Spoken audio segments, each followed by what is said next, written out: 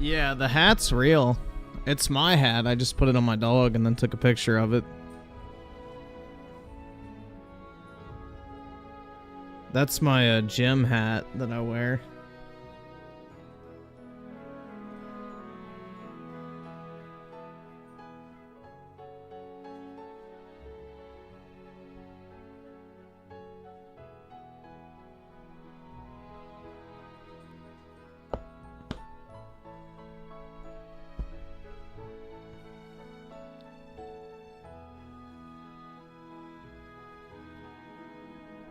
What's up, big dog? Hey, buddy. Speaking of the dog. I get some nasty looks because of the area I'm in, but I don't really care, to be honest. I have a bunch of glowy fucks in my area, a bunch of, like, government employees and stuff, so... A bunch of lefties.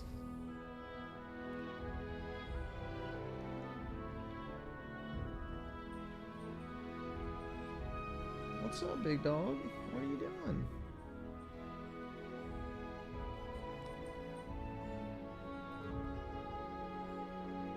No one jumped you for... Bro, most people don't care that much.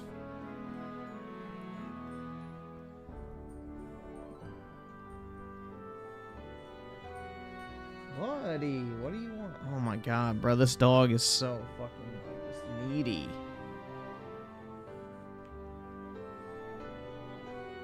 Is there any Dodge Viper? Yeah, I've seen a few.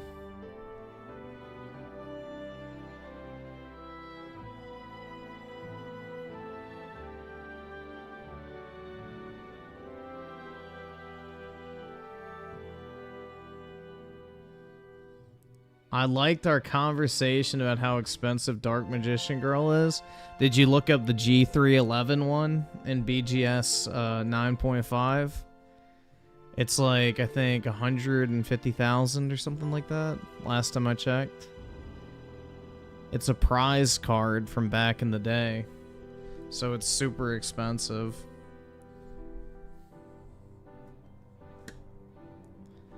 Yeah, they're pretty much getting rid of the Dodge Challengers and Chargers, and they're making electric vehicles instead. So basically, shit that nobody will want. Nah, Boogie didn't get swatted. He just had a cop drive by when he was on the side of the road because of the way his car was parked. They probably thought he had broken down.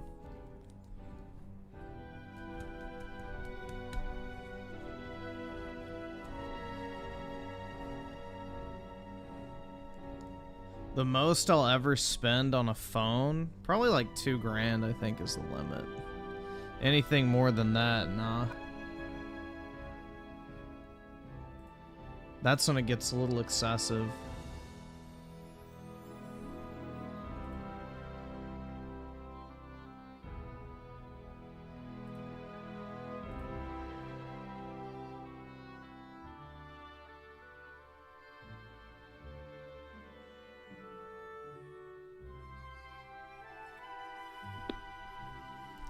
See, so Aerith with the 279. Do you like my new style, Griffin? Yup, looks good.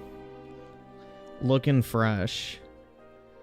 In May 1st burst with the 10, Rich watched the doc. By the end, he had his head in his hands and said, I'm an idiot and a mess, and June documented it.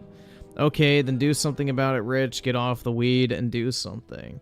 Yeah, that's the thing. He's doing that faux, oh, I'm so self-aware, you know, I'm so glad people called me out on my issues. Oh my god, I'm so glad I'm not like that anymore, blah, blah, blah, blah, blah. Did y'all, like, you heard that little nugget, though, that Jay dropped, that basically the person that hacked into his computer was from a New York IP address. So, it seems like it's actually a possibility that Rich did backdoor into Jay's computer, which would be fucking wild. Who's in New York? Rich. Rich lives in New York.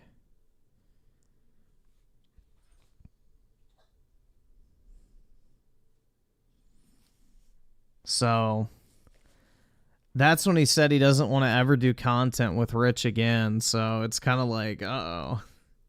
But apparently he's going to get a forensic examination or some shit like that.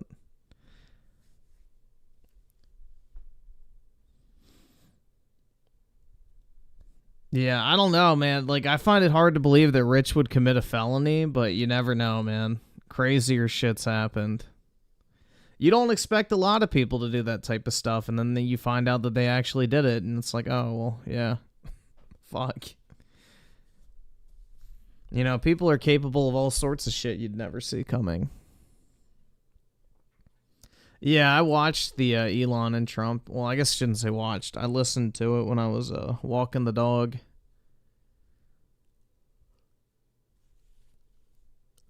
Daryl's Zone with the two. Griffin have a thing with Desi on LolCal podcast. Yeah, absolutely not. No. I'm not into Downies, bro. Oh, yeah, I forgot. I added this to the soundboard too, guys. Sexually frustrated edgelords like Griffin Gaming love it. Hey, Griffin, you're pushing 30 and saving yourself for marriage? You know what I call that? You're a fucking incel who just can't get any. Griffin Gaming. Yeah. He's saving him. The guy who fucking talks so much shit all of a sudden has morality for marriage. You know who says that? People who can't have sex. I made sure to leave some of the applause button in there just for good measure, so you can get the full effect. I didn't leave the full 10-second clip of the applause, but yeah, I left some of it in there because I figured it'd be a nice little touch.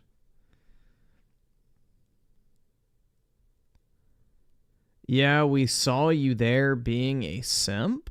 What, in the fucking Elon interview? I don't think he did.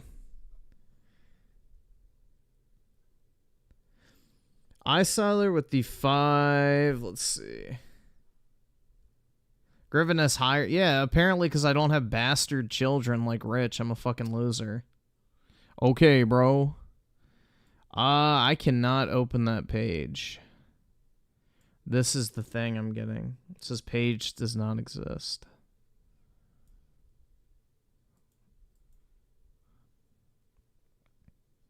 If it's an image, you can DM it to me on Instagram and I can pull it up if that's what it is. Yeah, I saw Phil with the poker chips. That was funny as fuck, man.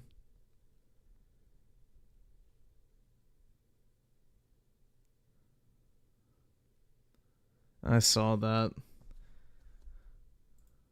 But yeah, apparently because I don't have bastard children, I'm a fucking loser, bro. However will I cope? Okay, I'm guessing this is it. Oh my god, that's pretty good. Donald J. Trump space. Hell yeah, starting them off right.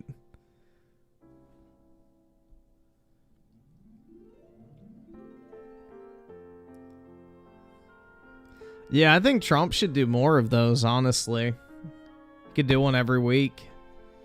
It's easy. He doesn't even have to have Elon in there. He could just go on there and talk for like 20 minutes and then end it, you know? He should just do more like live events like that. I think people would like that. And you could just do them on one specific topic each time.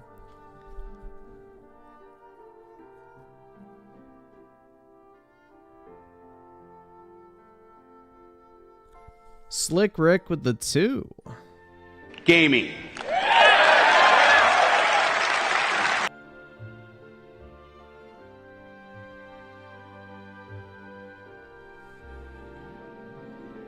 Yeah, I think it's smart for Trump to go back to Twitter. Like, he can at least post his campaign ads there for free and get a shit ton of traction. Because, like, all of his tweets from today have, like, 300,000 likes. Like, it's insane, so... He's got the clout for people to push all that shit for him, so it's free advertising.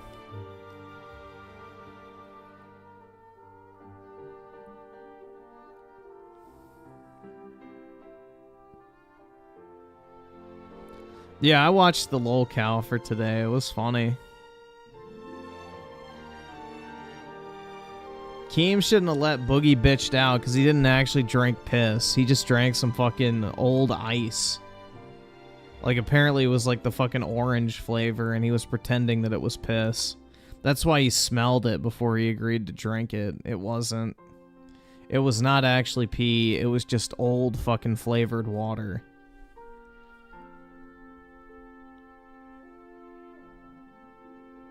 Yeah, Rich would probably use the insult. Yeah, I bet you go to fucking church every Sunday as an insult. Like, that's how fucking brain rotted he is. Apparently, it's a bad thing to not have kids outside of wedlock. You know, we need more bastards running around and single moms. Because that's great for society. You know what they say about kids from broken homes, right? They always turn out great. So, yeah. I don't know, man. That's not the own he thinks it is. Like, oh yeah, I bet you believe in family values. And I bet you believe in, you know, not, you know, pump and dumping, basically.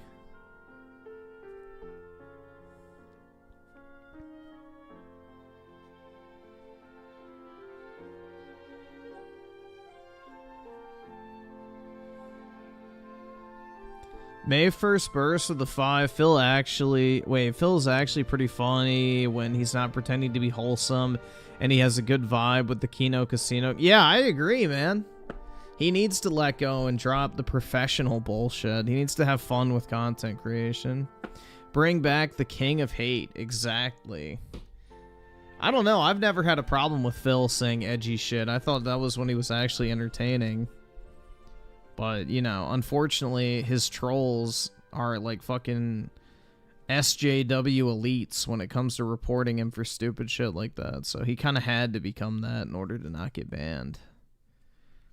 But, yeah, I know. It was kind of cool. I watched a few clips and I was like, oh, you know, Phil's actually kind of in his element here. I would actually watch streams like that if he did them regularly.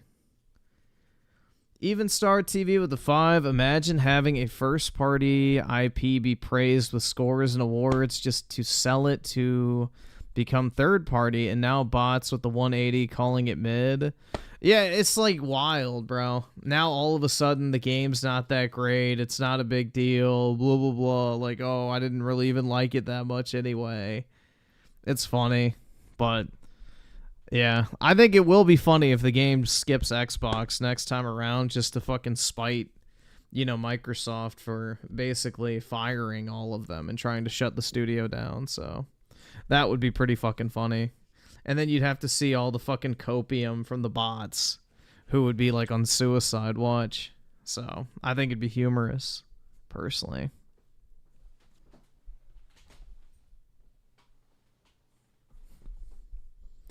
And Aerith with the 7, yeah, guys, it's so much better that Rich has 3 kids outside of wedlock with a woman who already had multiple. Yeah, exactly, dude. It's just, I don't know. Like, that type of stuff doesn't even bother me. Like, oh, yeah, you know, you're an incel, dude. It's like, okay, whatever you say, bro. It's just, dude. I don't know. I would be in the same position as Rich if I spurged out over every single person that called me a mean name on the internet. Imagine dating a single mom. Yeah, I don't know, man. Not for me.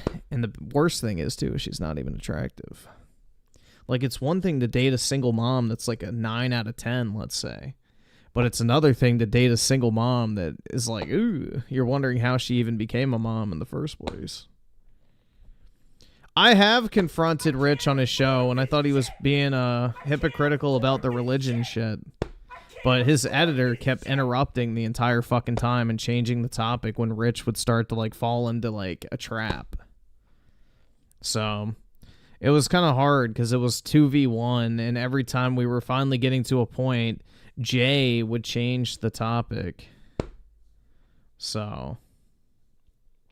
because, like, Rich was saying that it's wrong for Melanie Mac to, like, try and convert people to Christianity. And it's like, bro, you literally had a fucking atheist expert on trying to disprove the Bible in real time. It's like the exact same fucking thing. You're trying to convince people that Christianity's fake, and she's trying to convince people to convert to Christianity. It's the exact same shit. You can't have a problem with people trying to preach religion and then in the same hand, you know, try and discourage people from practicing it. It's like, it's not how it works. Like, you're literally doing the exact same thing you're criticizing her of. So that was what I was trying to get across. And, you know, Jay kept interrupting and changing the topic.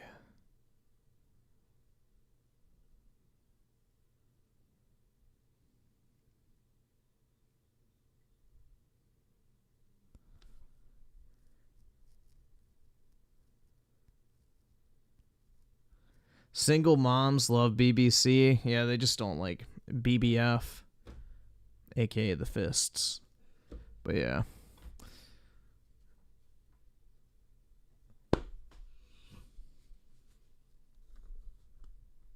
Yeah, I mean, I'm not gonna pull up a picture because I don't really want to get personal like that. But if you want to find a picture of her, Rich has posted pictures of her on social media before, so you can find his baby mama if you want to. But I'm not gonna pull up a picture just because I don't want to get into that type of shit. But yeah, you can look her up if you want. He's posted pictures.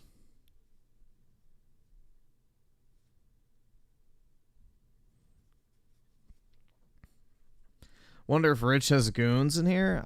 We probably have some overlap, but I would imagine not too much, especially since he's gotten so left wing. But we probably have a few people who overlap. He called me an incel. I know, man. I'm gonna cry. Man, that's so mean. Sexually frustrated edgelords like Griffin Gaming love it. Hey Griffin, you're pushing 30 and saving yourself for marriage? You know what I call that? You're a fucking incel who just can't get any.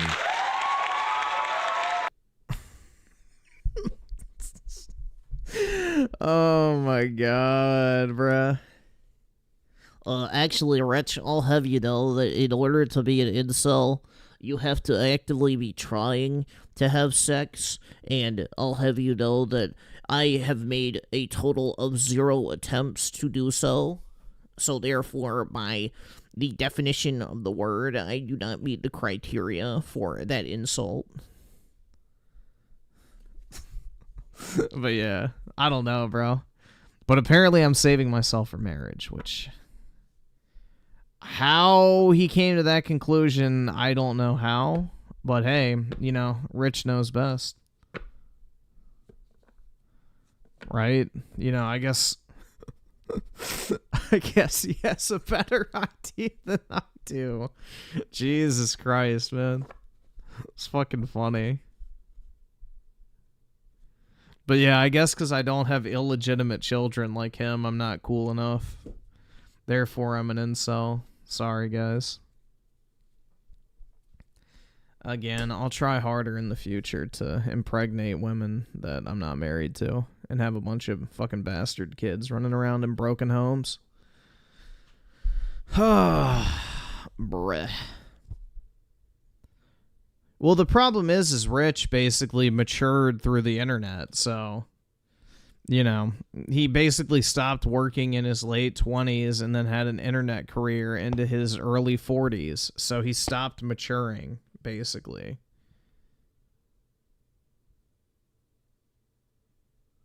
So, yeah, that's what happens is, like, content creators get insanely out of touch with, like, the real world. Well, yeah, he worked at IBM and other places in the past, but once he started doing content full time, he stopped all that.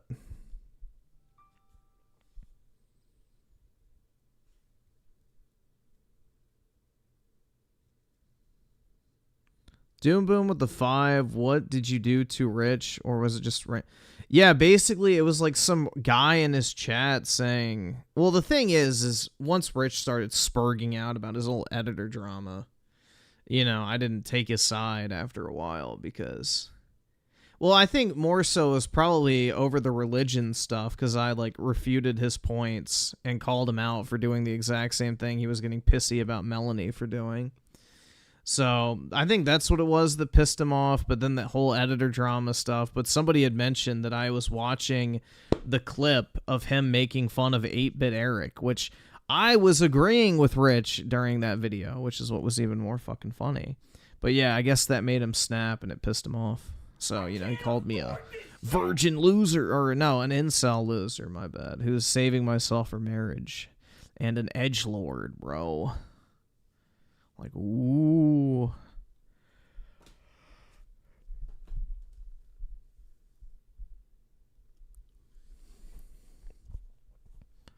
Let's see. JE5150 with a 5. Subgriff, I saw you picking up trash from the side of the road with Boogie earlier. Yeah, that's right, man. Just trying to make the world a cleaner place. One piece of trash at a time. This feels like when people try to shame you for not liking fat women. Oh, bro, you can't handle a thick girl? Yeah, it's like, I don't want to. Oh, my God. Yeah, I guess not. Oh, no. You got me.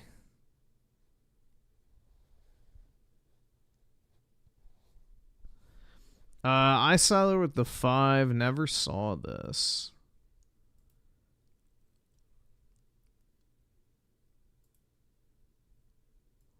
Oh, this? Yeah, I remember this.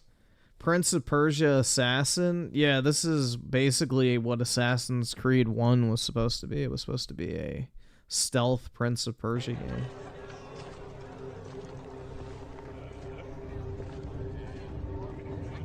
Oh.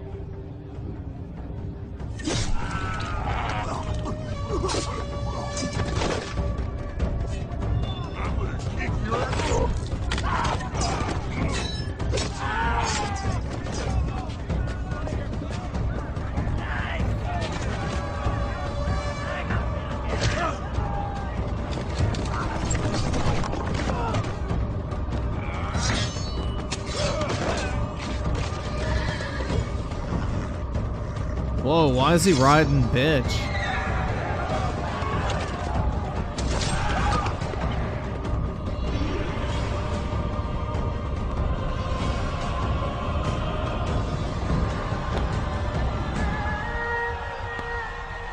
Poop team. Oh wait, pop team. Never mind.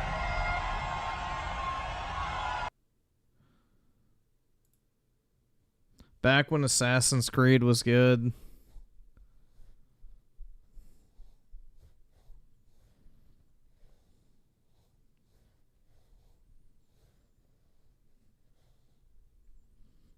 Saving yourself for marriage is rare. And yeah, and that's the thing. Is like, I've never even advocated for that ever. Like, I've never said, like, oh yeah, you should save yourself for marriage or anything like that. Like, I don't know where the fuck he got that from. Like, I guess the fact that I'm religious, I guess. So, you know, I'm guessing he thought that was like some sort of fucking own. And then also, you know, probably if he had kept going, would have said, yeah, I bet you go to church too, you fucking loser. Like that type of shit, you know? I don't know.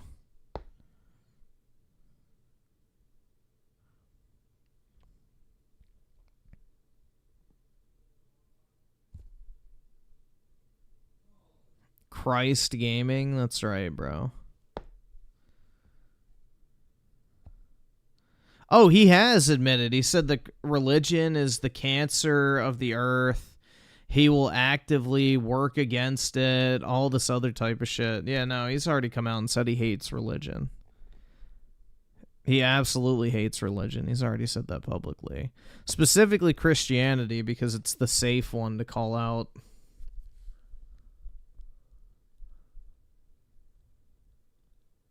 You know, you won't get your banking cut off, or you won't have some crazy show up with a fucking bomb if you talk shit about Christianity. But the other religions are not safe to criticize. Yeah, that's right. He'll actively fight against it while also fighting for the right to believe in it. It's like, that's not how it works, bud.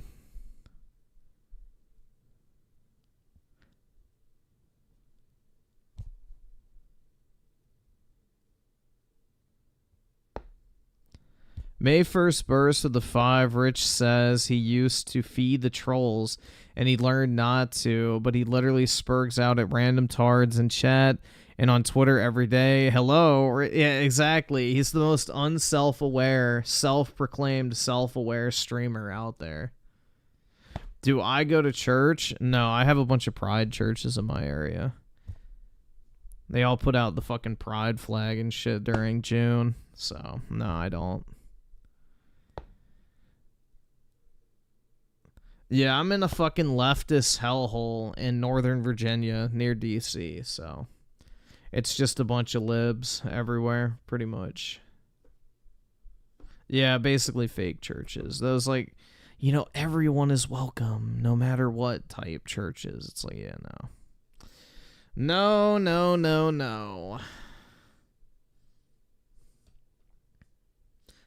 I've thought about moving down south. But I don't know. I just got to figure out, like, if I'm going to stay on this project with work and then if I have to go into the office, if I switch projects or what. So if I stay on this project and I get promoted, then I might consider it. Because at that point, I'm going to be working 100% remote anyway, so I have no reason why I couldn't just move and not tell them.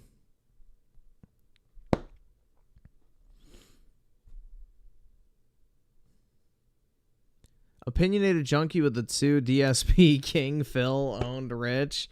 Yeah, I saw his little clip with the poker chips, and I thought that was pretty funny. Yeah, I think DSP needs to do more content like that, personally. He did pretty well.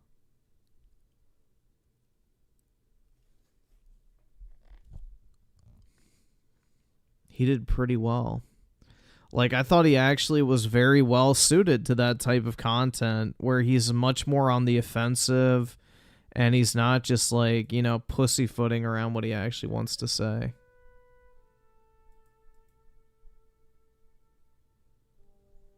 Nick Batista with the 2. Jesus is the Sabbath. I can't afford this shit! Why haven't moved down here? Because of work. I have to be within a certain mile radius of my office, technically. So I could probably swing moving, like, further down south in my state, because, like, if I did that, I would just have to drive, like, 2 or 3 hours to go in, which wouldn't be a big deal. But if I was, like, in Florida, that'd be a little bit more of an issue if I had to commute on short notice. You know what I mean?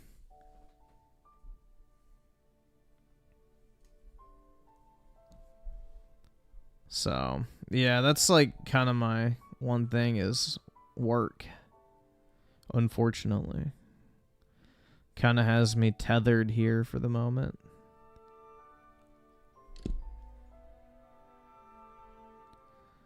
Well, I may go to the Rebirth Orchestra in Richmond. They have one in there as well in October, I think. So I might go to that. I haven't decided yet.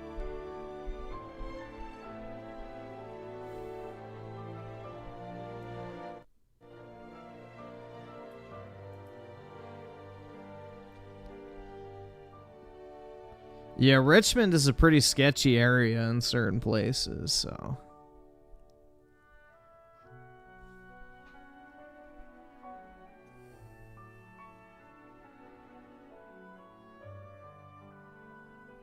Why would a church celebrate pride? It's literally a deadly sin. Those are fake churches, 100%. Well, that's how, you know, let's just say the enemy works, is they infiltrate and corrupt from the inside. That's how, you know, evil creeps its way into various aspects of life, is they infiltrate and corrupt.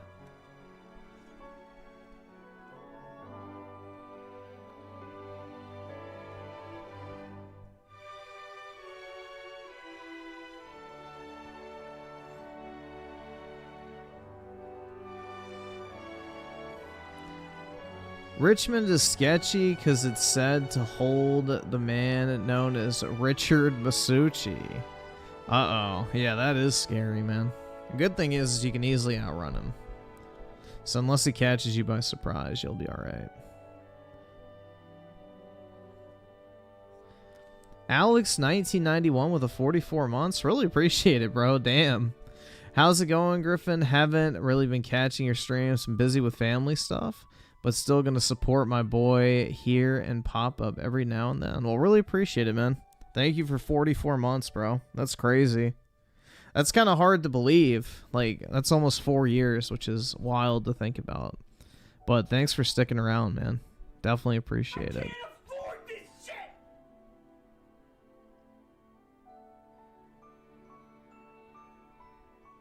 Trump probably lost voters tonight. They sounded too radical. What specifically was too radical that Trump said that he hasn't already said a million times?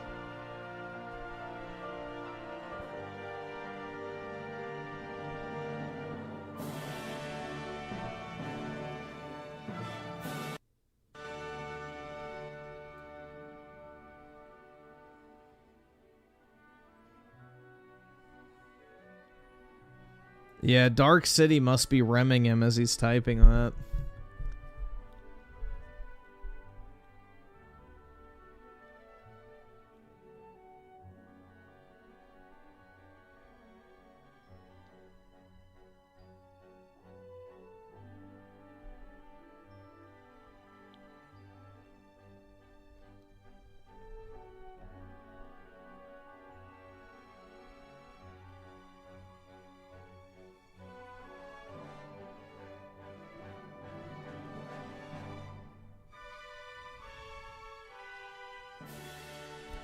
He leaned in more on his police stance by saying we need to let cops do their job.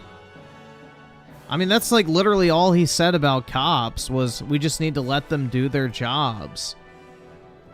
So we have great police officers who want to do a good job, but they're not allowed to. How is that fucking radical? The fuck? Yeah, this is how I know y'all are just like completely like fucking just brainwashed at this point. Like, a cop doing his job is crazy. Like, what the fuck are you talking about?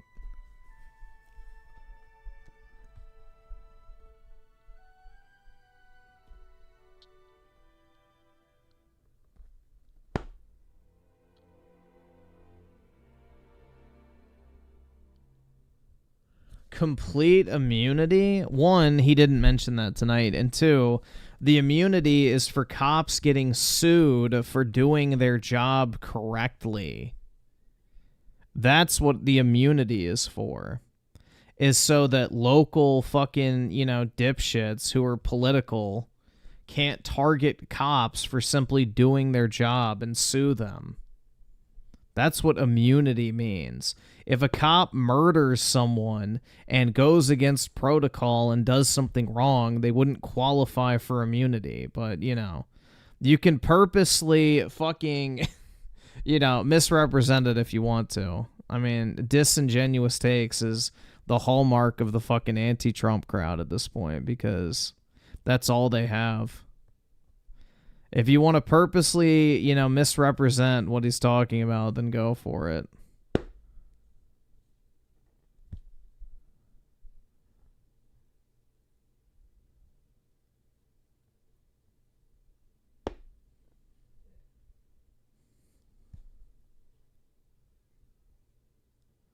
He's a Fratanga fan, so he's probably a lefty. Yeah, probably.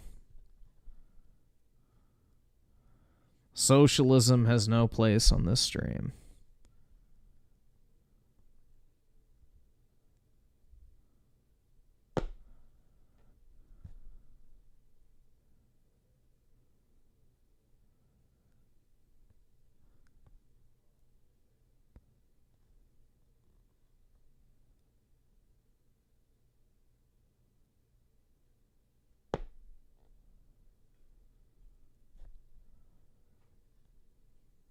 Northern Virginia has nothing but yeah, pretty much, or out like non-Virginia natives. Like everybody moves here to work in like the in like I guess the government sphere, like all the contractors and you know, consultants and government employees and everything like that. You know, they all move from around the country into Northern Virginia to work out of DC and like the surrounding areas. So we have a lot of out-of-towners from like up north specifically that move to this area and then corrupt the entire state, unfortunately.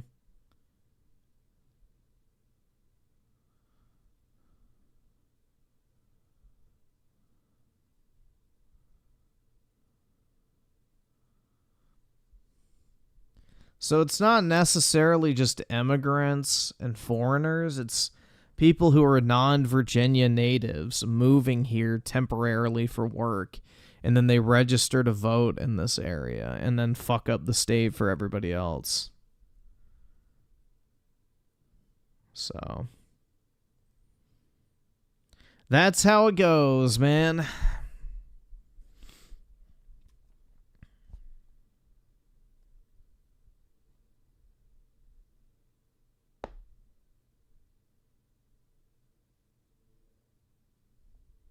Can't imagine how Richard Mussolini is going to cope when Trump wins. Well, he'll just take the route of, oh, I just don't care, man. I'm above politics. Even though he spurgs out about politics more than, you know, any non-political YouTuber I've ever seen. But hey.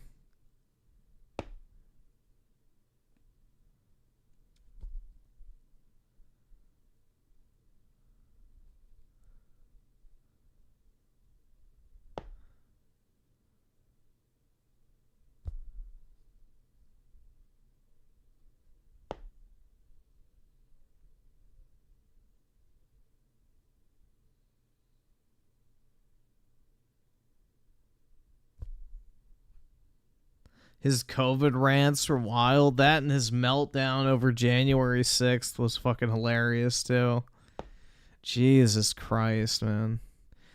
Rich is the prime example of what fucking, you know, left-wing media brainwashing does to a motherfucker. It's pretty sad.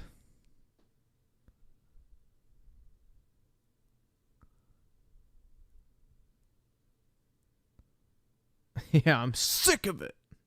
That was his COVID thing when, you know, people didn't want to wear a mask. It's like, yeah, you fucking clown. And look what all that shit that came out post-COVID about how the masks did literally nothing. They actually made things worse in some cases. And, you know, he was out there, like, calling people to die, basically, if they refused to wear a mask or get vaccinated and all that type of shit. You know, he was wishing death on people who didn't take the fucking boosters and all that type of shit. And everything that Rich was, you know, accusing everyone of lying about turned out to be the actual truth. So he looked like a fucking idiot. Go figure. Yep, that's when he started gaining a shit ton of weight again, too. Started eating.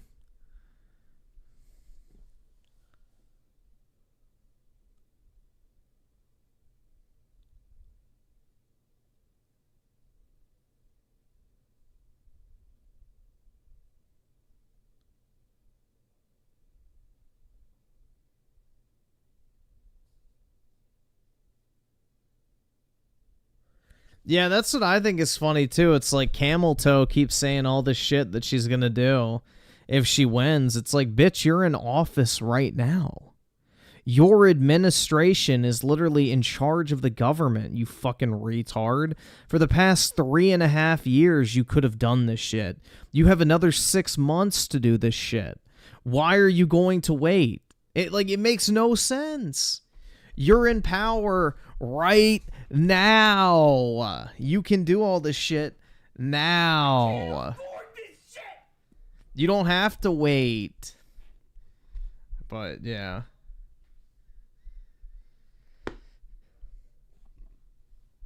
So, it's just pretty funny.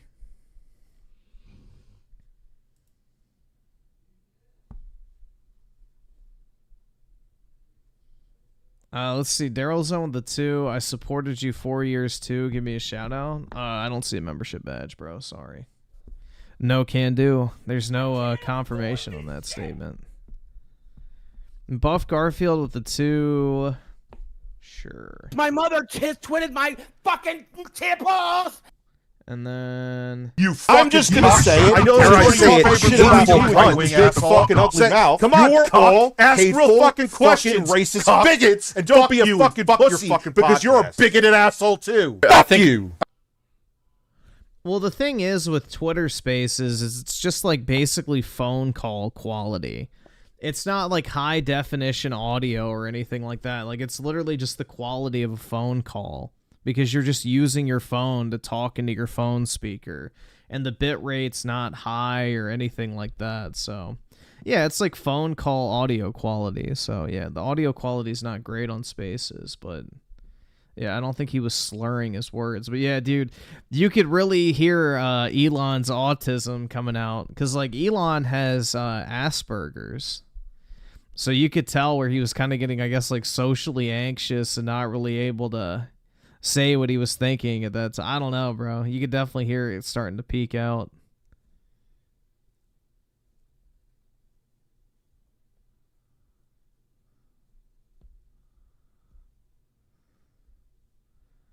Which is kind of funny.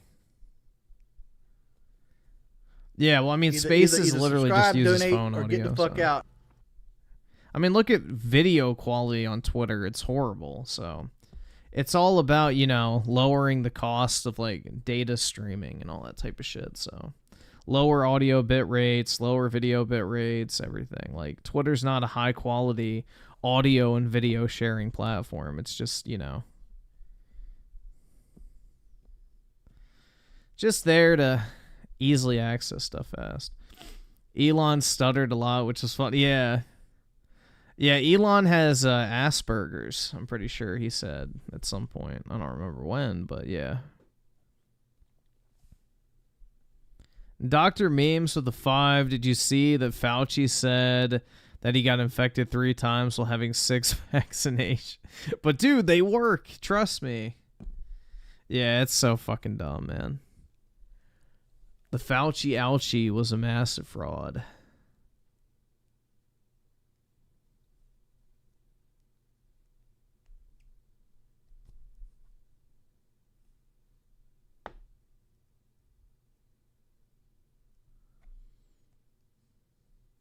An OT's phobia clause of the 50. Dark City is confusing Biden. He's saying that Trump was slurring. Yeah, Trump was not slurring. I don't know what the fuck he's talking about. It's wishful thinking, I think. That's probably what it is. But, yeah. Oskiwoski 2 with the 6 months. Here's my confirmation. I appreciate that, man. Big ups. Gaming.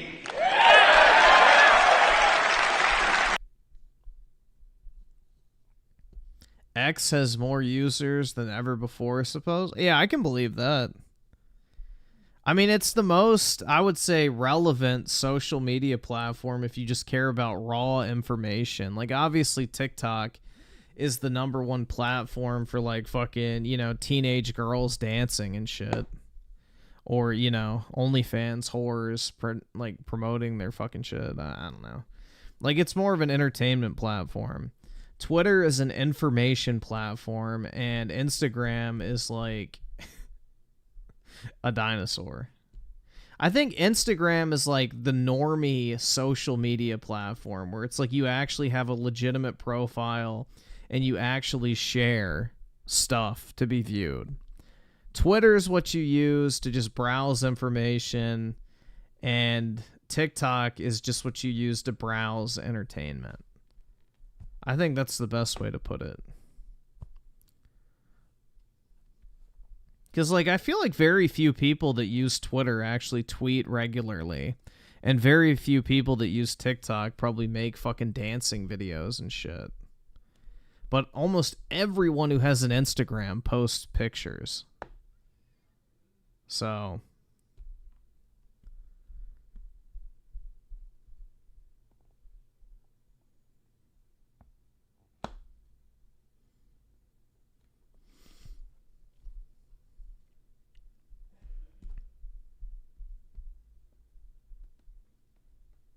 Trump spoke for 2 hours. Let's see Camel Toe speak for even 2 minutes while getting her cunt slapped by Richard Madhours. Yeah. That's the thing, bro. Is like they don't want to put her in front of anyone because she's incredibly unlikable once she opens her mouth. So, yeah, they're going to keep her reading the same pre-written speech over and over again. Like, she's given the same speech 3 times now. It's like, Jesus Christ.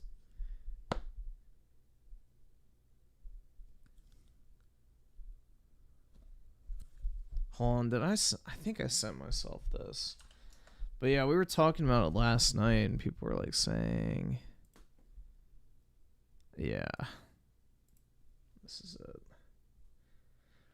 Like, you know, we had somebody in here saying that JD Vance was like a bad pick or whatever because he doesn't know how to like fucking talk to the media. But I thought this was a pretty good clip, honestly. I thought this was pretty good. I criticize. Like he went on 3 different interviews on Sunday, apparently. Like he's out there fucking grinding right now. His lying about his own record, okay? This is a guy who is captured on video saying, I carried a gun in war. He never went to war. This is a guy who's been captured on video. As other people say, he's an Afghanistan veteran. Yeah, he's exactly what Trump needs to do, is stay on target and remember the key talking points. That's Trump's biggest weakness, is he gets easily distracted and takes his train of thought in a completely different direction. It's a strength and a weakness for him, because it makes him extremely entertaining to listen to, but it makes him a very bad debater. JD Vance is very fucking good at staying on target and remembering the facts. So they make a good duo in that regard.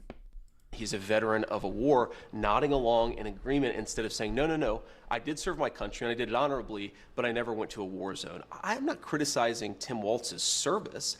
I'm criticizing the fact that he lied about his service for political gain, Dana. Now, I served in the United States Marine Corps, and you know this.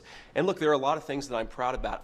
JD is cooked. The drag pick is trending. Dark City, I think it's pretty safe to say that you did not have any sort of social life in college, because that shit is not fucking drag. That's called a costume party, and it's like probably one of the most common fucking things you'll see if you're actually not a shut-in loser if you go off to school. So, hate to break it to you, that ain't drag. That's just called having fun at college and probably getting shit-faced and doing something that everybody thought was funny. So, I'm sorry you didn't have a social life. I'm sorry you didn't have friends. And I'm sorry you don't know how people act in the real world offline. But, yeah. That's not fucking drag, bro. I've never lied about what I did or overstated it because it would be beneficial to me in an election. I think that's what Tim Walz did. That's what I was criticizing. And yes, I do think it's scandalous behavior. You talked about one of the things that he said, weapons of war. He was talking in a campaign stop about, he was trying to talk about gun control. Sure. And he said, weapons of war I carried in war. I will say that the Harris-Walz campaign did say that the governor misspoke there. Sure. Do you accept that? He misspoke. Another word is that he lied about it, and he didn't correct the record for 15 years until he was... That's a great sound. Like, see, this is the thing where JD is very good, is he's great at staying on topic, and he knows how to fucking redirect these disingenuous fucks. Put under political pressure because I called it out, Dana. Whatever you want to call it, a misspeaking or a lie, I think Tim Walz should have to correct the record. Now, you pointed out a soldier who defended his service. If Walz did it, I'd be calling him out. No, I will call out Walz for grooming kids and making them, you know, gay. Because that is a thing, apparently. He was the head of the gay club in high school that he taught at. So basically, he would recruit the gay kids and, you know, bring them into his club. Or the allies or whatever. Like, why the fuck is there a gay club led by an adult male in a fucking high school?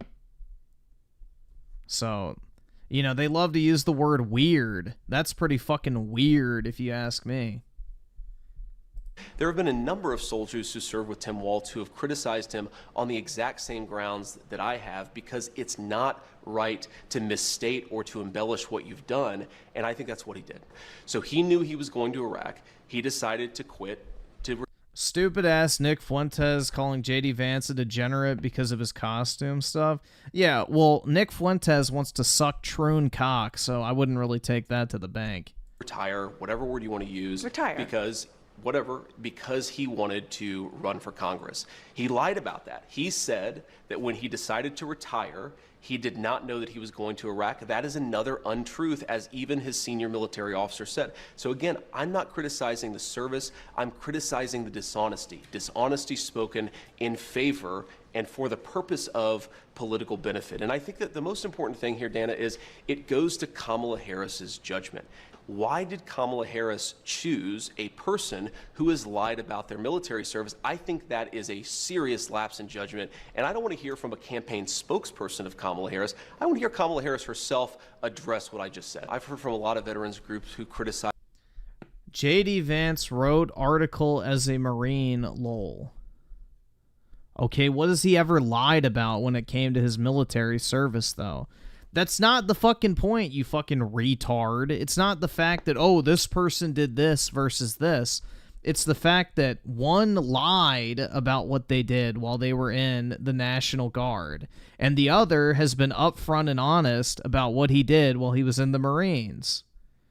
So one is grossly misrepresenting what they actually did. The other one's being honest about it. It's not about what one did versus the other. It's the honesty in representing what they did. If you're willing to lie about something like that, then, you know, what does that say about you? There's no shame in any sort of military service. That's not the fucking point. But you shouldn't lie about what you did or didn't do because it makes you look like a piece of shit.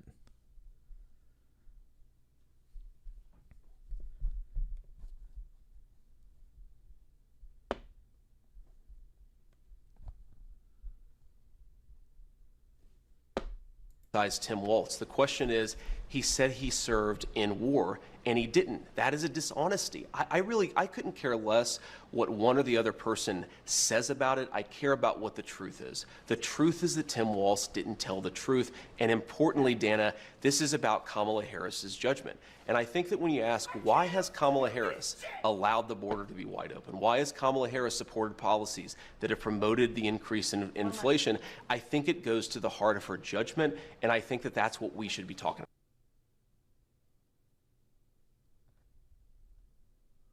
Do you think JD Vance will run in 2028? I have no idea. Maybe. No clue, man. Who knows? We may not need another election after a while, bro. We might get our Augustus. Who knows?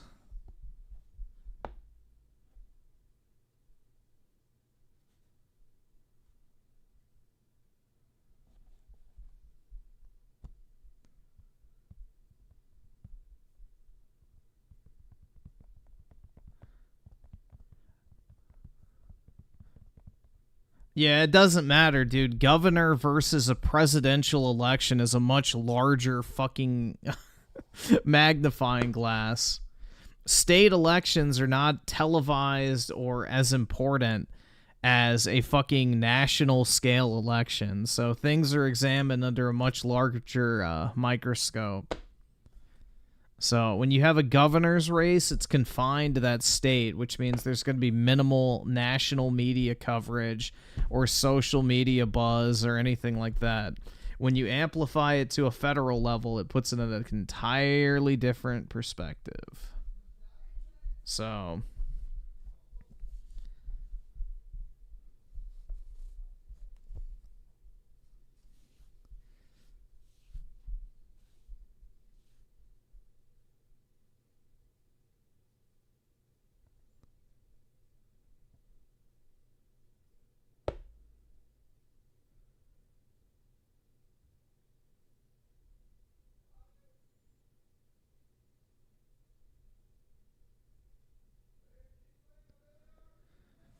let's see. When is Andrew Tate going to be convicted? I have no idea, man. He's in some fucking third world shithole court system, so it could be years before he ever actually gets prosecuted. Who knows? To be honest, I don't really care, in all honesty, but...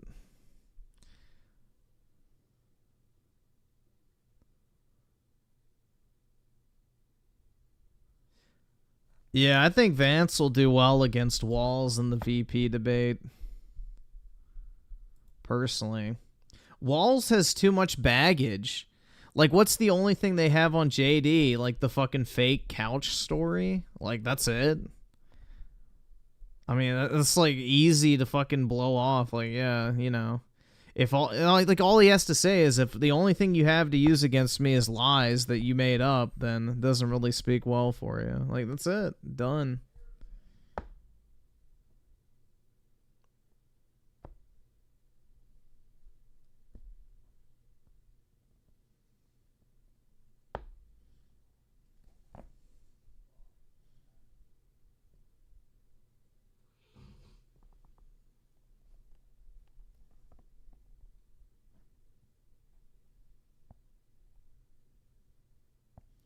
Nick Fuentes doesn't like legal immigration because he wants to preserve the white... Yeah, he's a fucking retard. Nick is an absolute fucking grifting dipshit fed. Like, he's a fucking federal agent, controlled opposition, purposeful divide and conquer operative. So, don't take him seriously for a second.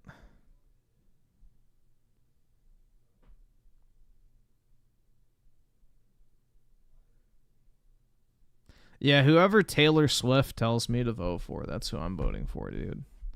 Definitely.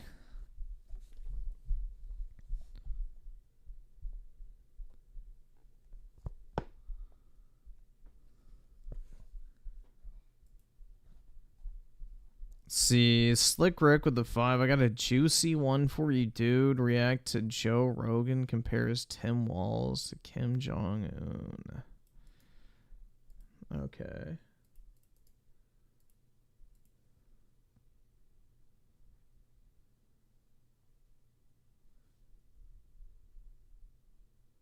Oh, this fucking retard. Gross. Wondering why your shower isn't as hot as it used to be? Call the experienced plumbers at ARS Rescue Rooter now for... So Joe Rogan on his podcast talked about... I mean, how the fuck do you, like, as a grown man, look like this? This patchy-ass beard, the nasty-ass dyed hair, the earrings, the Fanuc suit, like, bruh. I don't know. Have some self-respect, dude. About Kamala Harris and Tim Walz. One of the things he said recently, which got a lot of press attention, is that he thinks Kamala Harris is going to win. On that front, I think the evidence is correct. It's pointing in that direction at the moment, and if the trends continue, that's what it looks like is going to happen. It's a little too far out to say conclusively, and there'll probably be ebbs and flows in the race, but he said that got quite a bit of press attention. But this also got attention, but much less than him saying he thinks Kamala's going to win. So he talks about Tim Walz, and right off the bat, he calls him a radical, right? They're radical socialists. That's what he does. That's what he calls it. Now, by the way, that is fundamentally not true, and I'm going to prove it. Nope, that is true. In a little bit, okay? But he calls him a radical, and then one of the first things he brings up is, oh, he changed the Minnesota flag to be like the flag of Somalia. This is an argument that is such an overreach and so silly that even Trump and Vance haven't leaned into it because they know that will feed more into the narrative that these guys are fucking weird and they got nothing substantive to talk about. So they haven't even brought it up. I've seen it all over, right-wing Twitter, but this is not something that they bring up because they know this is kind of silly. So what actually happened? Yes, Minnesota wanted to change their flag because their flag was a little bit genocidal, so it's kind of understandable that they want to change the flag, and they had a contest. Yeah, that's the thing, bro, is like...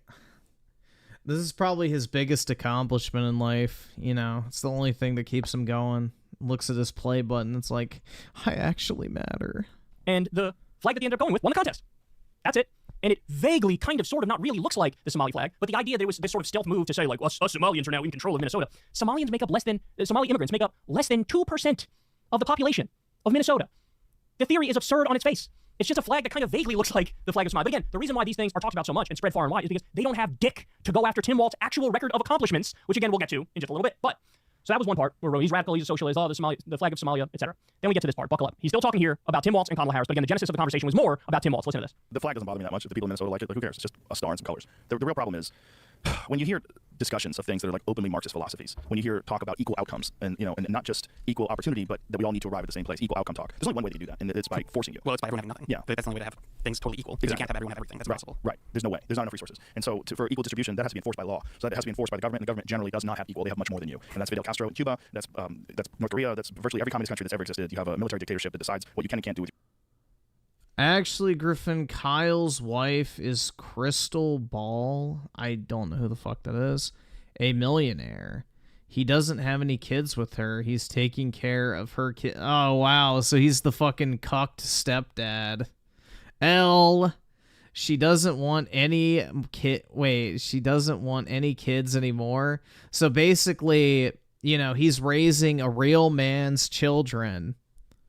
And she doesn't view him as a legitimate mate. So therefore, she doesn't want to have children with him and instead wants him to be the fucking bitched out stepdad that raises another man's kids. Wah, wah.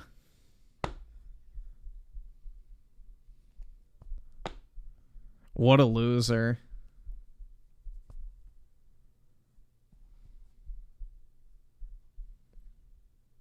I sided with the oh god.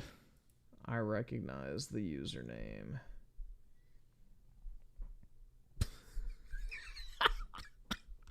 Republicans for Harris and your poster child is fucking Mark Hamill. Oh my god. Yeah, you're not fooling anyone with that. Jesus Christ.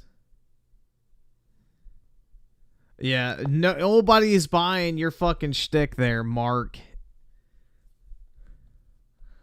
Oh my god. Who the fuck does he think he's fooling with that shit?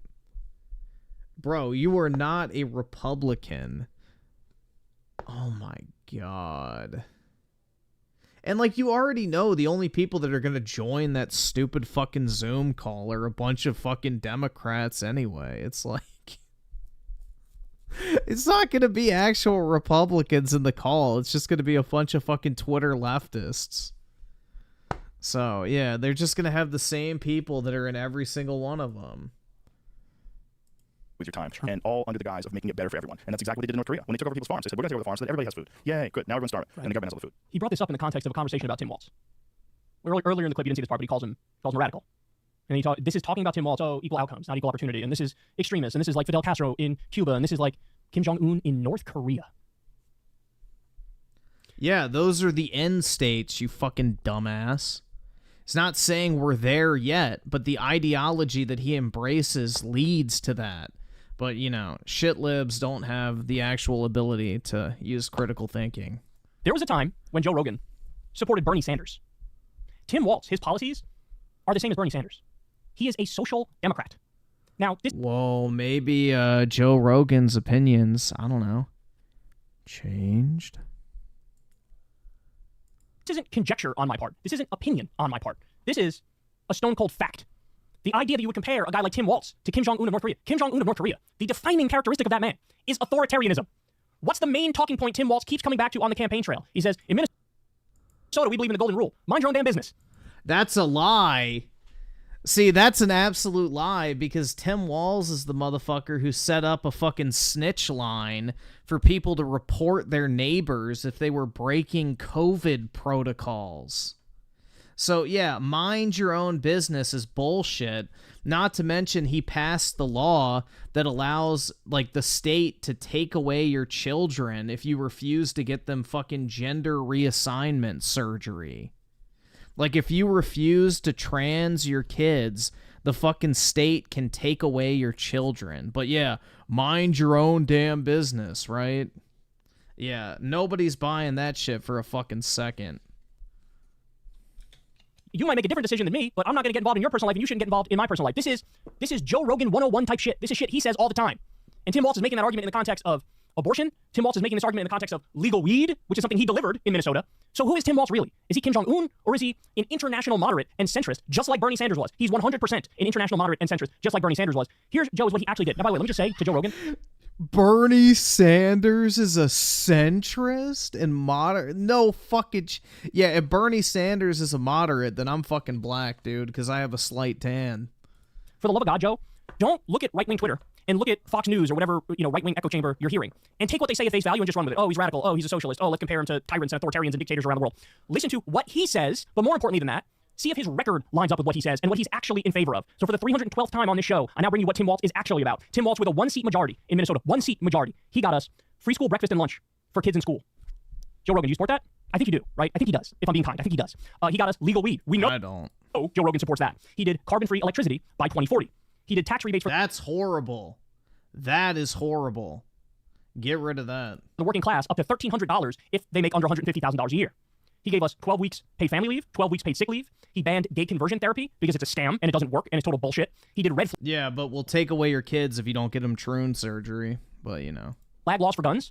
That's to make it so that if somebody's posting on social media, I'm going to go shoot up my school tomorrow, you can legally take that person's guns, because it would be fucking insane to not be able to legally take that person's guns. He did universal background checks for guns. This guy hunts. This guy has guns. This guy believes in the Second Amendment, but he believes in basic regulatory functions to make sure we keep the guns out of the hands of absolute psychopaths. Yeah, that's right. Banning all assault weapons is basic fucking gun control. He did automatic voter registration, free public college for people to make under 80,000. He banned the PFAS, the forever chemicals.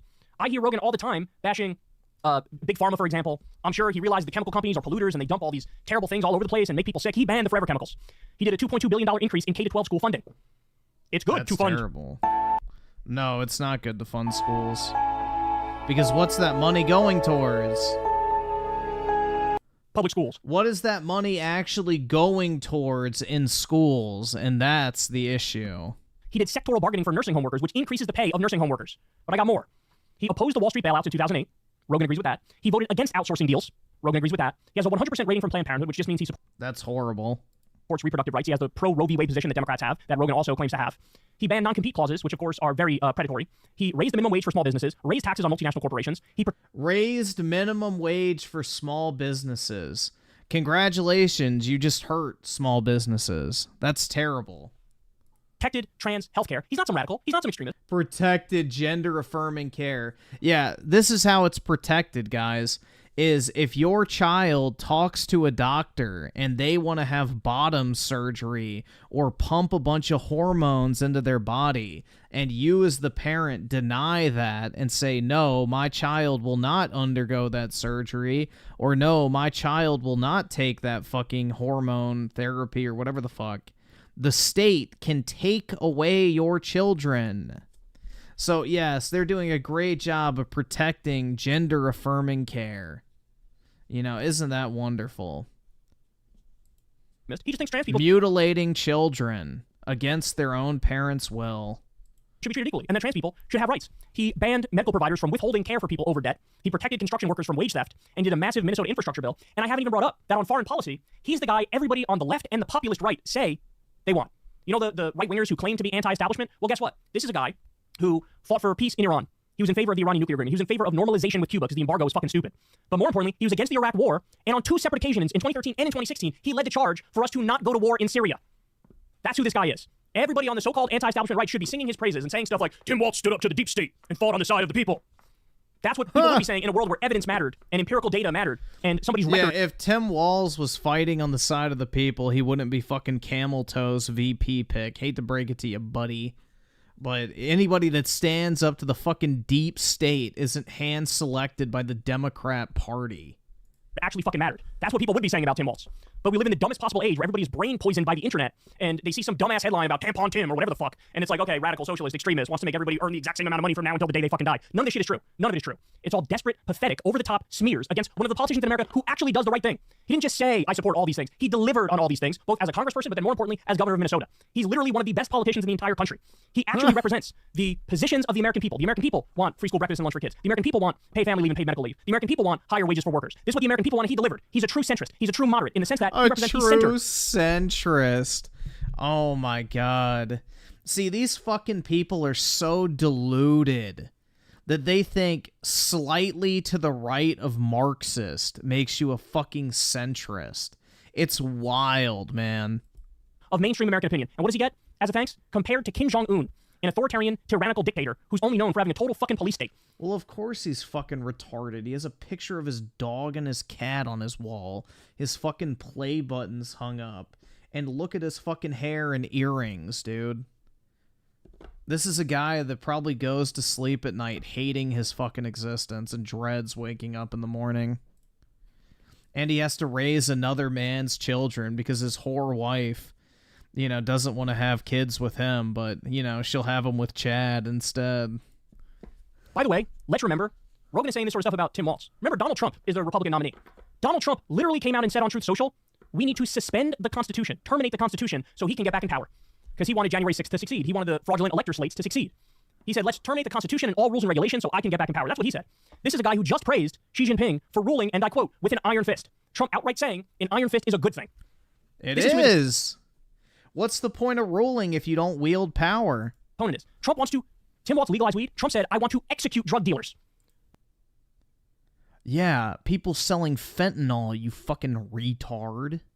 Remind me again who should be compared to a tyrannical dictator like Kim Jong-un. Remind me again. It certainly isn't fucking Tim Walz. Yeah, Trump literally the other day said, like, it's pretty much legal in every state, so we need to start looking at, you know, not punishing people federally. So, yeah, I don't know, buddy. Comparing executing fentanyl dealers to fucking people that have a fucking, you know, ounce of weed on them is not really the same thing. It's not even close. And I haven't even said anything about Trump's horrible neocon record on foreign policies. I haven't said anything about his... You lost me there, Griff. I don't care. I don't want you, bro. You're dumb as fuck half the time. And that's probably even generous. Let's go with 70% of the time. I'm not trying to keep you. Incredibly restrictive perspective on social freedoms. Tim Walz talks about freedom all the time. What did Trump do? He picked J.D. Vance, a guy who said, I want to outright ban porn. A guy who said, I want to outright ban all abortion. Their Project 2025 is a total giveaway to fucking billionaires. Screws over working people. In Project 2025, they ban stuff like overtime pay for workers. So again, I'm not sitting, I don't want to sit here and make comparisons to authoritarian dictators or Kim Jong-un, but if you're going to make a comparison, it way more fits on Trump than it does on Tim Walz. It's not even fucking close. So, swing and a miss to say the least, man. It's a real shame. It's a real shame because... Nah, we need Trump on Julius status. You know, we need that type of, you know, iron fist or dictator.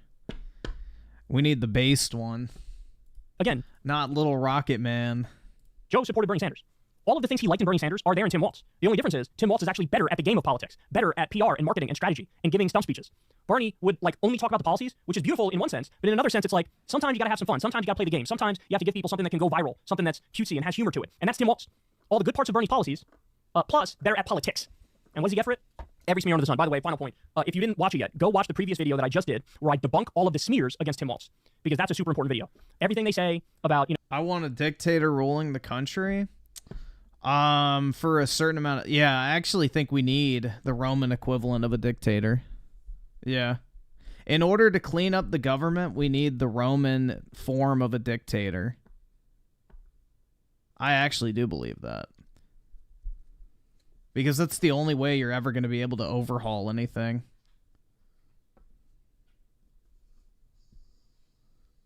Like, literally, the Founding Fathers were a member of a group called... it's something, the Order of Cincinnatus is what it was. And basically, Cincinnatus was an old Roman dictator who was brought in to clean up the Roman state, essentially, and reorganize the country and put everything back into order. And the way a Roman dictator worked is that they had absolute power for a limited amount of time. They could do anything and everything they wanted to in that time, and then when time was up, they would hand over the power back to the Senate, and basically it was just a way to correct the major wrongs that a country was facing in that moment. So the Founding Fathers heavily believed in that principle, which is why George Washington resigned after serving 2 terms as president, because he came in, did his job, set the country on the right course, and then handed over his power to somebody else. And that's the reason why we never had term limits until power-hungry FDR and his wife basically wanted to rule as a king and never have to worry about stepping down. He planned on dying in the presidency, basically. So, you know, that's the reason why every single other president prior to FDR only served 2 terms, is because it was like that whole premise and belief that you were only supposed to be in power for as long as you could actually contribute something. So, yeah, I mean, our government is literally a mirror of the Roman, Republican model, which the Roman Republican model had the provision built in for a dictator, which is something that, based on the Order of Cincinnatus, is a provable link between the ideology of the Founding Fathers and, the American government. So we need that type of thing in order to actually make real and significant changes to fix the issues, because, you can't get anything done in 4 years, especially with the election cycles nowadays.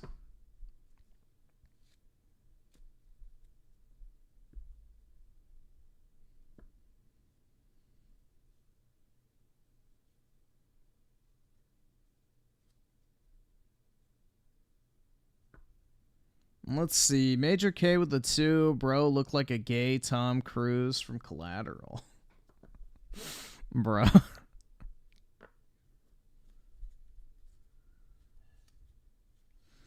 And Slick Rick with the 2. Imagine wanting the state to feed your kid. Yeah, exactly. My kids would never eat school goy slop. I'd just let them order Uber Eats or something before I do that. Tim W with the 5. What editing software do you use for videos? So for videos, I use Adobe Premiere, and for thumbnails, I just use a website. But I get Photoshop with my Premiere license. I just don't use it.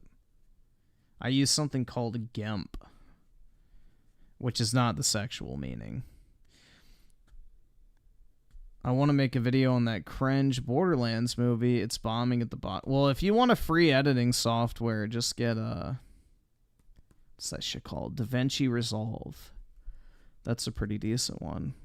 But there might be better ones now. I honestly don't know. I haven't looked for free ones in a long time. Emmanuel with the 1. You're broke! You're fucking poor! And EB7 with the 2. Term limits would have saved us from Trudeau in 2021. Well, the good thing is, isn't Trudeau's party down 30 points in the polls now? So he's probably going to be gone soon. And y'all will have a super majority or whatever in your parliament. Hopefully. And they can right the ship. It's going to take decades to fucking undo the damage that motherfucker's done. Aerith with the 7. I was a fan of yours for many years, and now I'm undescribing. Oh, man. Bro wants a dictator because he knows his favorite political party can't win in the future. No, it's because centuries... Well, I wouldn't say centuries. I would say close... about 100 years, let's say. About 100 years of fuck-ups have added up to the point where the only way to ever fix it is that. You can't undo 100 years of damage in 4 unless you have the absolute power to do so. Claus Mystery with the 20. The cuck-servatives in chat came out of hiding. And Claus Mystery also with the 20. Sofa King is 1.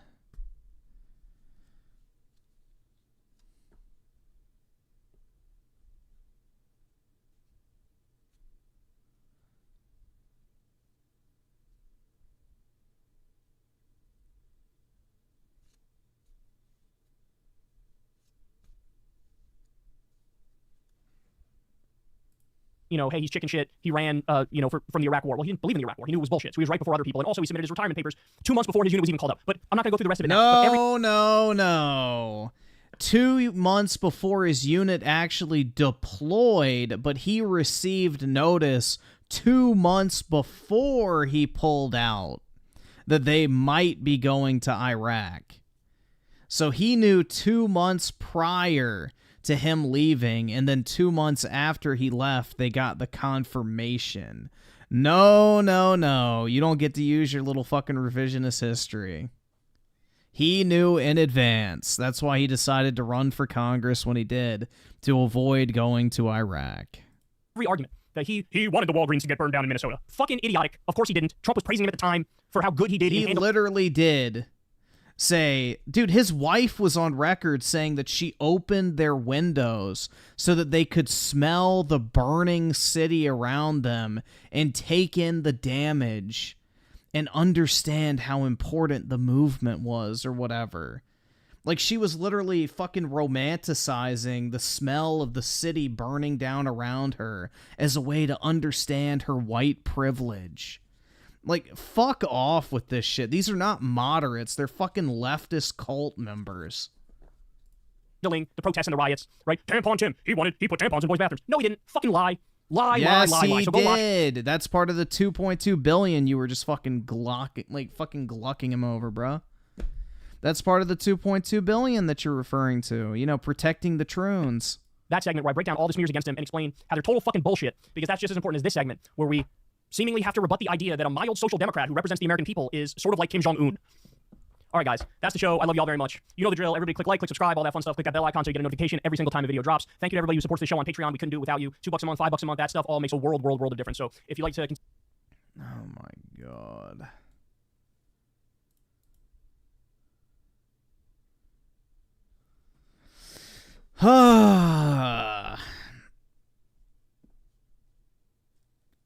Yeah, thank God that the 4th grade boys have their tampons, bro.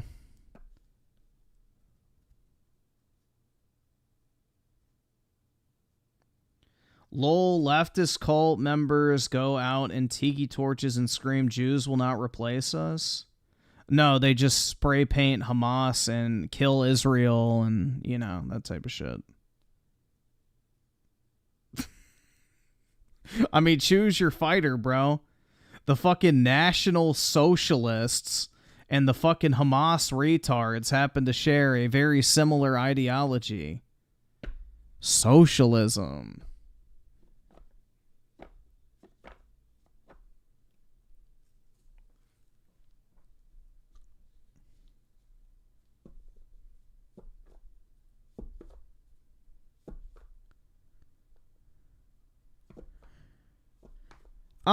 The Elon and Trump interview is pretty much the same stuff you've already heard, but it's good background noise. Like, it was interesting to listen to while I walked my dog, but I wouldn't, like, sit there and listen to it as the only thing I was doing. Especially if you're up to date on where Trump stands on a lot of stuff. This was more for, like, the normies, I feel like.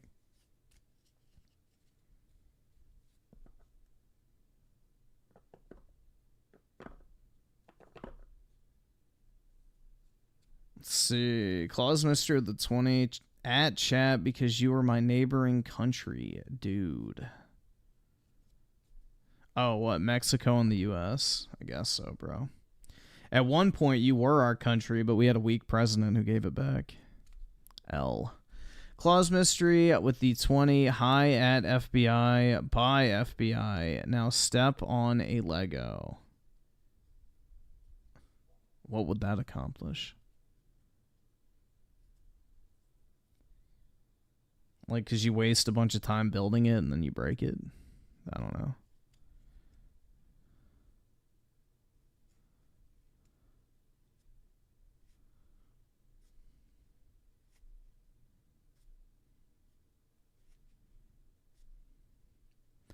It felt like two people just hanging out, felt genuine. Yeah, that's the thing. It was basically just like, you know, Trump having a conversation, which I think he needs to do more of those, honestly.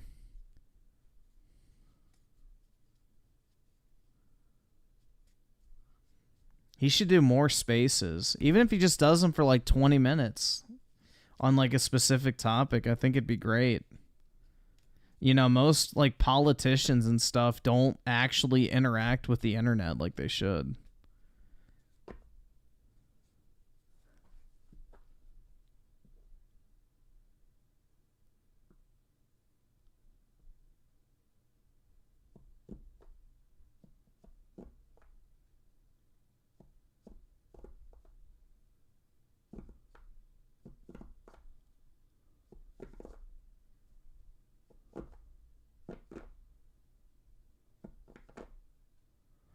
Yeah, I don't know what. Well, Joe Rogan's kind of cucked when it comes to politics because he's like so afraid of losing his like mainstream media presence.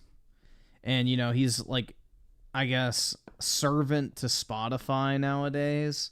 So I think he's afraid of going on and having Trump because of, you know, the issues that might arise in the future with him and his brand. I think he's honestly afraid to have him on, which is pretty pitiful. What website did I buy the Trump merch? Here, I'll link it real quick.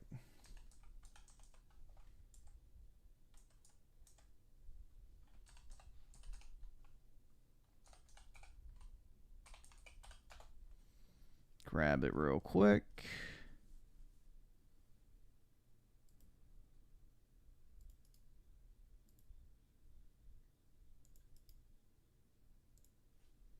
There you go.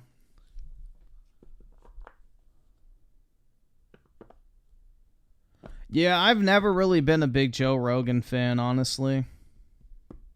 I have never been a big Joe Rogan fan. I don't really think he's any sort of interesting person at all. Like, Joe Rogan, I feel like, is somebody you watch for the guests, not him. Because he is one of the least interesting people to ever exist. Like, yeah, man, mushrooms and THC and fucking LSD and like fucking whatever the fuck. It's like, dude, who fucking cares? Like, he's obsessed with psychedelics and just like, I don't know, bro. He's like a pseudo-intellectual is, I guess, the best way to put it. Yeah, I remember he was on Fear Factor. I never really watched that show, but yeah, I remember he was on it.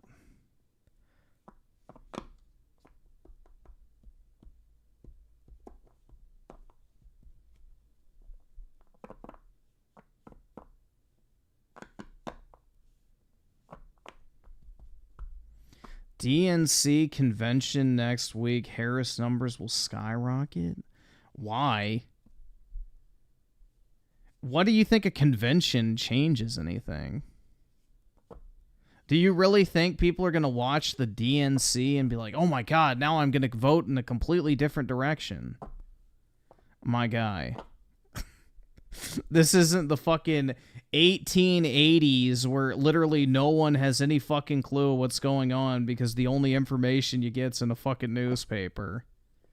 Everyone has the internet. Everyone already knows how they're voting for the most part. Nobody's going to listen to Camel Toe give a fucking practice speech where she reads off a teleprompter and goes, oh my god, I'm literally changing every foundational belief I've ever held when it comes to politics.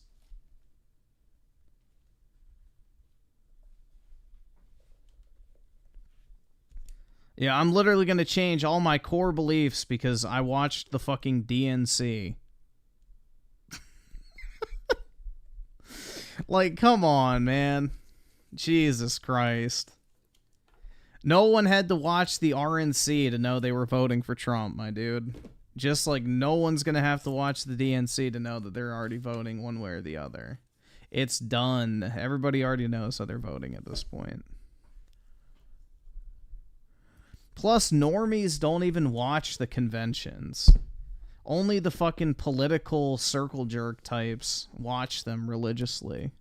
Most people don't give a fuck.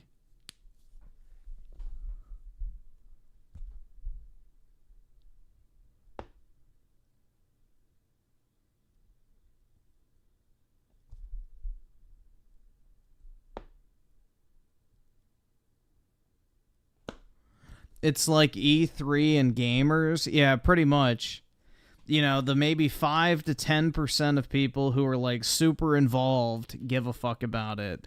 And then the 90% of normies don't even care or even know it's happening. That's how it goes, bro. It's like most people don't give a fuck about that stuff.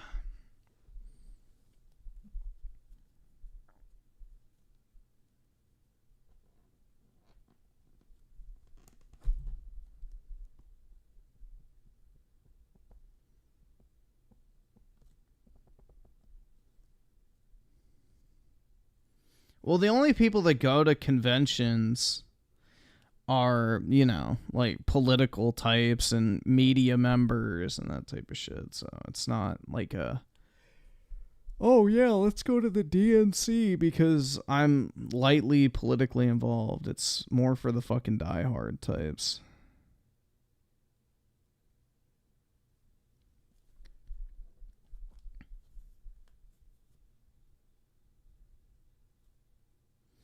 Dog and your thumbnail is ugly. Is that your dog? Yup. That is my dog.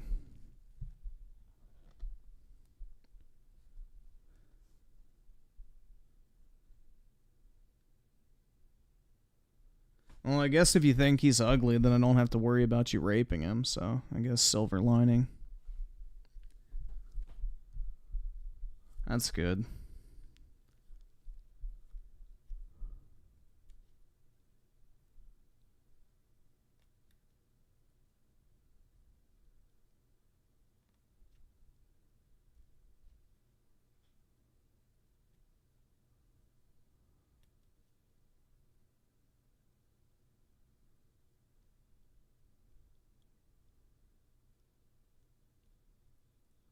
That comment has me feeling hormonal? What the fuck does that mean?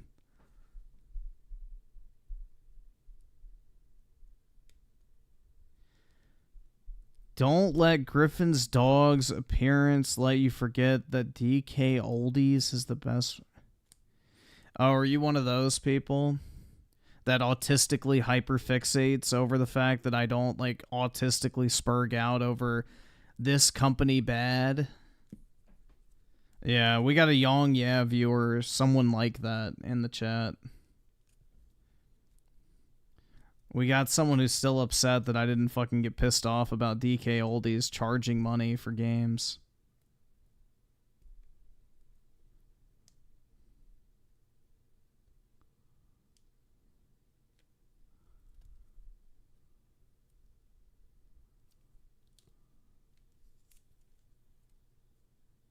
Butthurt libs. Yeah, that's right, man. Own the libs. YouTubers are accountable for what? What are YouTubers accountable for?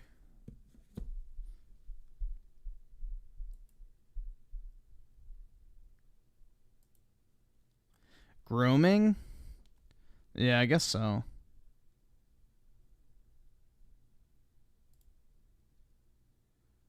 Hey guys, I think I'm gonna set a new donation goal if that's cool with y'all.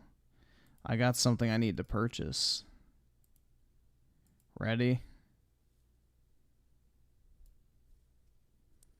I think it's a worthy cause.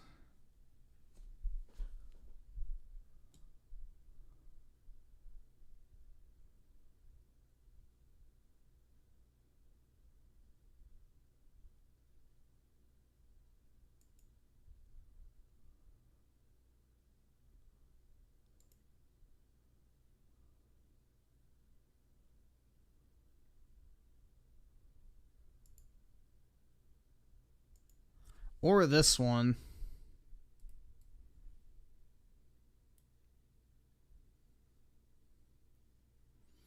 So I'll let y'all take a guess. How much do you think this one costs?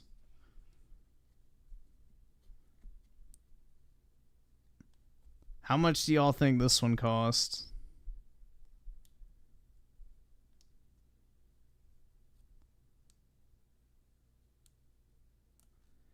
All right, so this one is $150,000. $150,000 for this one. And then this one is only $1,200. So it's not that expensive.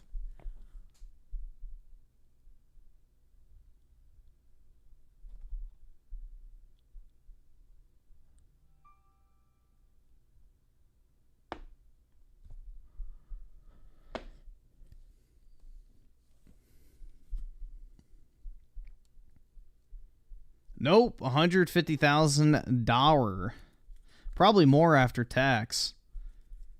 But yeah, the Japanese one I just showed you is an old trophy card that you had to like get from doing a tournament prize. So like the pop on these is super low. Like PSA 10s I think are like 7 or 8. So there's only 8 10s. This is a BGS 9.5, which is like equivalent to a PSA 10. So yeah, super low pop. And you had to win it from a tournament. So, yeah. This is technically the first Dark Magician Girl card ever. And it's super fucking hard to get in good condition. So, yeah, 150K.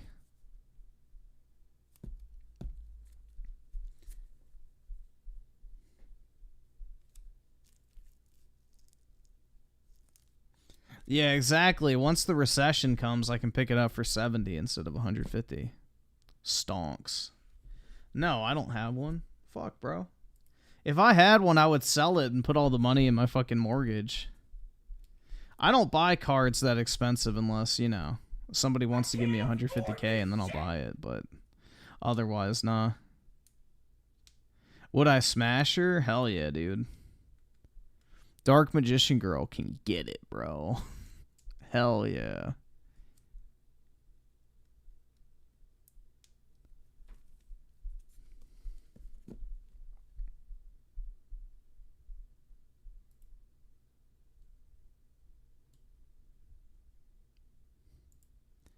Yeah, I just got this today in the mail.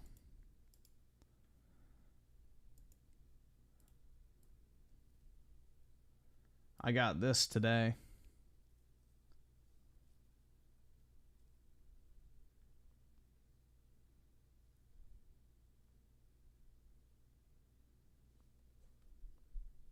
I'm going to resend it in and try to get the black label. It's only 0.5 off.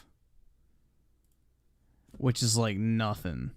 There's no, like I have, like I'm looking at the card right now. There's no issues with the edges. Like it's literally made of plastic. So there's no reason why the edges are a 9.5. So I think they're just baiting me to resub it in to get the black label. But yeah. Edges, 9.5. Everything else is a perfect 10.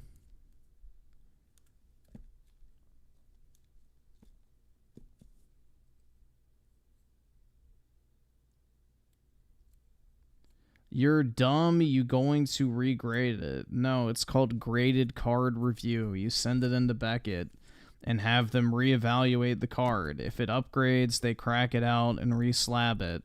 If it doesn't, they just leave it in and send it back to you. Every single grading company offers that.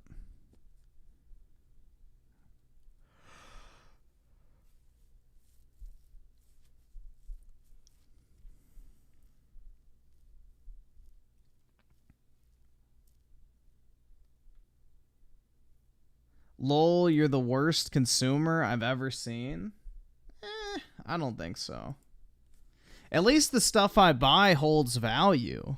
Like, that's the thing, is like I've bought and sold so much shit at this point when it comes to cards that, you know, I'm probably up more than I'm down overall. So, it's like the one hobby you can do that actually makes money for you if you buy the right stuff. Or at least preserves value. Like, that's the nice thing, is like, you go see a movie, you lose all the money. You go out to eat, you lose all the money. You go and shoot your gun, you lose all the money that you spent on ammo. Like, pretty much every other hobby loses you money. If you enjoy buying and, like, selling trading cards, the money that you spend on them is still preserved, at least to a certain degree. Like, maybe you sell it for 80% of what you paid. You're only out 20% of the money. But any other hobby, you know, you're spending money and you don't get anything back for it. So. But.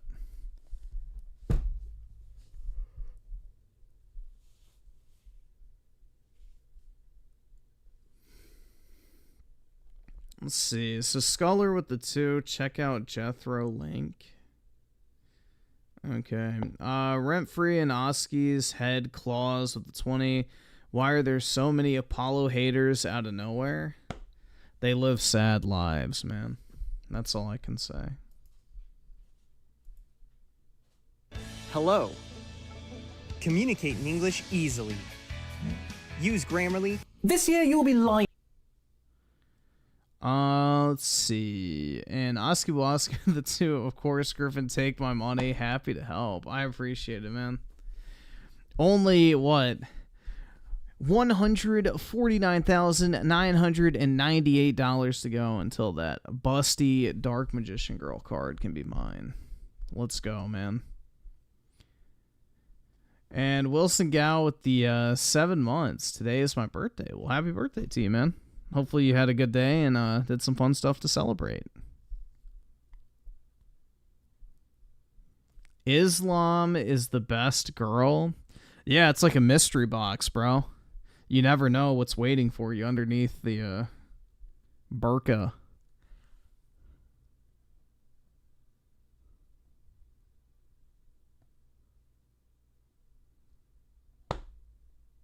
Yeah, Muslim women are the loot boxes of sexual partners, basically.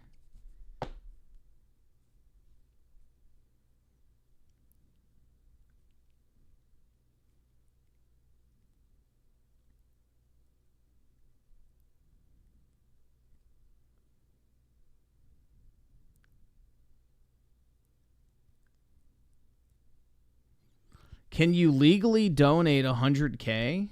Probably. I mean, you could just give it to me in cash, so that way I don't have to pay income tax on it. But, you know.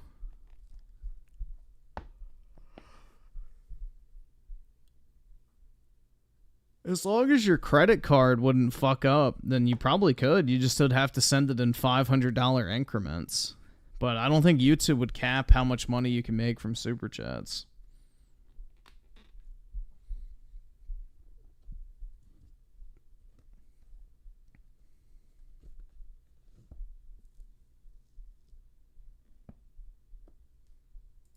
Too, and I want to try and protect you. This year, you will hear a lot of talk about climate change, in conversation with friends and family, but also online and in mainstream media, quite possibly in the context of the many elections taking place around the world this year. In this video, I want to jump ahead of all that talk and warn you of some of the lies that you'll be told this year, because unfortunately, not everyone talking about the climate is doing so in good faith, accurately representing the science. In fact, there are many people out there who wish to deceive you for their own self-benefit, and without some contextual information about climate, they may well succeed. So I've pulled together a team of scientists, climate educators, and activists to play a little game.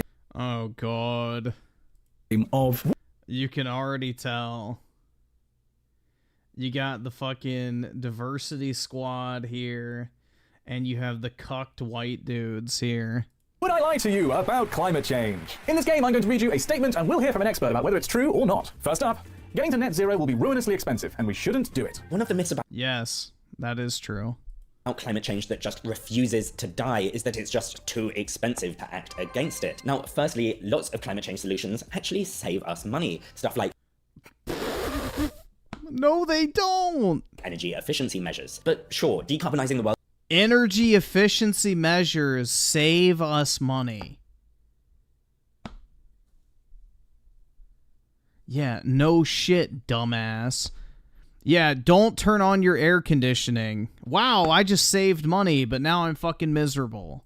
World's economy, wow, thank you for that, won't come for free. But this line of logic ignores one entire side of the yeah, he's got painted nails, dude. Invalid opinion. Equation, the costs of climate change. And if we can't afford Hobby Stardust with the 5. I myself buy, sell, and collect hard to find Gundam model kits. Half of what I buy I keep for myself, and the other half I sell. Yeah, that's the thing, man. You know? Like, if you can make money from your hobby, it's great. Finding a hobby that pays for itself, or at least recoups some of your investment, is a very cool thing. So, I mean, that's kind of what I'm doing with video games now, is like, I'll buy, like, you know, sometimes one copy to play and multiple to keep sealed.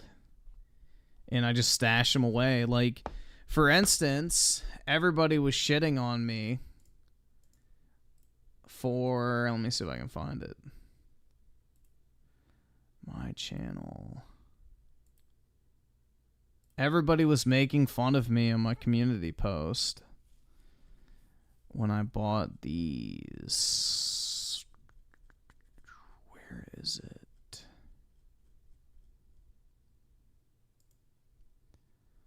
I can't afford this shit! Yeah, everybody made fun of me when I bought these, for example. And if you look on eBay now, let's see.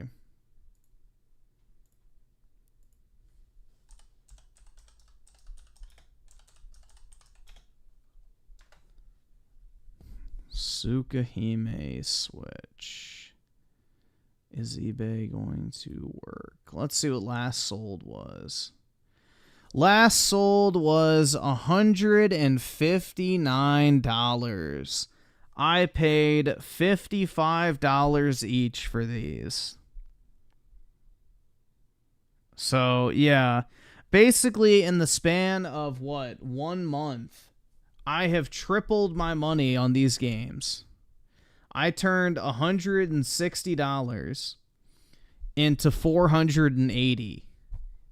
And the previous game that they released in this series is $350 sealed now after a year.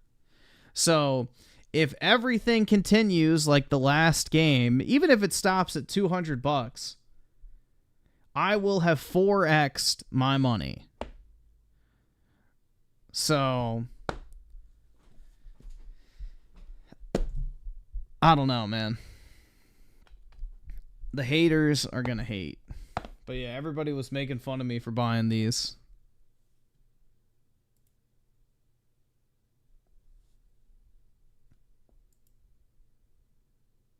Climate action. What game is that? It's called Tsukahime. Tsukihime.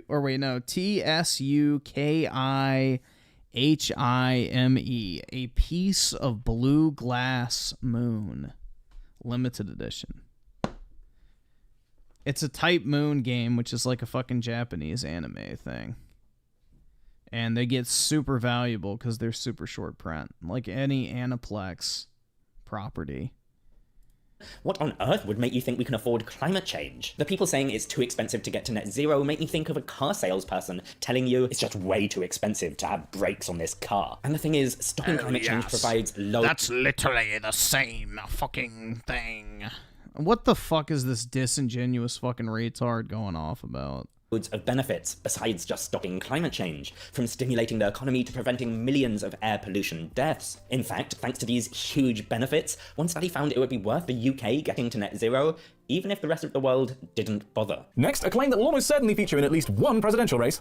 The impacts of climate change won't be harmful, and we don't have anything to worry about. To say that climate change won't have harmful impacts is outright incorrect. There's a huge document detailing the expected impacts of climate change, and they're not great. Take your pick from increased heat waves, greater ranges of tropical diseases, more extreme weather, and extinction of species. But these impacts are not evenly distributed. As a result, those in the global south who have contributed the least to this crisis are suffering the most from the dangers of climate impacts. The impacts of the climate crisis That is an absolute lie.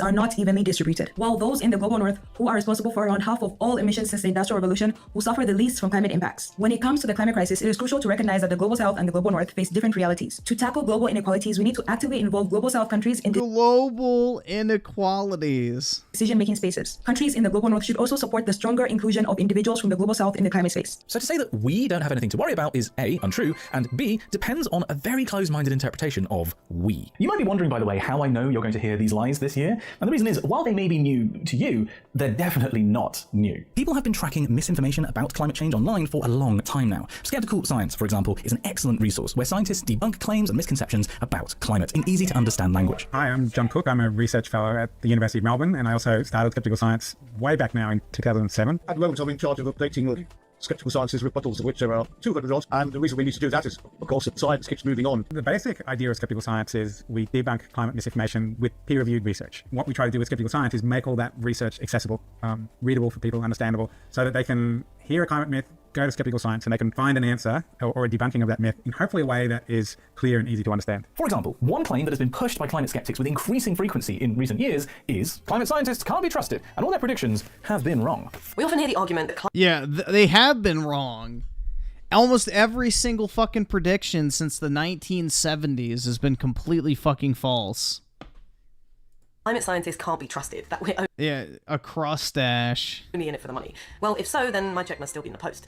Let me tell you, scientists could make a hell of a lot more money working for oil companies. I've been headhunting. No, they're not smart enough. You don't go into climate science if you're intelligent. By enough insurance companies You go into climate science if you're fucking dumb. is to know that my paltry scientist salary is only about a third of what's on offer in the corporate sector. The other claim is that scientists get predictions wrong all the time, but that's simply not true. Climate scientists have been saying for decades, if not centuries, that temperatures are going to rise along with emissions. And what's happened? Temperatures have risen. And finally, people say that errors in our weather forecast is proof that we cannot predict climate change. But this misunderstands the difference between weather and climate. We actually understand the big picture, i.e. climate change, really, really well. And if we take everything into consideration, not least the chaos of the atmosphere, our weather prediction ability is extremely good. If it wasn't, well, you wouldn't have a weather forecasting app on your phone. And here's another claim that's very popular here in the UK at the moment.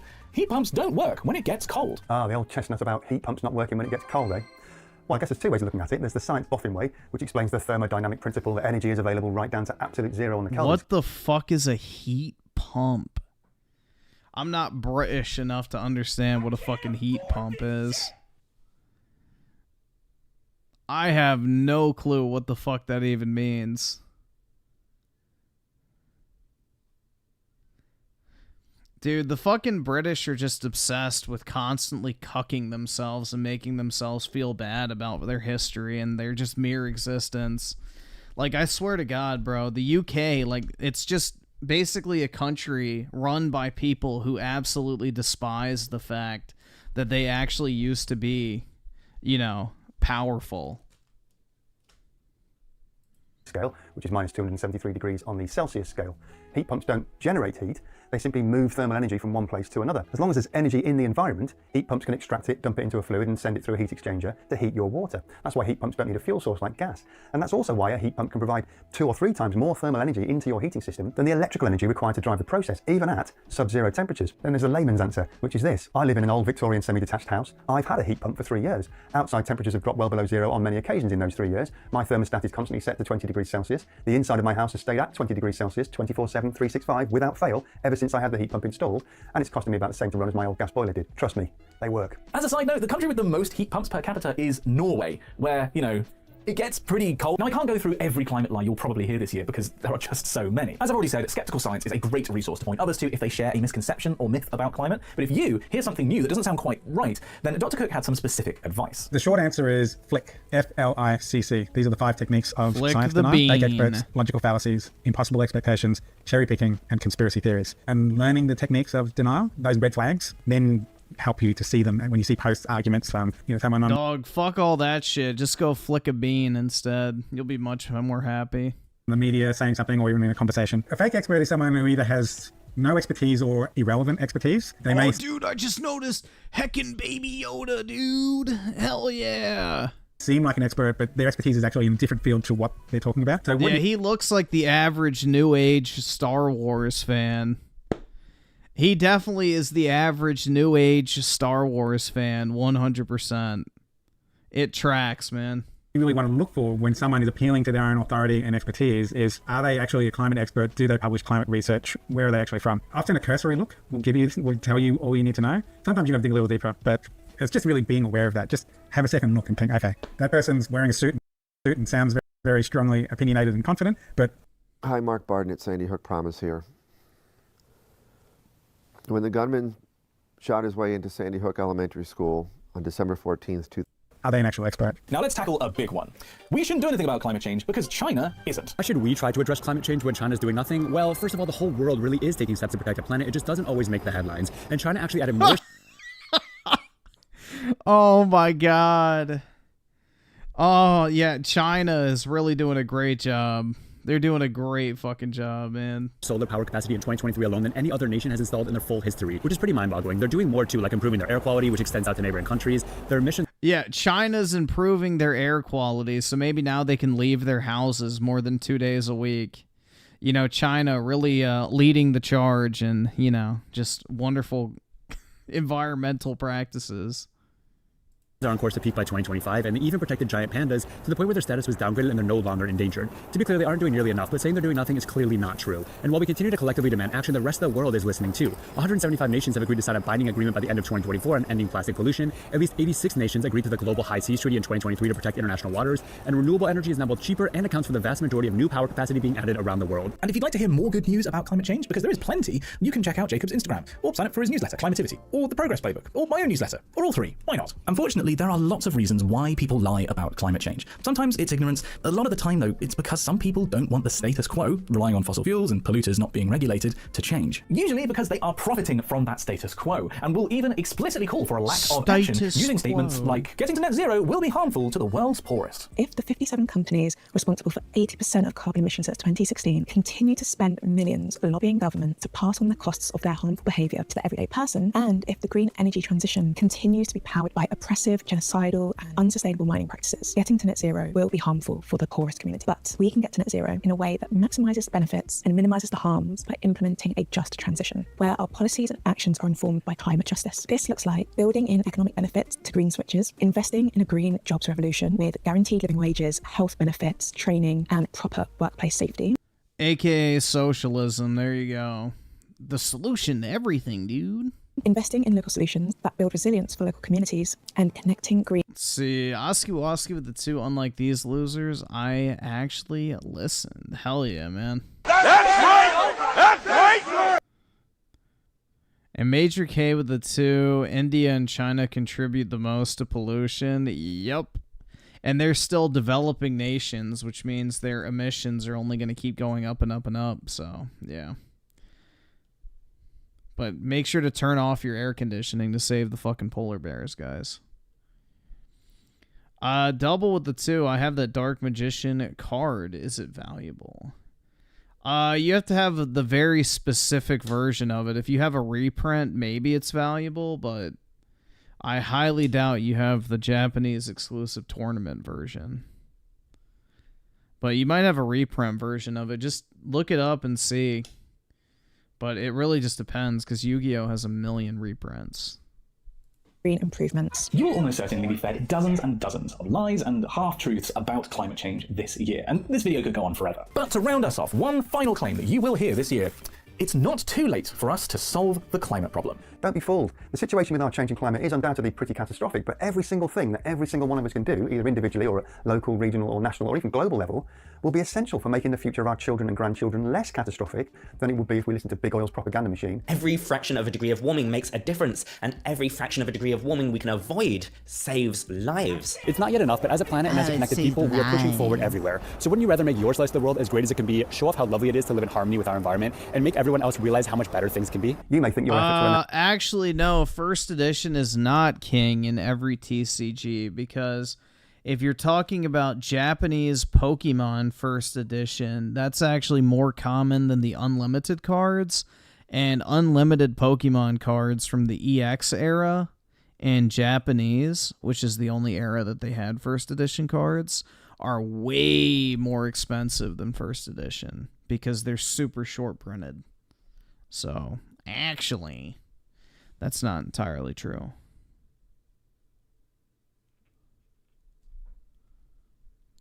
Taylor Swift will just pump that CO2 out again. Yeah, that's why we all need to pump her, bro. Hell yeah.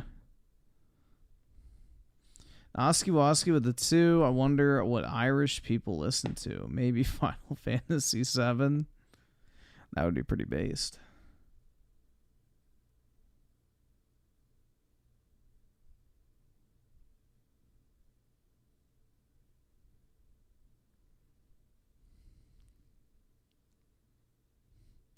I have a useless Japanese rendition of the Sky Slifer.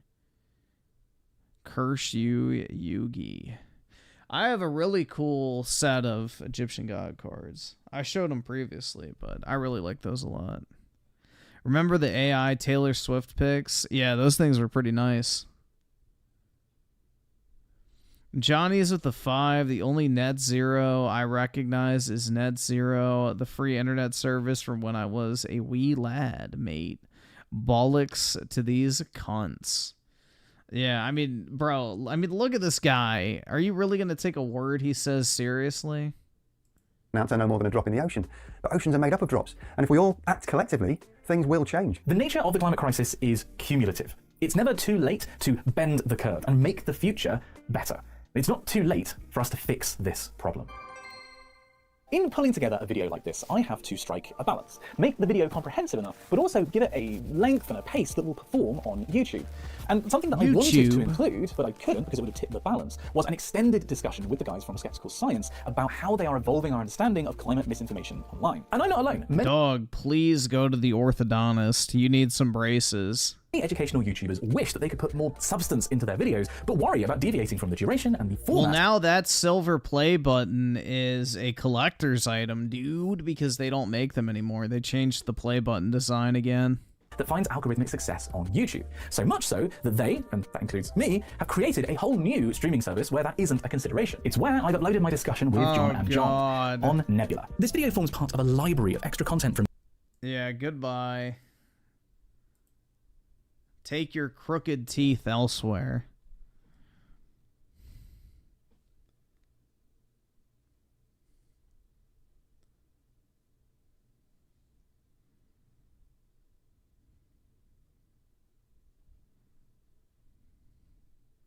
I can't afford this shit!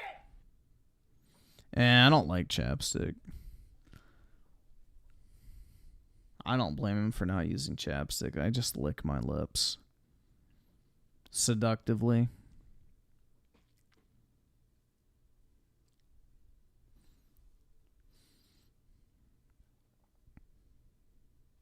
I bet like 10 people use that car. Yeah, on a good day, man. On a good day. Versus the 90s models. What is this?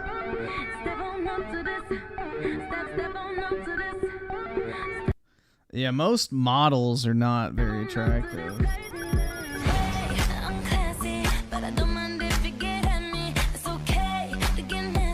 I don't know, like very few models I actually find attractive. But yeah, like literal plastic, bro. I don't know.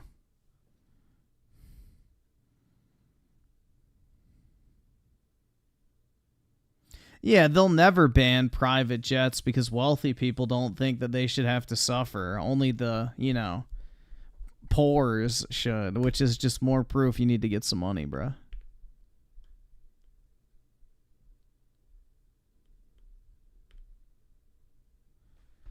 That's why you need to get your money up, so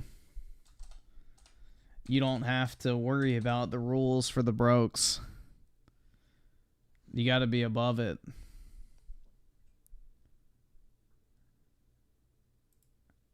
Today, not tomorrow, not next week. Today is the day I hope you will donate to support our movement. Fuck. Alright, hold on, guys. You know what that means. You know what that means.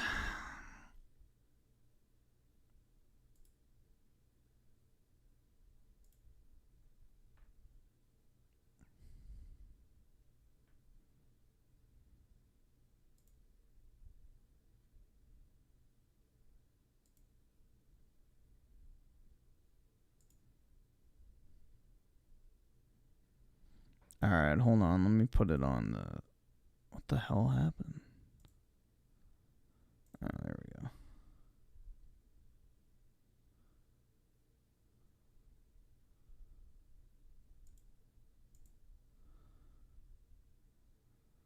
Put in me credit card.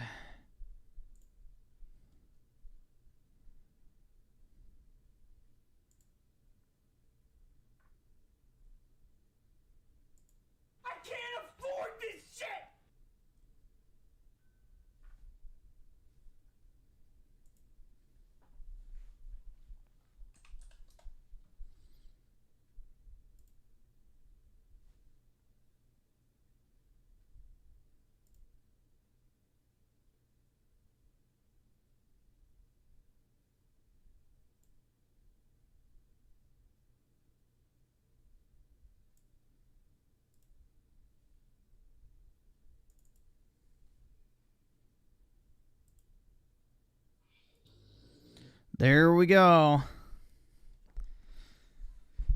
In honor of Camel Toe.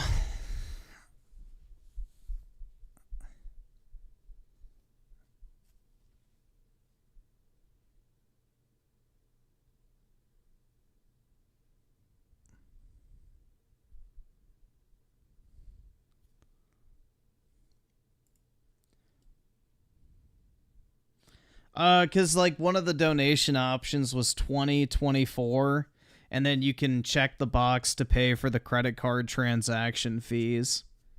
So the full amount goes to the campaign. So yeah, it's like normally 2024, but I covered the fees, so it went up to like $21. Last time I had financial freedom was probably 2014 when I moved out here. That was the end of it. Seriously, like 2014.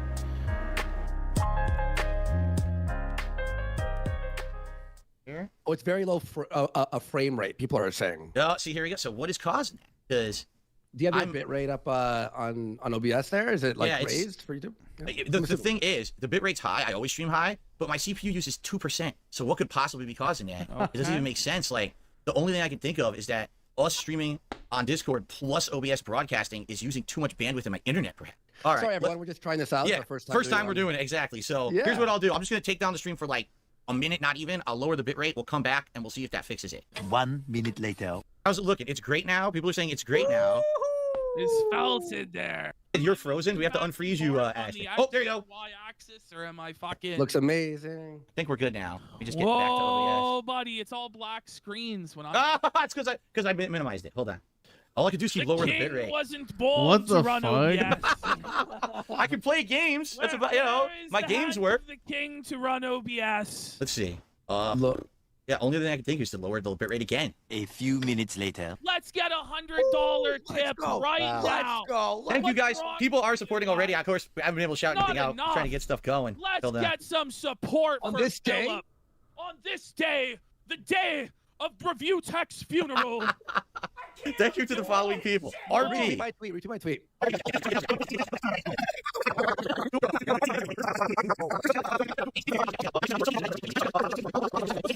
Around his neck. I don't even know if I can shout all these out. Oh my fucking god, I'm tired of this shit. I don't want to do this anymore. Please, despite the fact that we're here to have fun tonight, okay? That's what it is. We're here to razz rich, all right? None of us here tonight on this video. So I saw the DSP. I don't know how true this was. Somebody in the lolcow chat today said that DSP made $5 grand. Was that like the accurate number? Oh wait, I could probably check that website again. Let's see. Let's see how much he actually made. I'm curious. Yeah, DSP Reacts is the #1 most super chatted channel in the world right now, or in the US. Look at that, bro. He's ranked #1 for the most super chats because he got what, $2,900 last night, and that's not even tips. So I don't know how much he got in tips versus super chats, but yeah, that's funny as fuck, bro.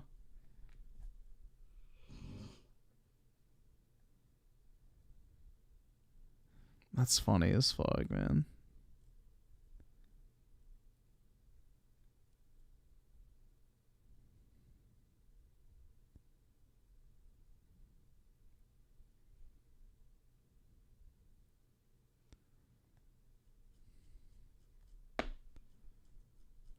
Griffin wishes he was like DSP. Not really. I mean, I've had really good nights where I've made like $2,000 before when we've done like special events. Like during the Trump assassination attempt stream I made like $1,400 or something like that. So I've had streams where I've made a shit ton of money from super chats and things like that, but I'm not really pressed about it. This isn't my main income, so, you know, I'm just thankful that I can make money doing random shit on the internet, bro. Like, it's kind of weird in general that you can even make money doing this shit in the first place, so I'm not really pressed about it. I'm a, you know, just #blessed dude in general. But, yeah. That's why I don't bring it up, really. You know, if I make $80 in a night or 800, you know, it's appreciated regardless, because it's definitely not expected. So, but yeah, good for Phil, man. You know, I'm glad that he had a nice night.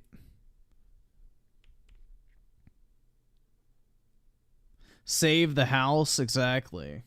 Well, I need to buy a house first to save it, so we got to work on that. Down payment goal, guys. Hell yeah. There we go. That can be my new stream goal. House down payment. $150,000, because, you know, the average home in my area is $750,000, which is depressing as shit, because that would get you a fucking shack. You'd get a 1,400 square foot shack if you're lucky.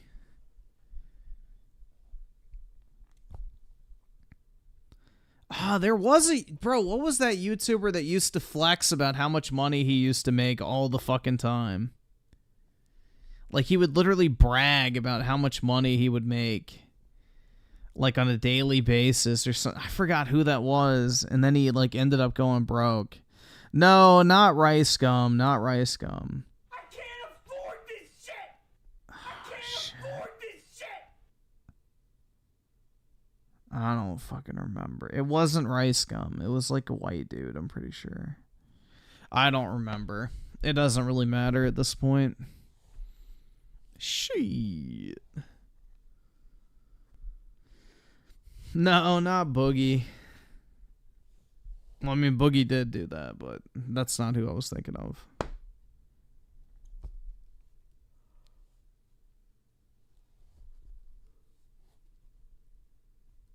Ugh. Let's see. So Scholar with the 2. Watch REMI Yard Tetris. I'll see what that is.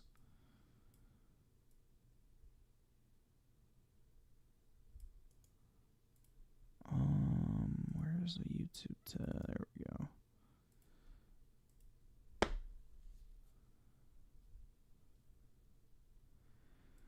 Alright, and Ferrix with the 5. Sony leaked Red Dead 1 coming to PC on official PSN page for the game. How? How could they leak a PC version on the PSN page? That doesn't even make sense. Somebody's getting shit canned? Well, to be fair, I think they already announced that a while back, or it leaked. But, I mean, PlayStation doesn't manage the store pages for games. The developers do. So, that's a Rockstar thing. Like, if it was in the description of the store listing, Rockstar's in charge of changing that. So, that's not Sony.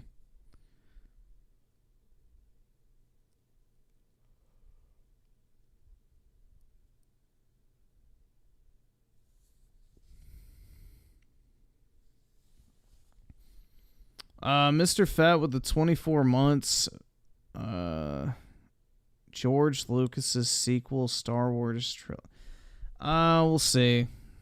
I think I know what you're talking about. I think I've watched that before. Or at least something like it. Let me see what it is. Fuck off. Yeah, we can probably watch it.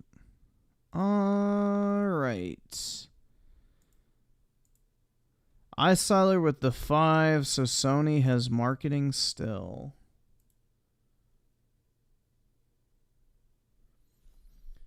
Red Dead Redemption PC version teased on PSN. Experience the epic Western adventure that defined a generation, now on PC for the first... Yeah, so it looks like Rockstar copy and pasted the wrong information into their store listing is what happened. Because this is the listing that Rockstar has to submit to PlayStation Network. So PlayStation doesn't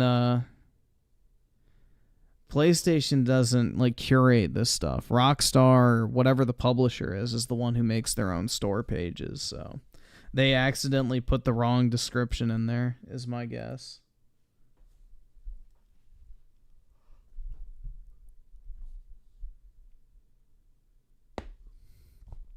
SNK Nostalgia with a 2, just VR tested Violet Myers. Looks worse up close. Yeah, that's like a horror game, man.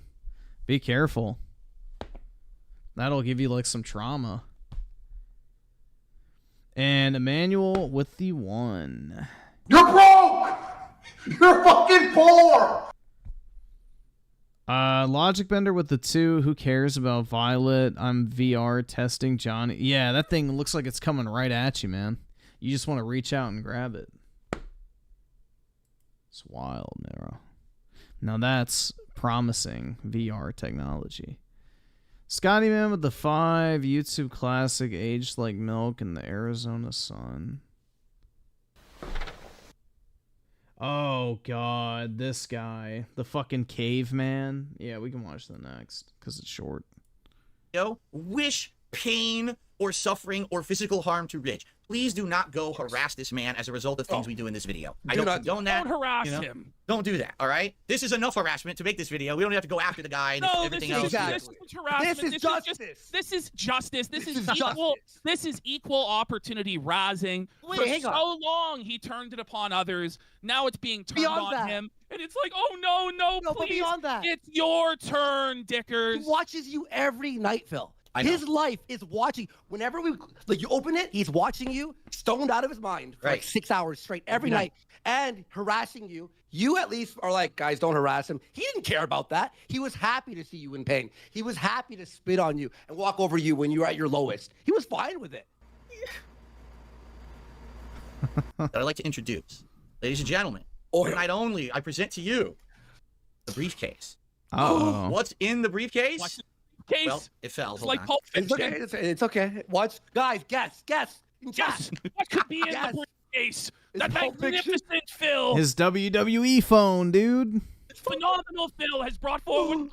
In the casino of life, you start full of chips, right? Where everyone walks in fully loaded. But over time, you mess up. And every time you mess up, you'll lose some of your chips. Tonight, as we go through the Review Tech documentary by June the King, we're going to see the times in history that Rich screwed up. And every time he made a mistake, oops, he's going to lose some chips. At what point will Rich be felted? Let's find out here live tonight on DSP Reacts.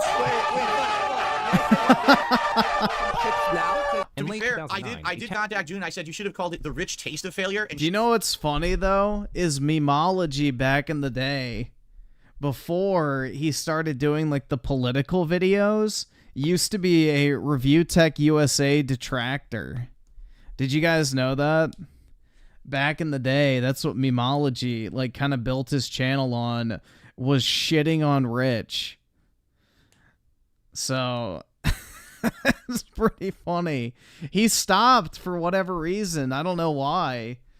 But yeah, he used to make fucking Rich troll videos, and that's kind of how he blew up early on YouTube. Showed him sucking a cucumber, but he didn't go for that. All right? He was one of the OG Rich haters who made, like, actual dedicated content. Like, let's see. I don't know if he still has it up on his channel or not, but we can check.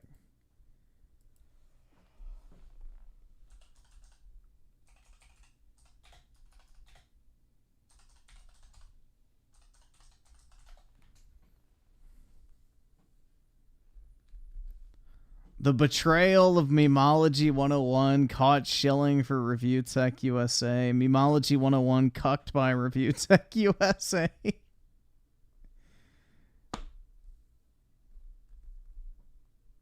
Yeah, I think he deleted all of those old videos.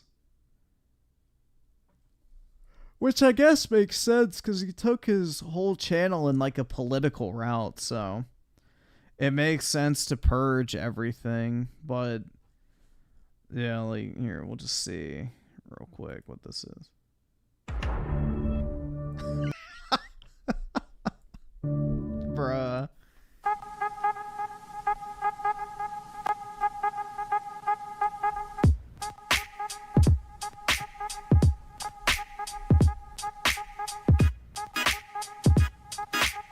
Oh yeah, dude, I forgot he used to have the Will Smith genie pick.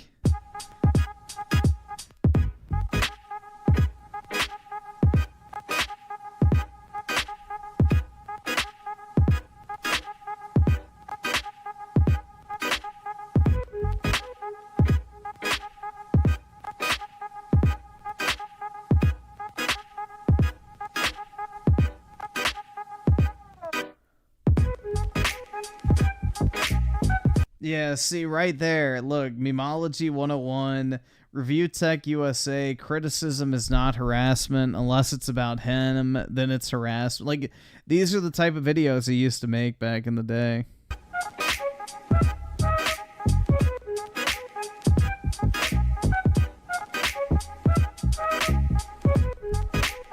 The nostalgia, yeah.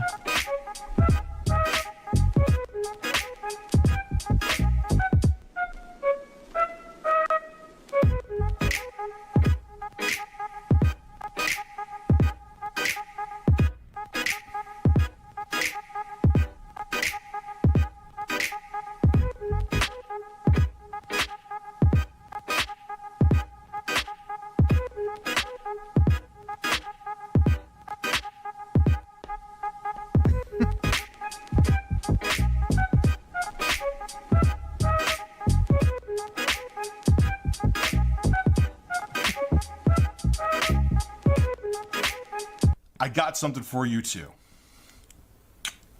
Panhandle this. You ain't even put in a day of work. Now they going crazy because I made it first. See, homie, I just made it work. It's a cold world. Yeah, it was rumored for a long time, actually, that Memology was Rich's editor. That was like a rumor for a while among the rich trolls, if I remember correctly. Because all of a sudden, Memology just stopped trolling Rich.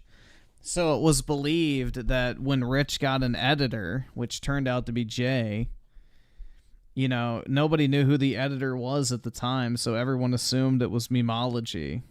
Because all of a sudden, he stopped shitting on Rich, just kind of out of the blue. So... It's a pretty good second runner-up title. Subscribe, donate, a little bit more the fuck out. A channel named ReviewTechUSA began uploading. This was Rich Masucci's, an American man with a tech background, second attempt at... Oh, hold on, pause. Uploaded. No. June the King just doxed Rich publicly on the internet. He put his full name out there. That's unacceptable. Oh, wait, that's what LTG would say. Sorry about that. We can continue now. Oh. And somebody tell DSP to get off my dick. This hasn't been the first, second, third, fourth, fifth person to send me something about this nigga DSP talking shit. Subliminally listen. So he's fine with it, like threatening and saying the slurs and stuff and doing whatever the hell he wants. When he says slurs, it was a different time. Yeah. I'm a changed man. When somebody else says slurs, Nazi, cancel them, take away their livelihood, smear their name. The same year, I think. Right. And the thing is, like, I've seen the clip, and I did at the time, not that anyone cared, I wasn't a big content creator at this time. I talked a little bit about it on my streams too, how I felt that the impact of something that PewDiePie does could actually legitimately hurt other content creators because it could actually hurt the monetization of YouTube as a whole. But I watched the clip in context first to understand what was said. I didn't just read a Wall Street Journal article and then start talking shit out of my ass. I knew exactly how he said it on the stream, and that's when I commented. Sounds like he just didn't bother. Again, he just rips articles. Oh, it sounds like a good one. I'll just read this one on my stream and talk out of his ass. Who cares if it's right or wrong? I'll just make a correction later. Double profits. I'm guilty of this too. Why do I sometimes name drop other content creators that are bigger and more successful than me? Because I'm jealous. That's why. Yes, I'm jealous of PewDiePie. Yes, I'm jealous of Markiplier. They're rich. I'm not. I'm jealous of them. Why do you think? Why would you be jealous, bro? Fucking, you know, work harder. I bring them up. And then selling the family home. So this is how Rich got the home that he lives in now. He's gonna... Yeah, DSP was bigger than Markiplier and all of them at one point. But he refused to, you know, upgrade his content, so he fell behind. Explain it. Parents are perfectly independent. That has nothing to do with it. It's a two-family home. I have my own side. I have a place for my kids in there, and they have their side. On top of it, too, when my kids visit, it would be next to I would either have to pay for a sitter, which probably would be more money than I would make the days I work on YouTube. Pause. What do you think of that, Phil? I'm just like, I'm listening to it, and it's like, dude, as a content creator for 16 years, all the time people say to me, well, I don't understand, Phil. If things are financially tight with you right now, why don't you go get another job? You guys have said that on your stream because I've seen it, okay? You can throw boxes for UPS and make money. Shut the fuck up, Phil. You said that. There is no way that I could quit this job and go get another job. I couldn't even get... You don't have to quit. You don't have to quit, you fucking dunce. Just stream one time a day and then work a job at the same time. 2 jobs right now. that would get as much money as this be doing this full time. That's just the truth. I haven't been out of the job market now for 13 years. It was late 2010, so almost 14 years. Like, bro, you can go and throw fucking boxes for UPS for like $20 an hour and then come home and stream for $5. That is not a fucking demanding schedule at all. Like, go throw boxes for like 5 hours a day, come home and stream for 5 hours. That's a 10-hour workday. You'd be fine. No one's going to hire a 42-year-old guy. Well, dude, you don't tell anyone where you go and work. At a high-paying... Well, if I wasn't doing YouTube, I would probably have a second job because I wouldn't want to just sit around the fucking, you know, apartment all day doing absolutely nothing. So, yeah, I would probably go get like a side job or something like that to go make more money. Job when I'm out of the job market for that long. I would be shooting myself in the foot to quit this job and go out and try to get 1 or 2 other jobs, okay? 100%. That's why, now here's the thing. I love my job. I make good money doing it. Yeah, one of my friends used to throw boxes for UPS back in high school. Like, he would do it every day from like 2 a.m. to 7 a.m. And he made really good money, man. He made like, I think $17 an hour back then, which, you know, as a high schooler was a lot. You know, he was basically clearing like 80-something bucks a morning. So, yeah. I mean, it's an easy way to make some extra money because not a lot of people want to do it. Doing my job. I don't want to stop doing my job. I'm not driving myself into a rut or a dead end. All right, so guys, here's the deal. We got an hour left, all right? If you're enjoying the stream, if you're enjoying the chill vibe, please support it. Can I be honest with you? A slave wage? Well, you probably get paid more now. Here, let's see how much UPS pays. How much does UPS pay box throwers? Let's see. $18. Yeah, that's pretty good, man.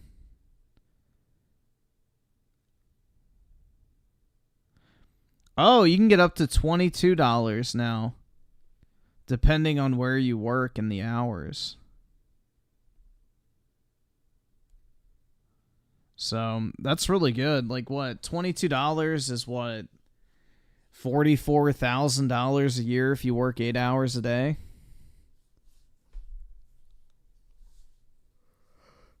So, he could easily do that and then just stream for 5 hours and then, you know, make over, you know, $150,000 a year. He'd be fine. I don't know, man. I would definitely do some stuff like that if I wasn't streaming. If we continue to have Fallout streams with less than 200 viewers and $8 in tips, I'm just going to drop the game. In this case, it sounds to me like what's going on with Rich. He's got himself worked into a corner.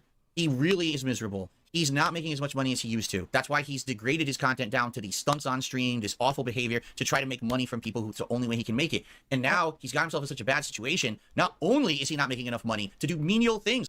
Bro, if you started a TikTok oh, yeah, I've thought about doing it. I need to do, like, shorts for one. But, yeah, I've thought about making a TikTok. I don't know. I don't really know anything about the platform, to be honest. The nice thing about TikTok is you can blow the fuck up for dumb shit, and it's a good way to redirect people to other stuff. He's like, get a babysitter or whatever.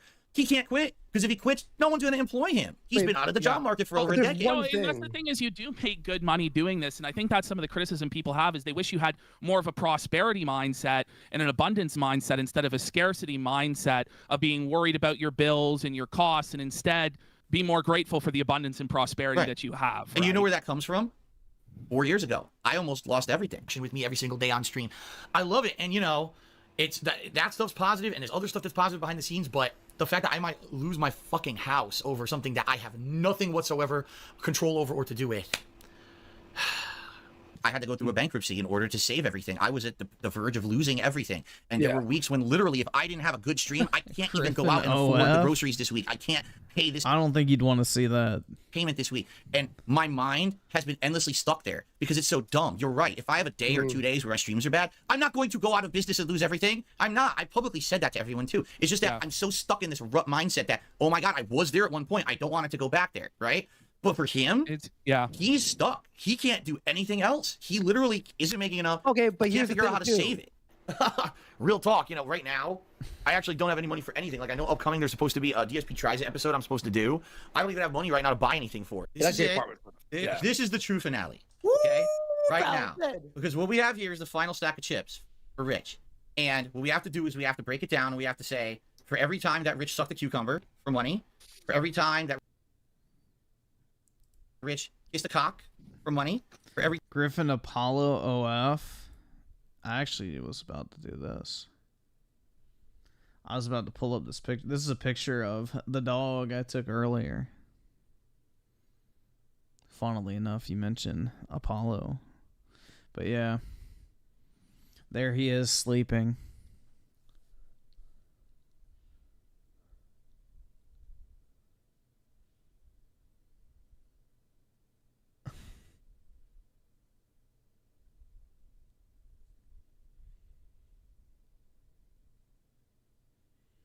He looks smaller there? Well, yeah, he's all balled up. He was snoozing.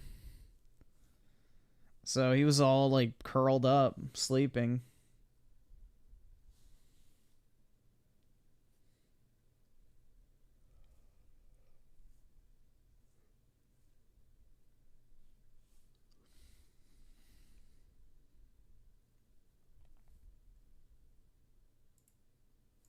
Every time that Rich took his shirt off like a lolcow, but then made fun of other people for being lolcows. Give him a shower. Why? There you go. We're going to take a ginormous amount of chips away from him. For you guys, exposing him for what he really was and finally allowing the internet to see who he was all along. He was 1 million subs insulated from the ire of the internet, and you guys single-handedly, with your exposing all his controversies, turned that around and let the internet see who he really is for who he is. So that's your stack right there, and that's actually the biggest chunk I've taken out of any stack tonight because you deserve it, guys. Huge support. Thank you. We have this left. Yes. We have this left. The finale. Okay. June the King. Not only making this documentary, but destroying Rich on Twitter for being a liar and hypocrite about doxing, and then today also calling him out for stuff. You know, there you go. That is June the King's stack. And saying he was felted in his tweet after the video was done. Right. Exactly right. So at this point, after all of tonight, Rich literally has, I'm going to show this to you, 1 chip left. This is what Rich has left in his life. Now, here's the thing. I would like to say I am a person who believes that people can improve and change for the better. That people can learn from their mistakes. And maybe after having watched not only this documentary by June the King, but hearing someone like me talk about this tonight, I'm trying to help this man, okay? I want him to get better. I want things to be better for his family. I want him to make good content. He has 1 chip left, and he has a chance to turn his life around. But he has to become a better person, and he hasn't. We just saw in that entire thing. He makes the same mistakes. He never admits fault. He always has the same problems. Unless you change who you are, you will never improve and get out of this rut, Rich. I know you can't be employed. Otherwise, that's why you're still doing YouTube. You hate it. That's why you look like this. But you have to change as a person. Can you do that's why, yeah, that's why you're still doing YouTube, Rich. You hate it, and that's why you look like this. Yep, he fucking eats the pain away. Can you stop every day making yourself the victim, eating the edibles to feel better, and doing these awful things? Or can you finally say, you know what?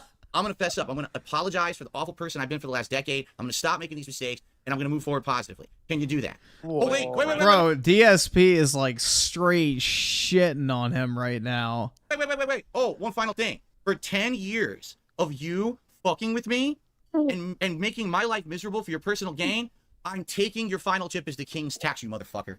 Yeah!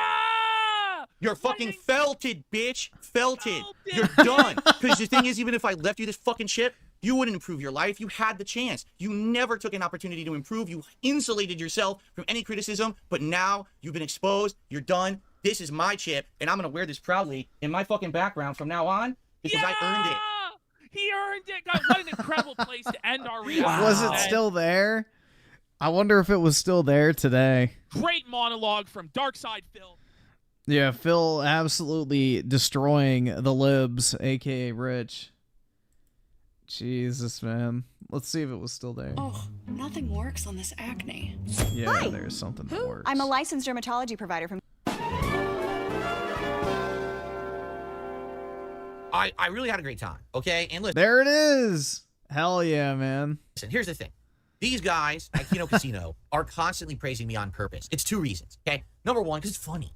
It's funny to see someone, after all the abuse I've taken over all these years, from everyone on the internet. Dude, at least he's self-aware. This is a rare moment of self-awareness from Phil that he realizes that they're just like, you know, playing it up for the camera. Right? To actually see these guys just constantly be praising me and act like I'm above reproach. And you all know I know I'm not above reproach. I know I'm a flawed individual. I've made many mistakes. To see them do the opposite. A rare moment of self-awareness. It's a bit that's working. People are enjoying this bit and having a good time with it and laughing at it, correct? So there you go. That's number one, okay? Number two, all right? It might be a little premature to call this a redemption arc. What's happening is, because these guys are praising me so much and being nice to me, it is making all of the communities of cult-like sickos who have focused around shitting on me for 10 years freak out. It's making these communities be exposed for being these spurging losers who are just, oh, I can't take it. I don't get it. Oh my god, bro. He's calling people spurgs now? Let's go. You know, maybe, actually, this could be a redemption arc. We need toxic side Phil back.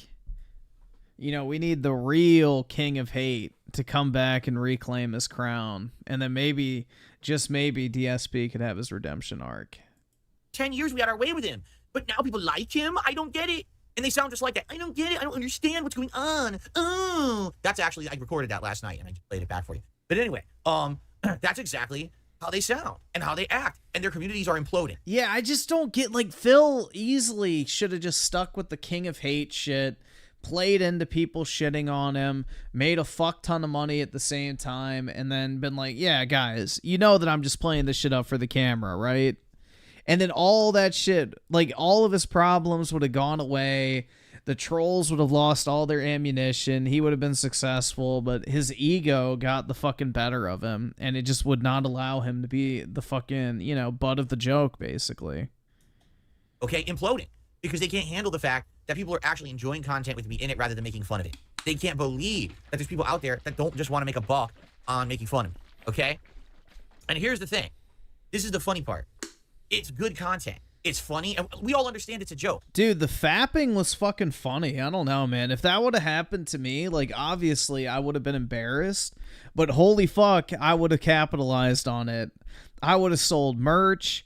I would have done all sorts of shit. It would have been like a fucking channel meme. It would be like my donation emote of like my fucking head jerking back in pure pleasure of orgasm every single time somebody donated like $10 or something.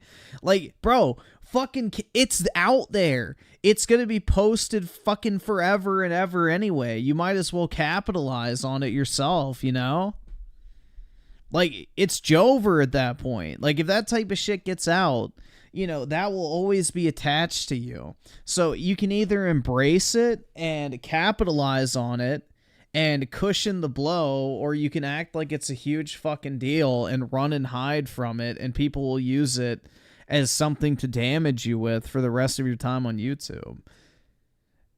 So that's the thing. It's like if Phil would have embraced it and like made it a channel meme and capitalized on it, none of the trolls would have fucking cared about it because it's not something negative that they could use against him. But by running away from it and hiding from it and, you know, getting upset over it, he turned it into ammunition to use against them. Do those guys, are they in love with me? No, they're not. But I'm also not. I know that I'm a flawed dude. I know that what they're doing is a joke, but it works. It's funny shit, right? It's entertainment. It works. And content is what we all want to put out. We want to put out entertaining content for everybody. Like, bro, what happened when people got upset when I said that they're a bunch of fucking brokies? Did I cry about it? Ban a bunch of people? Or did I add shit like this to my soundboard? You're broke! You're fucking poor! I don't know, man. It's just like, you can't take things seriously on the internet. And you gotta have thick skin. So, I don't know, man. You just gotta be built for this type of shit. And a lot of people aren't. Like, they have an ego and they can't stand the idea of being laughed at. But it's like, if you laugh at yourself and, you know, don't take yourself too seriously all the fucking time, it's not a big deal. I don't know, man. But DSP has a massive fucking ego for whatever reason. So instead of doing what everyone else has done for the last decade, do the opposite and profit and make good content that people actually want to watch instead of the 4 millionth piece of content that just shits on Darkside Phil and ruins his life and business, right? So it's working, okay? It's actually working, and I'm excited for the future because this is just the beginning. This is cool because I'm getting that positive vibe that I had for most of 2017. I'm getting it back now, but now I'm getting that groove back, getting that vibe back. I'm ready for fun stuff. I hope you guys are ready too. So last night, I went to sleep. I woke up this morning, and I was like, I feel different in a good way. All right. The reason I feel different is because this is the first. My crippling Aerith addiction. Hey man, it's not an addiction. It's a collection. Time in about 10 years that I feel like people are finally here to laugh with me instead of laugh at me.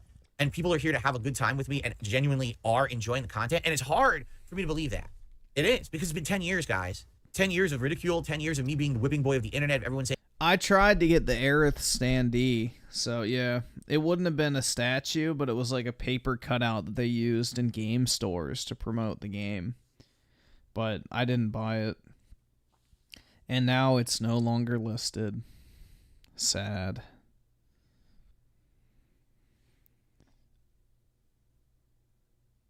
Let's see. 7-minute man with the 42 months. What is that thing on the bottom left? Looks nasty. Wait, you mind explaining what this Project 2025 thing is? It's like something from the Heritage Foundation. But it has nothing to do with, like, the Trump campaign. But it's basically, like, some sort of conservative agenda or some shit. Like, I don't know. I had never really looked into it, but it's something from the Heritage Foundation. And it's basically, like, their list of goals as a conservative organization or something. I don't fucking know. I didn't look into it. Michelle Soguchi with the 2. He had nothing to do with his own bankruptcy. That's right. Absolutely nothing. What's wild is he still has his Connecticut condo, which is what's crazy. He's still paying for that fucking thing.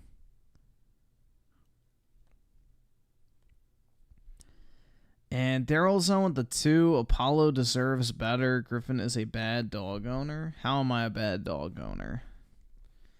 My dog is treated very well. Most people don't walk their dog every day. And if they do, they sure as shit don't walk him for like an hour or 2 every single day to where they get enough exercise. You know, I let my dog sleep up on the bed with me.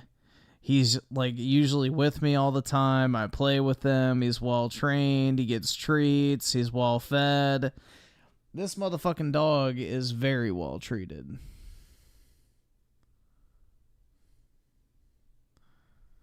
And Chazrick Thomas with the 2. DSP, the last lolcow king. Boogie and Rich defeated. That's right. And Liquid Richard has, you know, transcended from the lolcow status at this point. He's pretty normal nowadays. He's just a fat guy on the internet. saying I suck and I'm a bad person, all these awful things about me and my family and my business and everything. And to have that flip now and to see people actually coming back with renewed interest and liking who I am and what I'm doing and saying, hey, it's good. Here, we'll support it because we actually appreciate you. It's crazy. Not to say that I haven't had that, but I've had it from a core audience. Do you understand? A core audience. How is Keemstar a lolcow? The dude's worth tens of millions of dollars, has a 20-something-year-old fiance that he is, you know, prone boning every night, has a massive piece of land, does whatever the fuck he wants to all day, every day, works because he wants to, not because he has to. Like, what exactly is Keem lacking? Like, he has a daughter. I don't know, bro. Keem has a pretty good life. I wouldn't really consider that a lolcow. Of people.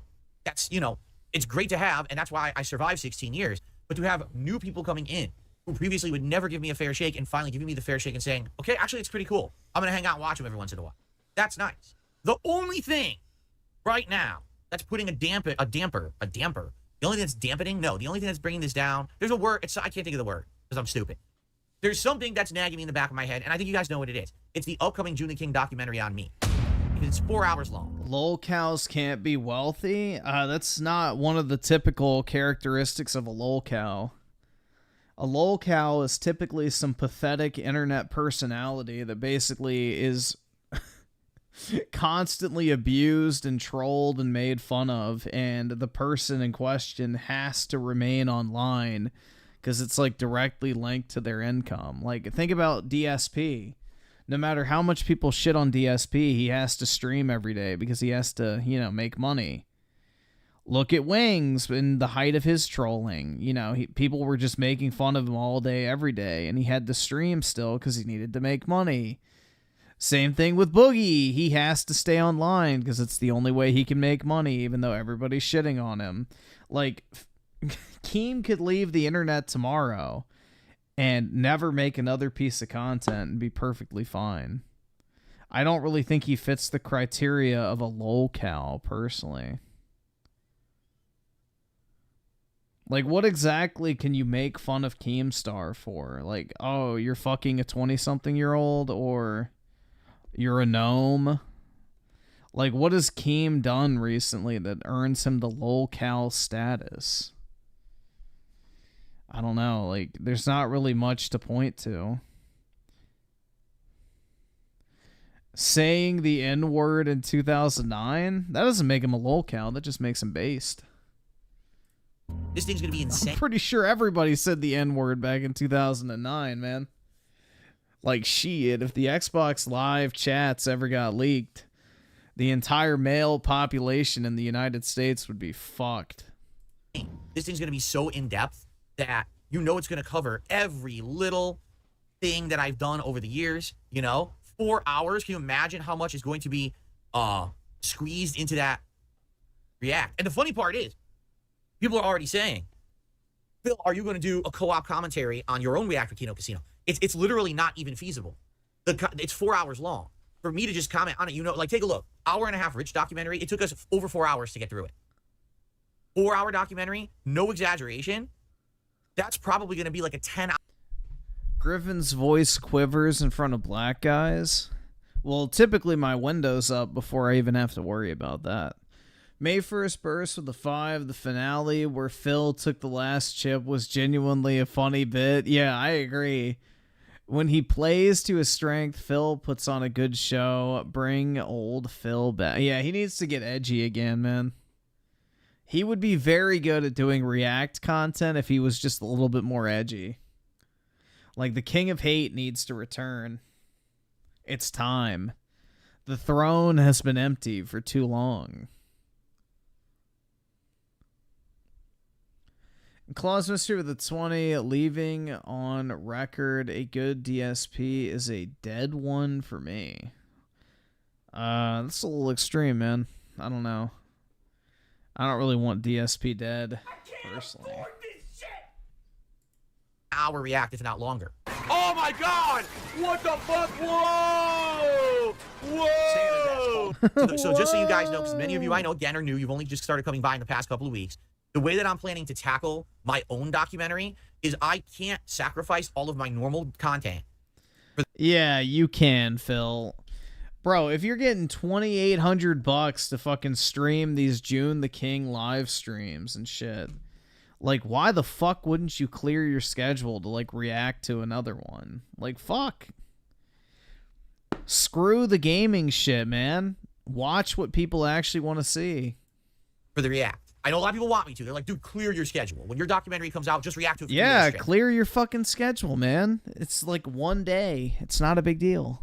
But, you know, Phil's too stubborn to do that shit. You got to understand something.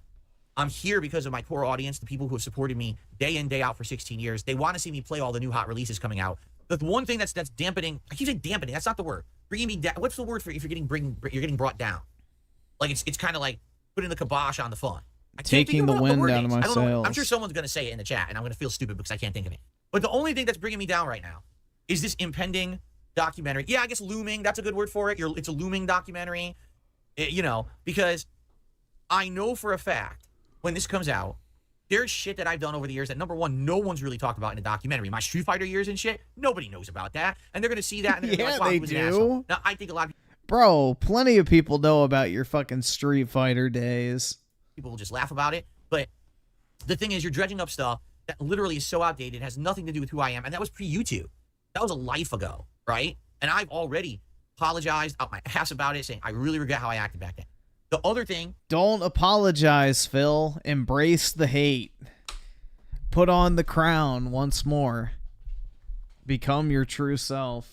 The other part of it is going to be dredging up things about my ex, which, again, that's another past part of my life that I don't even talk about her for a good reason, because I'm past that. I'm happily married, and I'm going to bring... Yeah, that pussy stank. Come out and say it, Phil. Smelled like fucking fish. Stuff about my ex and stuff, and you know it's going to be a big part of the documentary, because when I was with my ex, that was a lot of reasons why a lot of people started to hate on me. They said that I changed.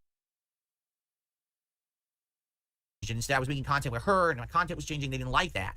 They didn't like her and her personality, right? It was a big thing. And I know that that's going to be something that we have to now go through, drag through the mud again. I don't want to drag that through the mud again, but we have to. We have to go there, right? That's part of my history. And like I said, the last several years with this stupid financial shit and bankruptcy shit and mobile game shit, I'm so exhausted with it already. The mobile games. Oh my God. Like, I'm just so tired of this stupid shit. I really am. I'm completely exhausted. Because here's the thing. You want to talk That about shit was so fucking funny that he got busted with WWE Champions opened on his fucking phone. That was so funny. Like, he just needs to delete it, but he can't. Because it's like he's so afraid of losing his standing in the game because he's already put in so much money. He has the sunk cost fallacy at this point.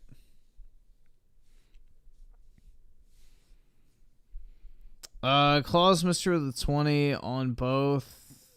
Oh, both Dead and in Hellfire 2. That's my good DSP. Jeez, man. Did DSP fuck your bitch and shit in your cereal? Like, come on. Damn. Street Fighter days? No one's really talked about it yet. For me, that'll actually be kind of refreshing to talk about something new from my past and try to give my perspective and clear the air about certain things. That's new content to cover, right? But to have to go through the dirty laundry of my ex and talk about this shit about finances and shit I've already talked about a million times, right? It's going to be incredibly stressful. It's going to be draining. I'm going to feel like a fighter who's already gone 10 rounds. And now they said, oh, by the way, time for another 10 fucking bonus rounds. Even though you got through it, the fight continues. Like, when does the fight end, right? When does my time to stop having to respond to this fucking toxic shit about me end? When can I just enjoy my life? You know what I'm saying? Like, I feel like, why do I have to constantly keep responding to the toxicity, negativity, and the dumb shit people say about me? Why can't I just say, hey, let's talk about today and the future? Because it's all that shit's in the past. I'm not, all that stuff. Just forget it all. You know what I'm saying? But no, we've got to do it again. We're doing it again. We're going through it again. And everyone's going to want to see me react to this documentary. Everyone. It's like the biggest thing right now is that because I just did the rich one, now everyone wants to see me react to my own.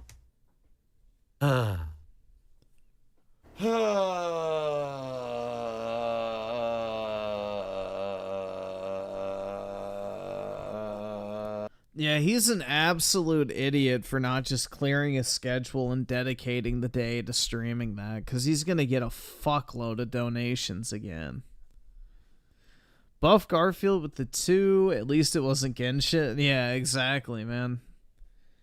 Yeah, that is true. If he was spending all that money on, gay shit and ass, then that'd be a little concerning. And Merc with the 2 Halloween is combining soon.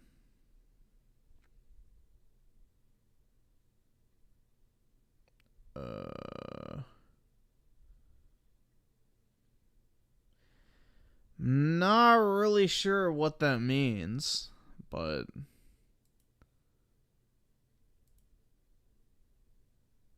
combining soon.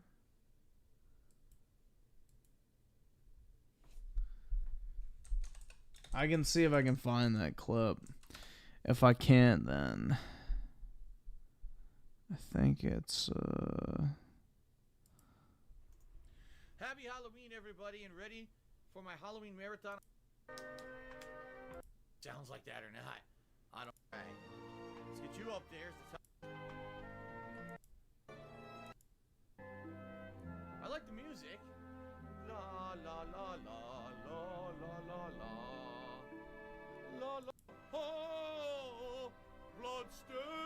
There we go.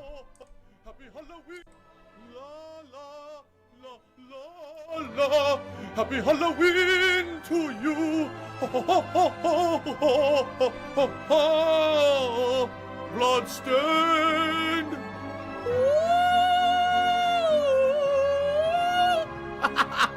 What is this music?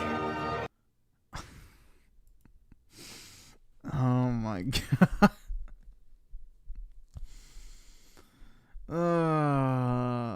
Claus Mister with the 20. DSP can't even lift a shopping bag. I would win. I don't know, bro. He's got like grown man strength, so he might be able to kick your ass.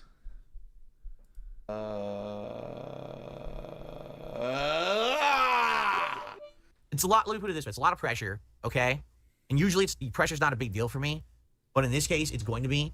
I'm tired of being beat up. I really am. Like, I'm getting too old. How old is Claus? If I had to guess, I would say he's like 19. Is probably my guess. I have no clue though. Old for it now, where I don't care about it, so that's why I don't talk about it. But now I have to talk about it again, the millionth fucking time. You know, I had enough of it. But I'm gonna do it, or I'm gonna man up and I'm gonna do it. But I know it's just gonna be so stressful. You know, plus I'm gonna be playing new challenging video games in the first stream, and then have to come get beat up on my late stream every day. You know, and yes, can I be honest? I'm afraid. What do you mean by your gift? Please explain. Please explain, because you're making me nervous. Why am I afraid? Because I now have a group of people who have newfound interest and respect for me. But what's to say? I've learned over the years that kind of stuff is very fleeting. All right. At moment's notice, something can happen, and boom. Now the popular thing is to crap on you, right? And so I look at this as a situation where now things are going well, but in just a couple of weeks when my own documentary comes out, it could completely flip on its head again. You know, people see this documentary and there's something in it that really irks them the wrong way, and it's 4 hours, so it's going to be hard for you to not find something in the documentary that you hate about me, because it's 4 hours long. It's literally going They to cover can never everything make bad me about hate you, in my Phil. history. So there's going to be shit in there that pisses everybody off. I can't believe he did that. I never knew he did that. I'm out here. I can't watch him anymore. I'm so disgusted with this man, right? But it doesn't mean that that's representative of who I am, you know, now. But that doesn't mean anyone will care. But on the internet, everything's absolute. Everything's black and white. If you were bad once, you're bad now, right? So, you know, it's just very frustrating because I'm having such a good time now, but I can't fully enjoy it. I'm being honest with you guys right now. I'm trying to be like really open with you. I can't really fully enjoy this right now because I have this eating feeling. What's eating Gilbert Grape, right? What's eating at? I have a feeling that the end of this month, this documentary is going to come out, and a lot of the people who are like, oh, this is great, are going to be like, wow, that guy actually was a piece of shit. Now it's fun to shit on Phil again. This was the ultimate redemption story, but it's even better now because the redemption story is canceled because his documentary is so bad. Fuck that guy. Let's shit on him again. And I don't want to deal with it. I don't. Because I'll tell you right now, if that happens, all right, I'm done. I'm not going to be doing any kind of collabs or anything. And I'm not saying the Kino Casino guys are going to turn on me or anything. Who knows what's going to happen, right? But I'm done with it. I will shut myself off to the possibility of doing work with other people, and I'll just sit here and do my own content forever. Like a little hermit on a fucking island. I don't care, because I've had enough of it. I really have had enough of this bullshit of everyone shitting on me. And I'm not going to even put up with it anymore. It's going to be a flat out, I don't want to hear about anyone else, about other people's content, nothing. I don't want to hear about anyone said about me. I don't want to hear about this guy, that guy, nothing, right? Right now it's good because everyone's saying good things about me. But it could change in 2 weeks. And if that's the case and we go back to the whole bullshit, and yeah, I know it's paranoia, because people are saying in the chat, isn't that paranoia? Yes. That's actually... No, you're manifesting what's going to happen now, because now people know exactly what's going to bother you. Exactly. The description of it, a good description, is paranoia, but it's very well justified paranoia.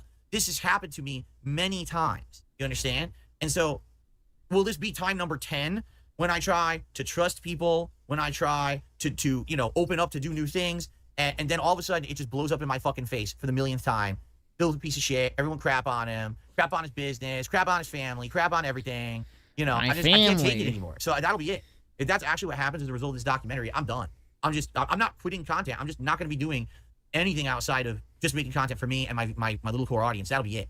You know, right now I'm enjoying branching out. I'm enjoying being on their show, having them on my show, I started clipping my content. I'm trying to be different. Right? I'm not going to put up with it anymore. I can't. You know, you reach your limit. Everyone has a limit, right? Everyone has a limit. And that's my limit. If this is it, if it turns into the DSP shit show number 4,722, that's going to be the last shit show. because I'm not going to give anyone else any more content to fuck with. I'm just not going to bother. You understand? But that's how I'm feeling right now. Like, I really am enjoying the ride, but I'm worried that it's all going to change in 2 weeks. So I basically had 1 month to be happy with how things were going, and then it's right back to being the internet's whipping boy, you know?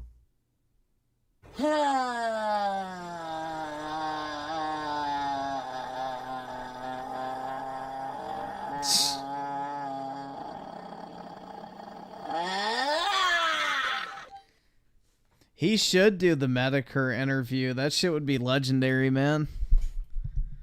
That shit would be so legendary. That could be the beginning of the Phil redemption arc. That might mark the beginning of the Phil redemption arc.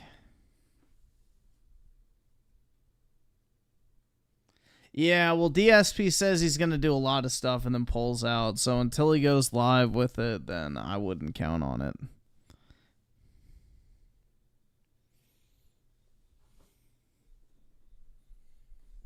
He's going to on DSP Reacts. Hell yeah.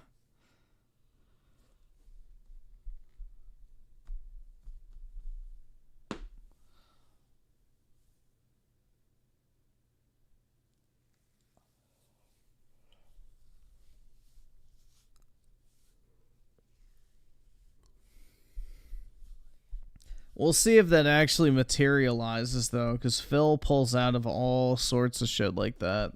Like, remember, he had Mike Klum fly all the way out to his house and sit down with him and begin working on a documentary that he forced him to cancel, so... Never forget, he pulls out of just as many things he agrees to.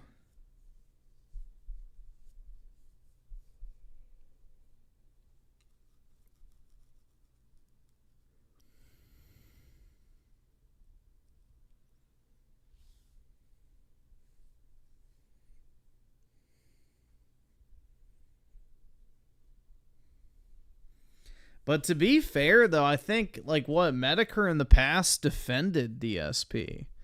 So, you know, maybe DSP remembers that, and that's why he's agreeing to it. Because, like, Medicare defended Phil during the whole catfishing thing with the hooker or whatever.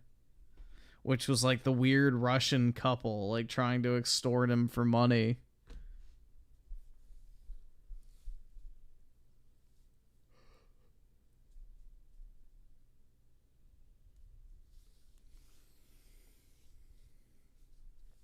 He fucked over Klum? Yup, he did. He absolutely did. He does that to a lot of people. Alright, we'll watch this shit real quick. Hillary Clinton. I will be voting for Hillary Clinton. Dude, he looks like a fucking underdeveloped fucking caveman fetus that was like given growth hormones. He looks like the average Hillary Clinton fan. I avoid talking politics on this channel, on this forum, because politics are divisive. There's always two sides. Republicans. Why does only one side of his mouth open? And Democrats. There's left and there's right. I can have my opinion and there will always be an opposing one. That is the nature of a healthy democracy. But this is not that. This is about a megalomaniac who's driven by nothing but ego. A man who cares exactly... You mean a YouTuber? Zero about the people of this country. A person who brags about sexually assaulting women and shames others for the way they look. I'm speaking of that. Yeah, I bet you're real sensitive to that one. Because this election has very little to do with politics, policy, or legislation. This has to do with morals and principles. I'm voting for Hillary because, make no mistake, there is only one person that can defeat him. One person that can keep him away from power, and it is her. I'm not a huge fan of her stale politics. I'm entirely aware of all the criticism against her. I'm aware of all of her failures and shortcomings. But she's intelligent, and she knows what she's doing. Yeah, it's just what she's doing is fucking evil, but you know. Importantly, she's mentally sound. She's responsible. Yeah, mentally sound. I don't know about that one. And she's sane. I want to end this by... Yeah, not really.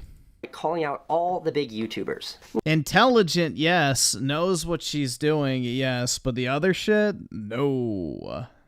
Some I know, and some you viewers might know. See, making videos like this, they're not popular. They're not going to get you subscribers. They're not going to boost your view counts. But there is something much more valuable than subscribers or dollars, and that's backbone. That is not being scared to stand up for what is right, regardless of the cost. The top 20 YouTubers reach over 1 billion views every single week, every 7 days. We have the power to activate a demographic, an electorate that isn't typically very active. That is young people. You see, this generation, if we're all banded together, we have the power to ensure that this tax-avoiding, lying, racist, misogynist stays away from power and out of the White House. But it requires all— Could you stay away from a camera that's pointed towards your face, please? All of us coming together. Is that too much to ask? I've never watched this dude because he's just so fucking weird to look at, man. There's so much going on. So if your favorite YouTuber says things like, I don't like he's one of those people that's just like visually disgusting to look at. Talk politics on my channel, or I'm not going to reveal who I'm voting for, call them out. Sitting on the sidelines this time around is not okay. This election is different. And if this guy gets elected and you stood back with your arms folded and didn't speak out again— Oh my god, shit, let me see if I can find this thing.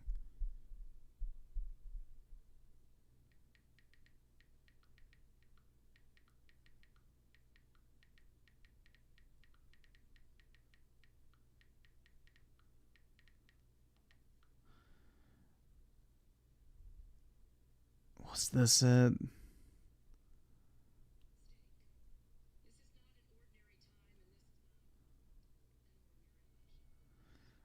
Oh my, yeah, dude, holy shit, I forgot about this meme until just now. Hold on. Him saying that just reminded me of it.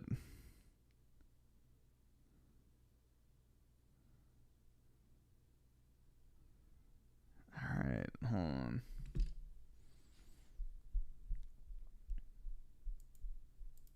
And if this guy gets elected and you stood back with your arms folded and didn't speak out against him, it makes voting for, call them out. Sitting on the sidelines this time around is not okay. This election is different. And if this guy gets elected— Yep, this election is different. Remember that, guys. Ah, fuck, hold on.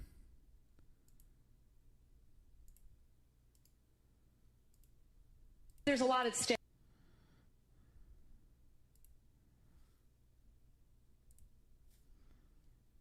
Here we go.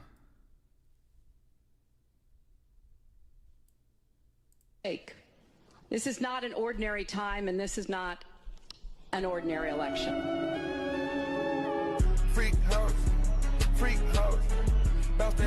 Bruh, I forgot about this fucking video. Oh my god. It's like there's a longer version of it too. But yeah, dude, that was like, oh my god. When he said this isn't a normal election, that's exactly what it fucking reminded me of. There's a lot at stake. This is not an ordinary time, and this is not an ordinary election.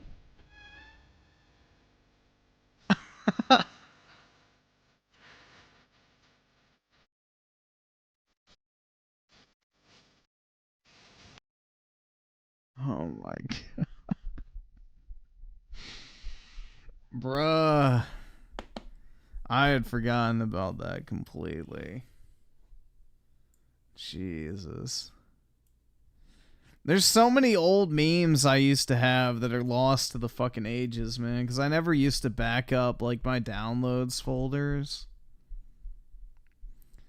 So, yeah.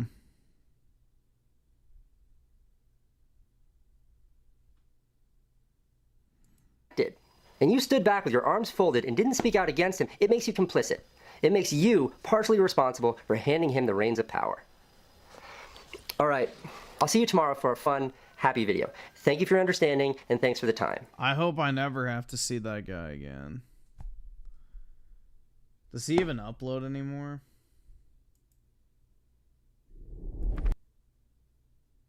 Barely.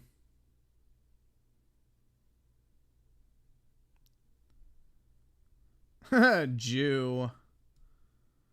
Does he have a Patreon link in the description? Fake Jew.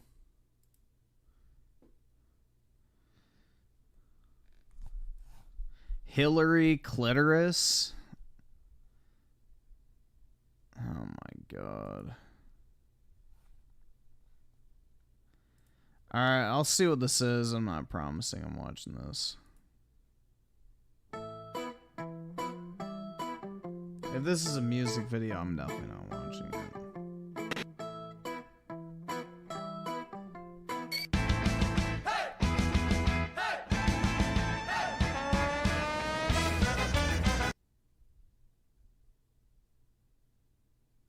What in the fuck?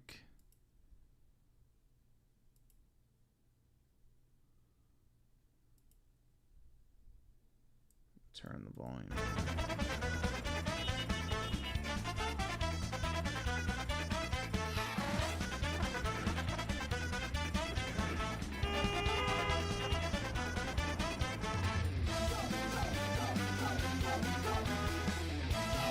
I have no idea.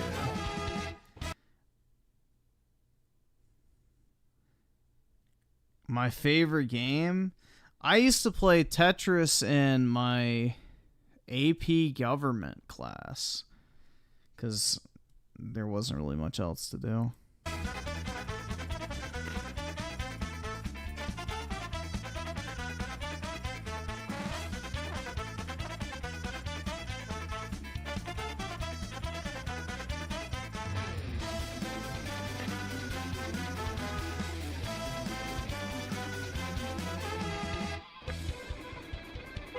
Is this all it is? Is them just blocking people?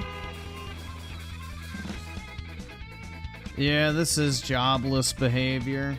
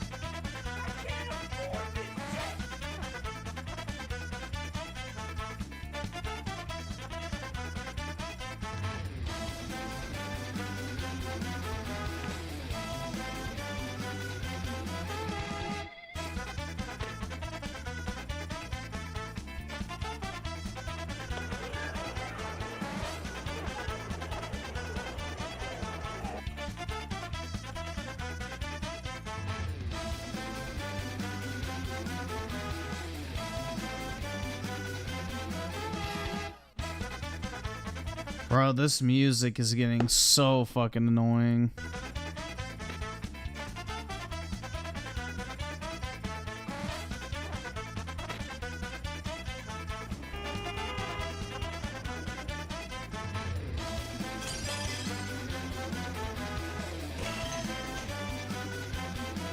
Yeah, I don't like the Tetris theme either.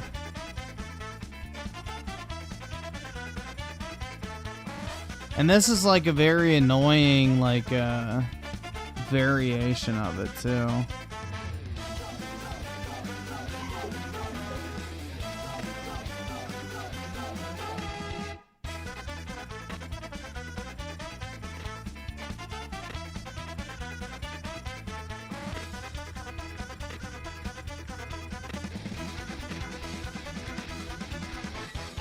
Oh no.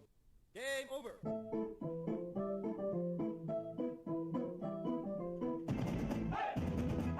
Alright.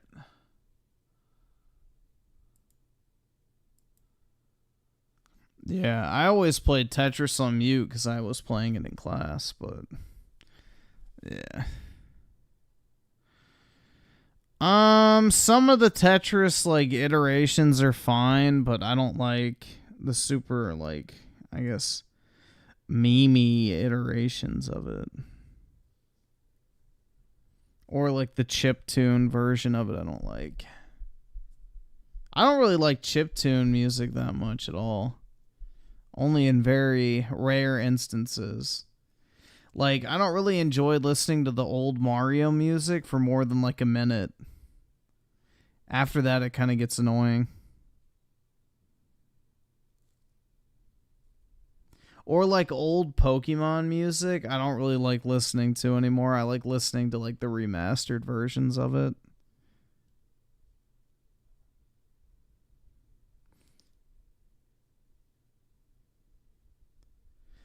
There's not really a point to watch the Elon Trump interview. I mean, it's just audio anyway, but it's more something you should just listen to in your own free time.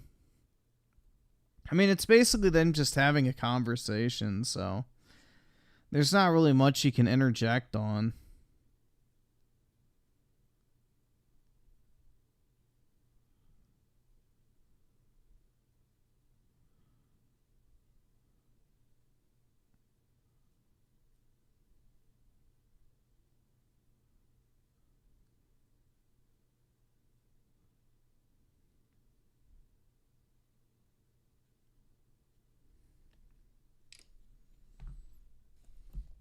Alright, so what's this other one? Close it with that.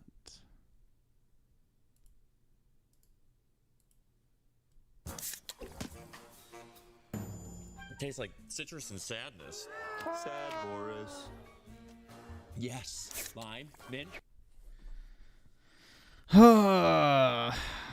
Will I ever play Gex Enter the Gecko on stream? Probably not.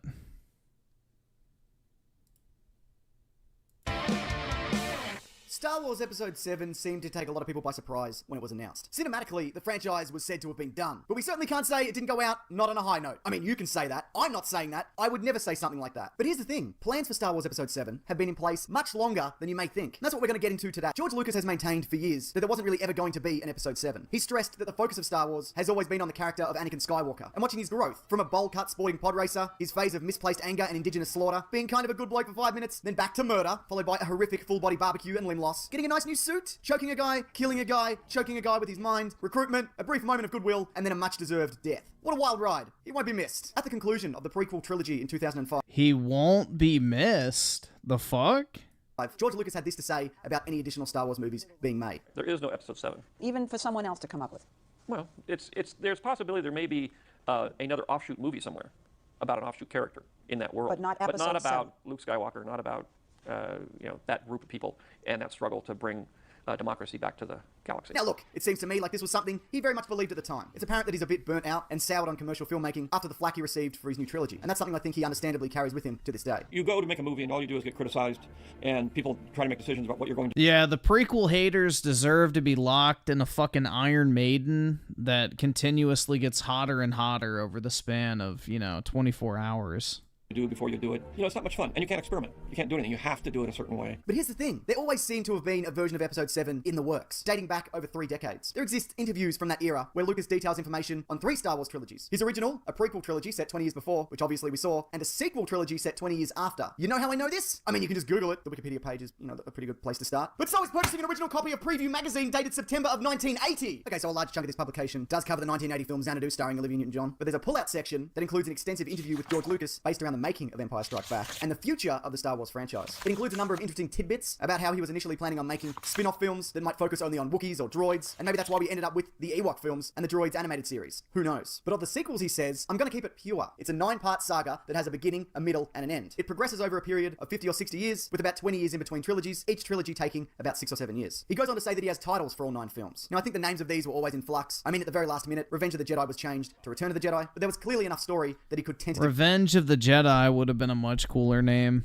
Name them. When pressed about what existing characters would return, he said that we'd see some recasted characters that were familiar in the prequels, but would only confirm C-3PO and R2-D2 as showing up in every film. Also, he makes mention that Steven Spielberg was very interested in making Episode 7 6 or so years from then, placing it around 1986. And this may explain why he very nearly directed Return of the Jedi. Now, by the time Return of the Jedi rolled around in 1983, it was obvious that Lucas was tired of Star Wars films. He was quoted as saying, I'm only doing this because I started it, and now I have to finish it. And the next trilogy will be someone else's vision. The pressures of filmmaking, though, were obviously taking its toll. Not to mention he was finalizing a divorce, and I think his concern relating to filmmaking was just to wrap this franchise up and put it aside. Because Return of the Jedi was not the No, he got pissed off at the fucking fans.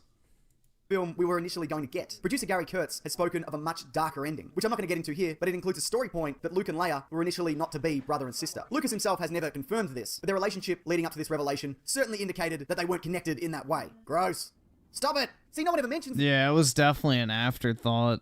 the second kiss, but it's still weird. So what was initially to happen in episode 7? Kurtz in 1999 spoke at a science fiction expo about the original plans for all 9 films, and details that episode 7 was to focus on Luke's life as a Jedi, with very few details planned out. In episode 8, Luke's sister would then appear from another part of the galaxy, and the Emperor would finally be unveiled in episode 9. Specifics about what else was to happen have not been specific, and much of it is speculation, but Mark Hamill was clearly let in on some plot points all the way back whilst filming the first Star Wars, as highlighted in this clip from the 80s. Did I need to say it was the 80s? I mean, come on, what's going on? What is that cardigan? She at one time said, would you consider playing an Obi-Wan type character handing Excalibur down to the next generation? I said, when would that be? And at the time he said around 2011. I thought, gee, as much as I'd like to have a job lined up at the turn of the century, I was figuring out how old I'd be at that point, and I thought, well, I don't know. Okay, so Luke Skywalker was to become the Obi-Wan Kenobi mentor figure. Yeah, you needed that role after all, Mark.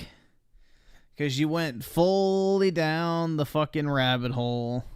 What we got. I mean, we don't really know what kind of character he is yet. He just did a bit of forlorn staring, but it almost certainly seems to be heading that way, just a few years later than Lucas originally intended. The other thing that can be taken into account is George Lucas's story treatments that he handed over to Disney when he sold them Lucasfilm. These treatments he could have very well written at any time, but yes, he obviously had a clear idea of where he wanted the characters to go. I have story treatments of 7, 8, and 9 and a bunch of other movies, and I sort of moved that treasure trove of stories and various things to Kathy, and I have complete confidence that she's going to take them and make great movies. So what happened to the... Come on, George. You should have known better. She's a woman. Ideas. Well, to put it delicately,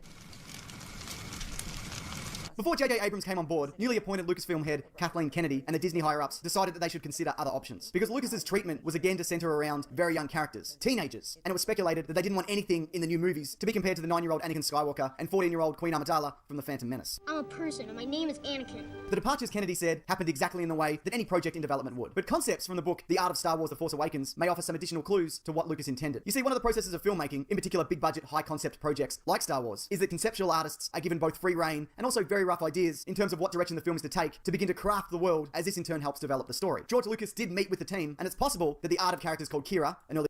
Yeah, exactly. Kathleen Kennedy is the Phil Spencer of Hollywood. Or I guess, nah, actually Phil Spencer is the Bob Iger of Hollywood. Kathleen Kennedy is the Bonnie Ross of Hollywood. Because, like, she's only in charge of one franchise and studio, kind of, you know? Like that Bonnie Ross chick ruined Halo. Kathleen Kennedy ruined Star Wars. Phil Spencer has, like, this massive conglomerate, just like Disney has a bunch of different franchises. So Phil Spencer's like Bob Iger, and Kathleen Kennedy was like Bonnie Ross. I think that's the better comparison. Yep, women do ruin franchises. I mean, dude, it's literally a franchise made by men for men. You know, what a great idea. Put a fucking woman in charge of it. You know, next thing you know, we should put men in charge of fucking tampon designs and shit like that. Or, you know, underwear and things like that for women. Or, you know, bras and all that type of shit. Because, you know, obviously a man would do a great job with that type of stuff. Women's fashion also, you know, too. I don't know, bro. It's just dumb.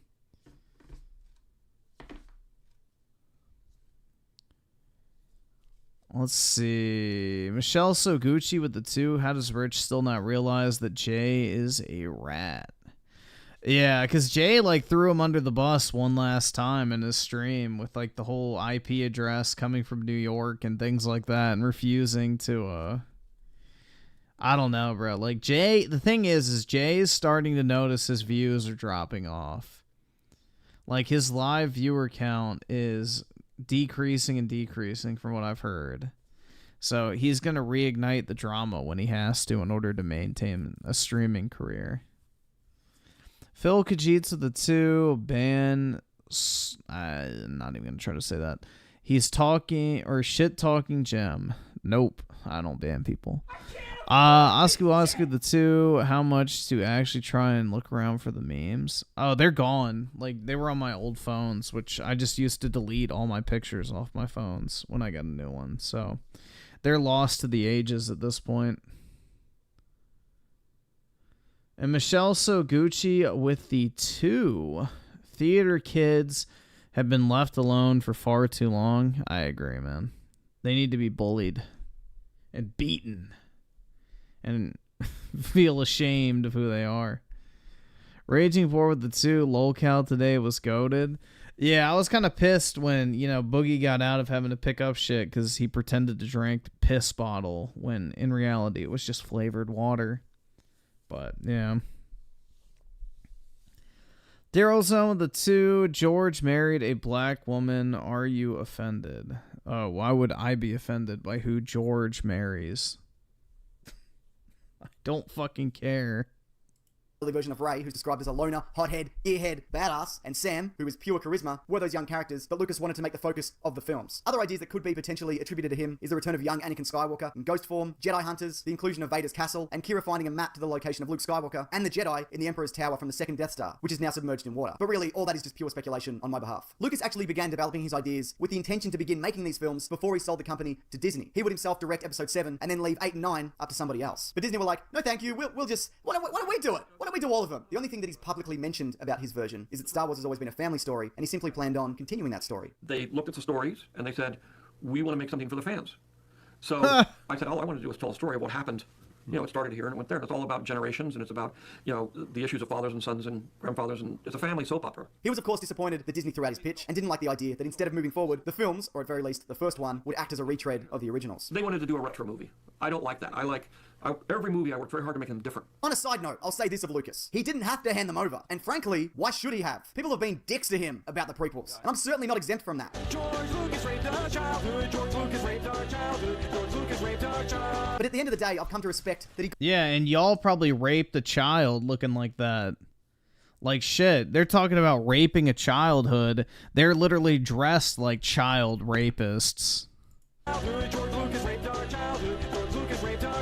But at the end of the day, like, dude, if they had 10 terabytes of child porn on their computers, I wouldn't even be surprised. Respect that he got to make the movies that he wanted and continue to push what was possible in terms of modern filmmaking. He's been savvy enough to forge his own path in Hollywood, and that's really commendable. And I believe that a lot of his actions have been to benefit others. This was evident as far back as 1983, where he left filmmaking essentially to be a good dad. He's donated hundreds of millions of dollars to a number of programs including Make-A-Wish, Film Foundation, and Stand Up to Cancer, and plans to use the bulk of his $4 billion received from his sale to Disney to improve education. Also, a massive part of selling Lucasfilm was to ensure that the 2,000 or so employees kept their jobs by ensuring that they had future projects to work on. I guess what I'm saying is, you can't really get mad at the endless stream of merchandising when what it boils down to, I believe, is a man who not only wants to make films, but also make a difference. But here's my question to you. Would you have liked to have seen a George Lucas version of Episode 7? And what do you think that film might have been like? I know not everybody was happy with The Force Awakens retreading... Dude, George Lucas made banger-ass movies. Like, the dude was genuinely talented. Like, that's the thing. Is, you know, all these fucking retards love to hate on all of his fucking movies and stuff, and it's just like... Shit. Like, that's the thing, is the prequels aged incredibly fucking well. All the old fucking boomers are, oh, they're not as good as the originals. You know, they're a bunch of crusty old miserable fucks who no one cares about. Because nowadays, the prequels are more popular than the original trilogy. And, you know, if those fucking old shits would have just shut their fucking mouths, Disney would have never ruined Star Wars because Lucas would have just made the movies and not sold it. So much ground. So if you got something to say, feel free to leave a comment, or, you know, any comment. You might be interested in a video. The only part of episode 1 I don't like is the Tatooine part. Aside from that, I think it's actually pretty good. On the original Star Wars sequel that was to happen if the first film was a flop, told in motion comic format. That's linked right there, and also below, along with my podcast, The Weekly Planet, the world's best podcast, as voted by your mum. Ha! Nah, she's alright. Okay, thanks for watching, everyone. Take care.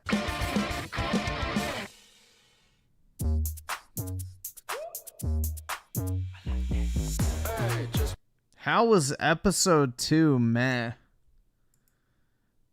Episode 2 was really good.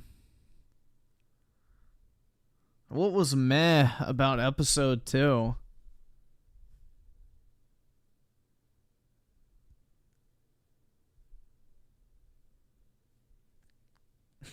Padme makes episode 2 great.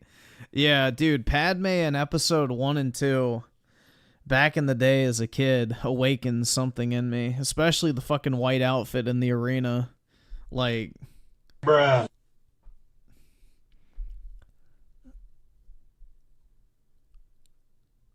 It was at that moment I knew I was not a fucking cocksucker.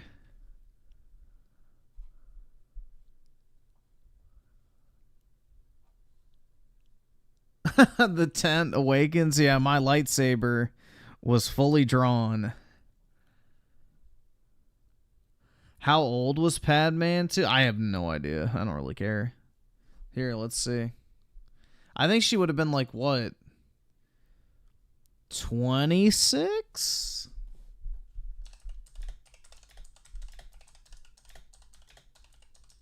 In episode 2. 24. Okay. I was close.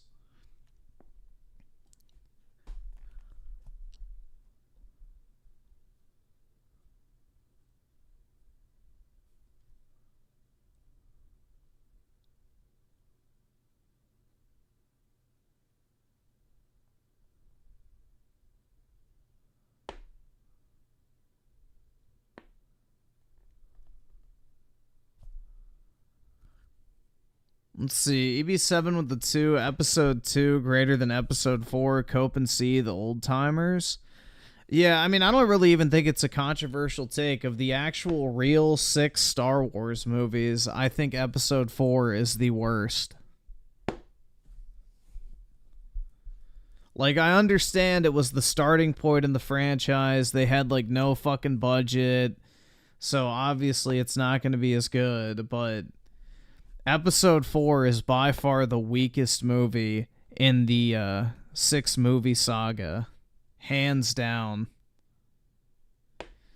The order goes from, I would say, worst to best is episode 4, episode 1, episode 5, episode 2, episode 6, and then episode 3. That's my order.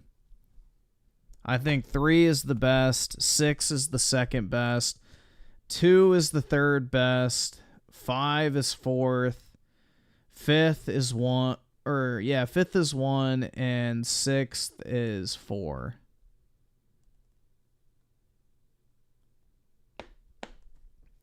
That's my order, personally.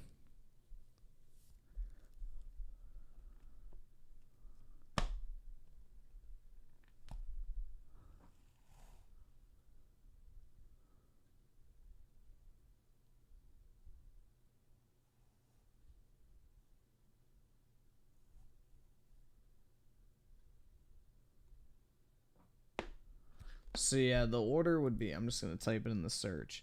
So 3, 6, 2, 5, 1, 4 is my order. There we go. 3, 6, 2, 5, 1, 4.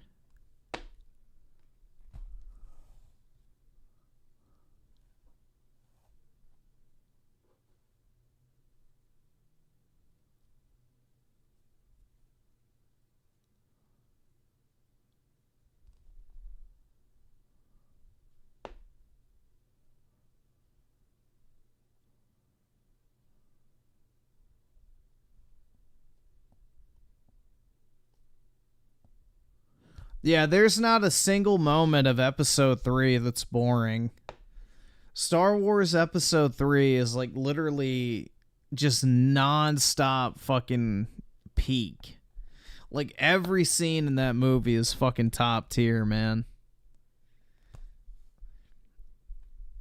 Like Star Wars episode 3 is the perfect example of a movie that's like 2 hours plus long that feels like it's 30 minutes.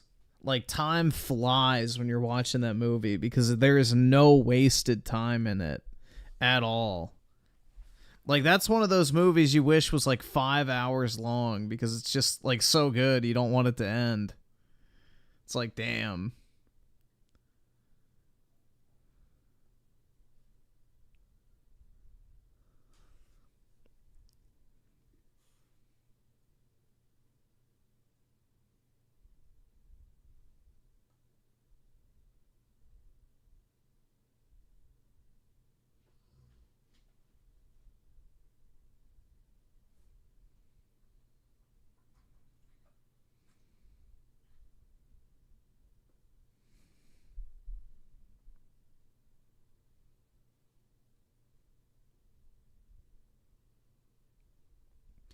Have I seen Synth Borderlands review? No.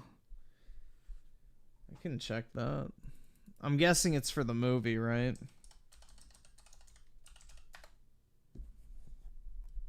The Borderlands movie. Yeah, I'm not even gonna bother watching. So I just got done watching the Borderlands movie. Borderlands should have ended with 2. And, I mean, of course it's awful. Did you really expect me to say something different?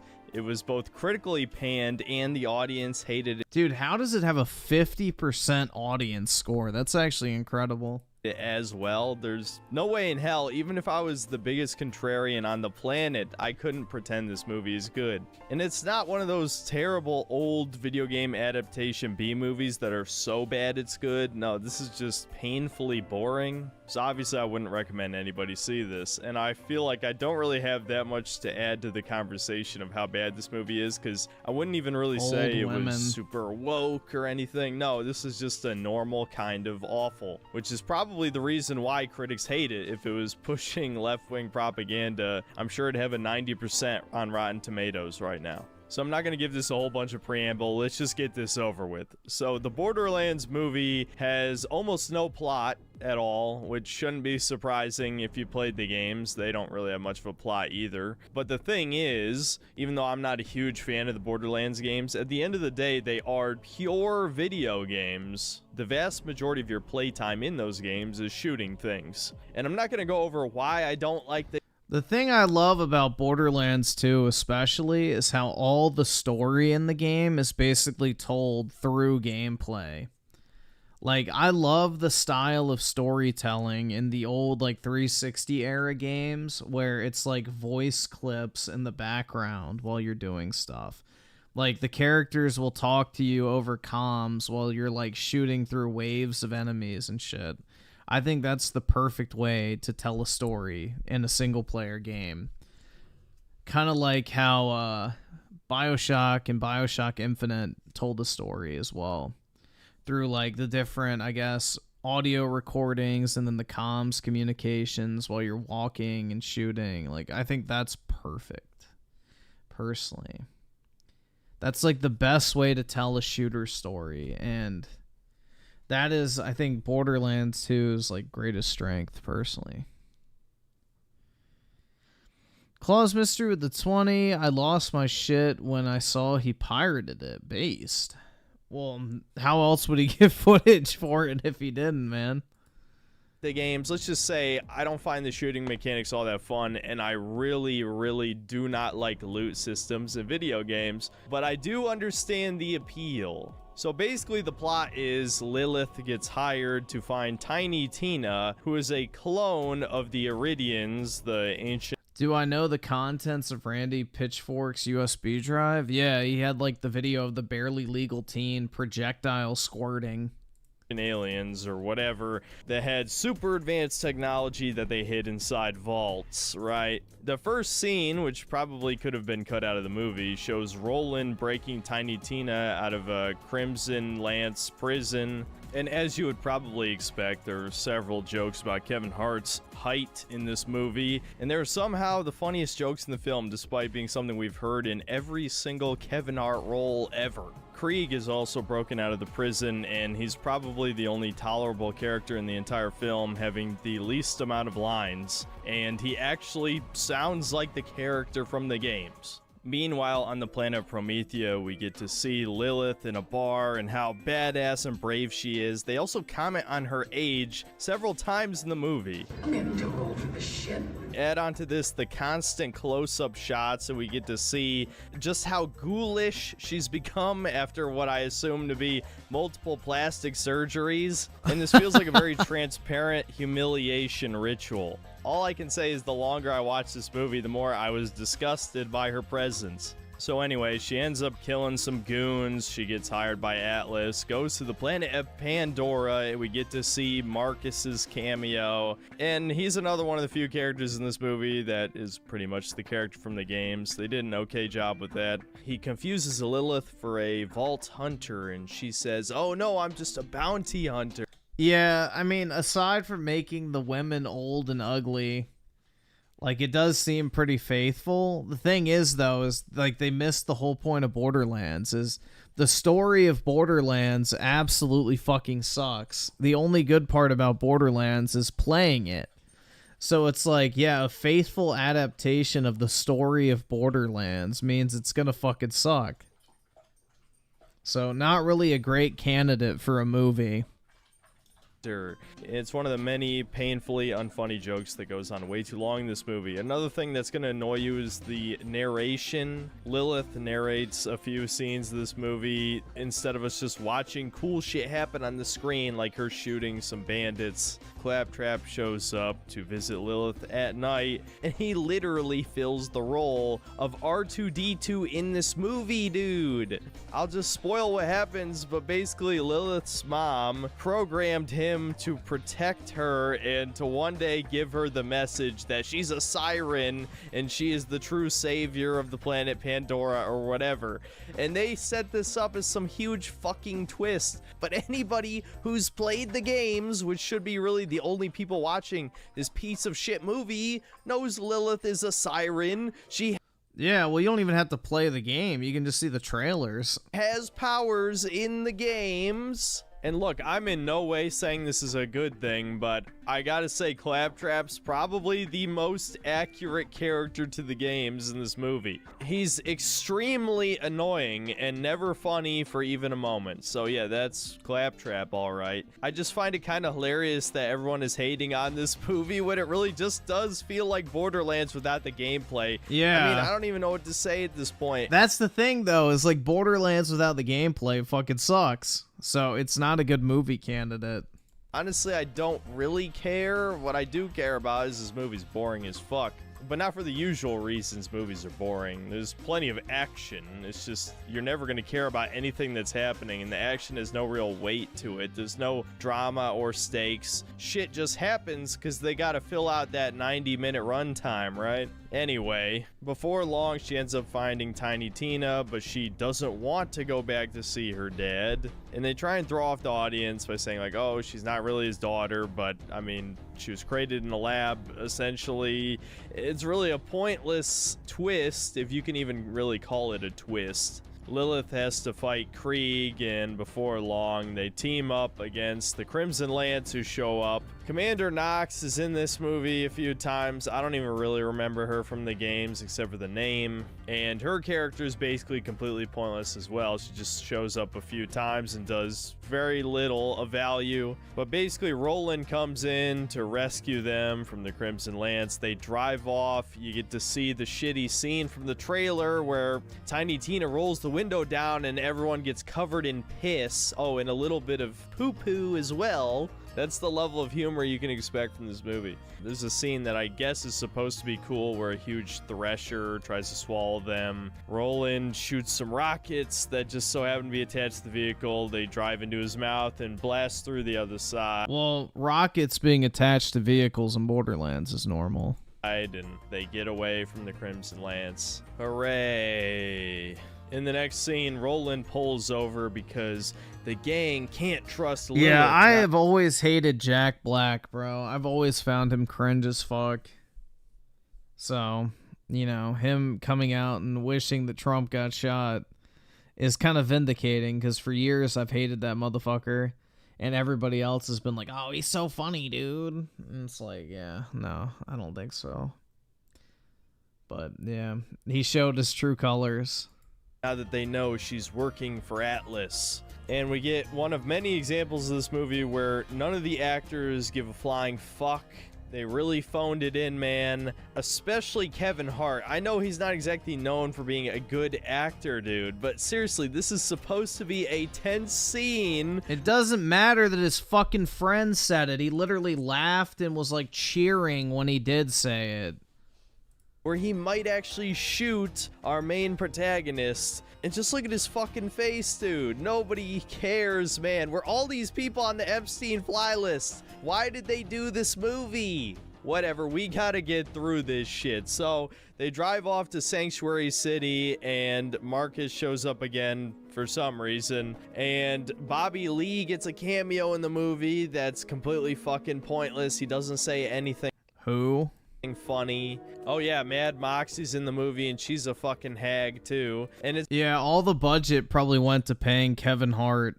so funny because she talks about knowing Lilith as a child, which would mean Moxie would have to be at least in her 60s, yet they're flaunting her as some... Well, I think she is in her 60s in the actual game, right? Like, she's old. kind of sex object. This movie is fucking weird, dude. Eli Roth must have a gilf fetish or some shit. I don't know. In the next scene, we see Jamie Lee Curtis as Tannis, and holy shit, she's probably the worst actor in here. I don't know what they told her Tannis is like. You might remember from the games as the weird scientist woman who doesn't know how to interact. Yeah, the Quirk Chungus scientist. With people. She's kind of manic, kind of crazy, evil a little bit maybe. But the socially awkwardness was the main character trait. And so what does Jamie Lee Curtis do to emulate this? She acts autistic. That's it. I don't know how else to describe it. She barely even says anything in the movie, too. It's just awful. Absolutely fucking awful. And so now that the gang is coming together, we have to team up and find the vault key to get into the vault, which is exactly what the bad guy wants, but I guess we're going along with it. I don't know, man. I was barely paying attention at this point. Believe it or not, this is like almost 45 minutes in. So we have to travel down into the Caustic Caverns, which don't get excited because it's not the Caustic Caverns from Borderlands 2. It's just a generic ass sewer level from a video game, but in movie form. And there's bandits down there that are even more badass than normal bandits. And so we get an incredibly unfunny scene where Claptrap has to distract them, and he gets riddled with like 1,000 rounds and somehow survives because he's got to be bulletproof, I guess. Despite having no bullet holes in him, he then shits out all of the bullets like you saw again in the trailer. Oh yeah, and they just find the vault key in like a random box, by the way. I think they just gave up at this point in the movie. I don't know, who cares? They end up getting in a huge shootout with all the bandits, and after another pointless, not exciting, and straight up confusing scene, the way that it's shot, you can barely even see the action sometimes. Roland has to quote-unquote sacrifice himself so the others can get away. Of course he survives, but the gang isn't quite safe yet. Damn, the black man didn't die first. Elevator shoots straight up out of the sewers and they're about to all die, but then someone who the gang thinks is Tiny Tina saves them with the phase walk ability, which of course everyone watching this knows. There's no such thing as an inappropriate joke. It's just a joke, bro. Lilith is the siren, but rated teen. This game looks so shit, man. Star slop. Whatever. So now the heroes have everything they need to open up the vault. There's a scene where Lilith discovers that they had a tracking device on them all along. Atlas speaks to her through a hologram. Tiny Tina sees this and thinks that Lilith is working with him, so she throws a grenade. It explodes in her face, and all it does is knock her unconscious. She's completely fine. But Claptrap stays behind because he was programmed to help her, as we see in the next scene. Again, straight ripped from Star Wars with a fucking hologram of the mom explaining the plot. And so the gang ends up at the vault, which is just in the middle of a random valley. They insert the key, but they can't open it up. But Atlas shows up anyway, and he's gonna kill all of them. But then Roland shows up and tries to save the day. But of course, Atlas has a shield that is impenetrable to pretty much anything for plot convenience reasons. And then for absolutely no reason at all, Nox betrays Atlas, trying to get all of her men to stand down. And then she's just straight up vaporized by a laser attached to a ship. What the fuck? Was that supposed to be a joke? I don't even fucking know, dude. Lilith shows up at the last second. She shows off her powers that she now all of a sudden knows how to use. So Lilith ends up opening up the vault. She gets bestowed her true Firehawk goddess abilities. And then there's a huge fight scene where she kills a shit ton of Atlas's men. I guess this is supposed to be the big epic climax of the movie, but it really doesn't feel like it. Especially if you played the original game, you know what happens when the vault opens up. And so I was greatly anticipating that as the twist, but no, what ends up happening is Tiny Tina gets taken hostage. Lilith takes Atlas and her inside of the vault. Atlas gets to see a bunch of fucking floating cubes. It sure as hell doesn't look like some treasure trove of super advanced technology. Maybe they ran out of budget. And then Lilith just takes Tina, teleports out, and Atlas gets killed by a tentacle. Not even like the huge fucking monster at the end of Borderlands 1. No, just a tentacle grabs him by the throat and kills him. And then the movie just ends as everyone's celebrating the planet is free from one tyrant mega corporation. Excuse me, what? Dude, what even the fuck was this movie? I know it sounds like I was skipping over a bunch of shit, but now it's time for Handsome Jack to come in. Did they tease him in the movie? Really wasn't. Half of this movie was filler, whether it was terrible jokes or pointless action scenes that weren't the least bit entertaining. Barely anything actually happens in this movie. It is just plain old awful.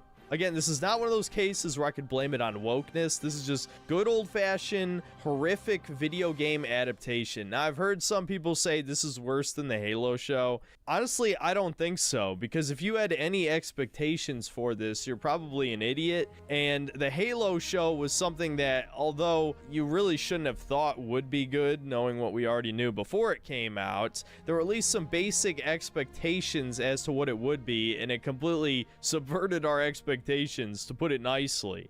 The Halo show felt like a spit in the face. This just feels like a really cheap, generic Borderlands movie. Honestly, if this came out 10 years ago like it should have, this would be more or less exactly what I would expect out of an adaptation. Video game movies used to all be awful. Now at least we get some okay ones, even some decent ones hidden in there.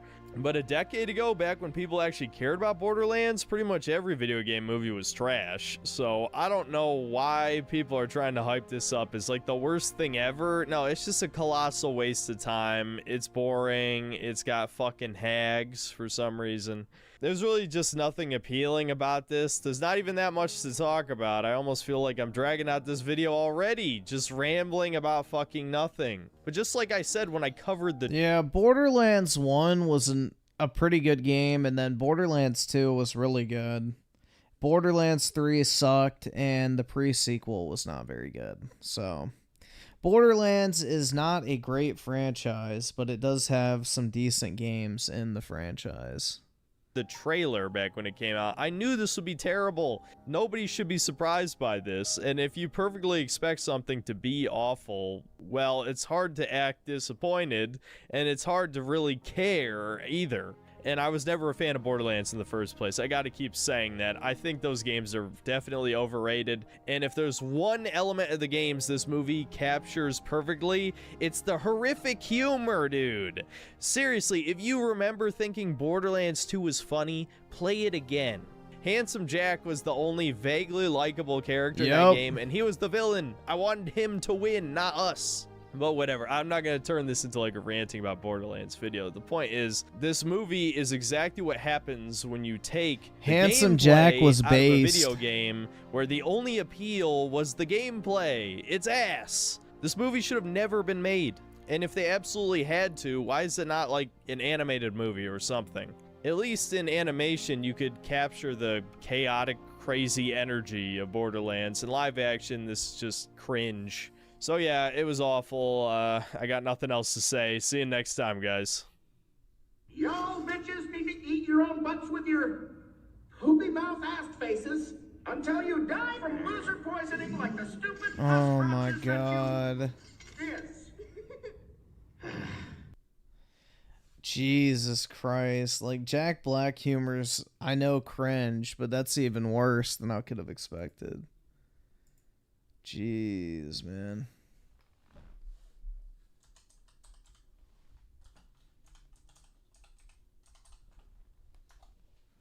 That was bad.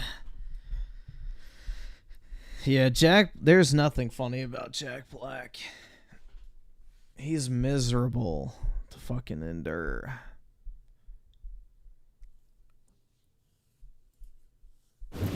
Guess I won't be making my famous burgers. What's up, gamers? Dreamcastguy here, and today I want to talk about a very controversial topic that it does feel like some people are afraid to talk about, which is just the concept of video games are getting worse. I do feel like we hear this a lot, especially in the last 2 or 3 years. It does feel like people are just... You would laugh at a George Floyd joke, so what's the difference between that Trump joke? It wasn't a joke. Dude, there's a difference between joking about fucking, I don't know, St. Floyd of fentanyl versus saying, oh yeah, don't fucking miss Trump. Like, that's a big difference. Like, wishing for someone's death is not a fucking joke. Joking about a death that already happened is different than wishing death on someone. Just posting everywhere that when it comes to quality, when it comes to big releases or even console exclusives, this has been a strange time. We're getting less games, we're getting less interesting stuff, and for the first time, we've seen an explosion of retro gaming. People going back to the past to play the classic games that kick ass. But I want to talk about this today for a specific reason, which is that I just got back from QuakeCon. Now, this is a huge gaming festival where everybody gets together to play stuff, both old and new, and I've been going pretty often for the last 10 years, and typically there is a big specific game. Normally, when you're in these rooms of people having LAN parties and actually facing off against each other, there's usually a giant game that kind of takes over the industry, whether it's Elden Ring or Baldur's Gate or something like Quake Champions. But this year, almost everybody was playing incredibly old stuff. Retro, remakes, remasters, stuff online, private servers, mods. There was so much just of a focus on classic games that it did feel like I think something has pivoted. But is this a lack of quality, or is it just the fact that, honestly, things have gotten so expensive? Let's... What? A lack of quality, or things just getting too expensive? I don't really think price has anything to do with it, bro. Discuss. Hi, hope you're having a great day, and if you could please give this video a like and subscribe if you haven't already. Now, I must admit, I think part of the reason this keeps happening is that there is so much cool old stuff. We are now in a spot where it is wild that if you have even a halfway decent PC, if you have access to any sort of mod box or... Griff, what would you wish death on besides pedos? I can't say because then I'd get banned. Or something, a media server. You can play a lot of stuff from decades... I'll keep that to myself. Past, and a lot of these games actually still look pretty decent. I'm kind of losing my voice. Damn, which was like a spooky first-person shooter. Games like this still look good and play good, and a lot of times they're even getting new versions of classic games. Like this weekend, they shadow launched a new version of Doom 1 and Doom 2, and the version of Doom 2 actually has orchestral music, which is incredibly good, and tons of new levels. This is a completely new Doom level that was just made. And while I was playing that, I almost had this awakening inside myself, because not only is this incredibly freaking fun and honestly kind of mind-blowing how high quality it is, but I kind of reflected on the fact that it doesn't need graphics.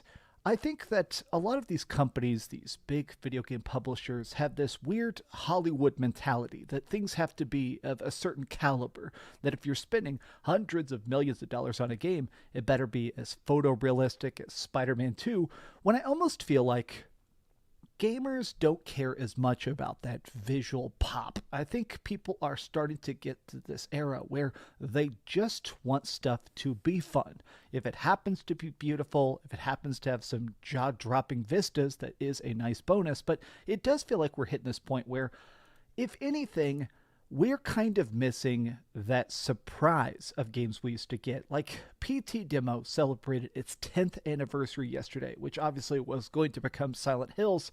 this is a game that's very near and dear to my heart. The idea of Guillermo del Toro and frickin' Hideo Kojima coming together to make a horror game is incredibly good. But while I was thinking about this announcement, I feel like this is an example of what we are lacking in current games.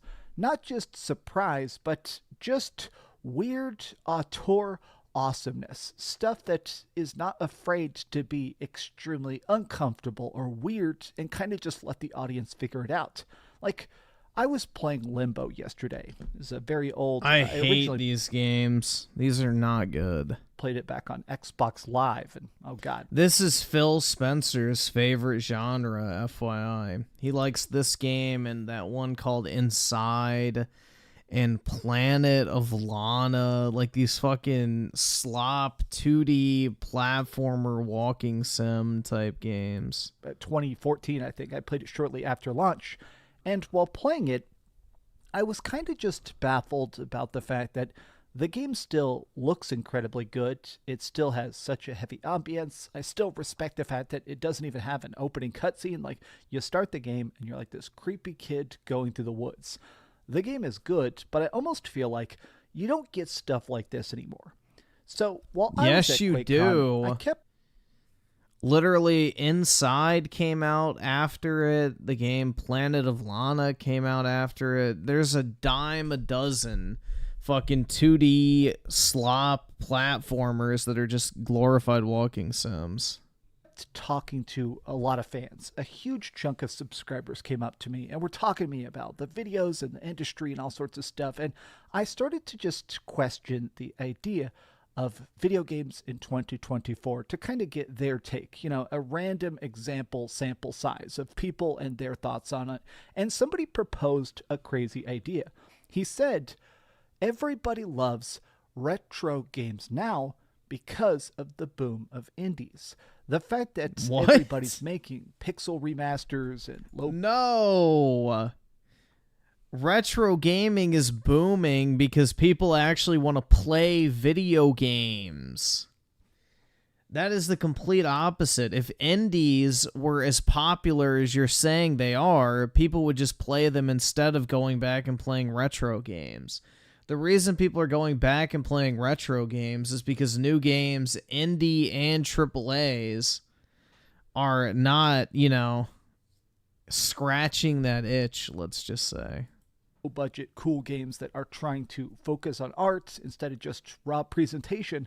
People are now acclimated to the idea of older games still being good. Playing a game like Celeste kind of trains you for older good games. Playing a Doom or the Quake remasters prepares you for playing older games in their natural format. No, it does not. not. And I thought that was an interesting... Dude, playing Doom 2016 does not prepare you to play old-ass shooters. That is not even true. I honestly never considered the fact that the rise of indies actually makes it so that now that we're getting all these remasters, a lot of times games with updated controls and even upscaled assets and stuff like that, I do think that it's not just that games are getting worse. I think it is that people are craving that smaller feel.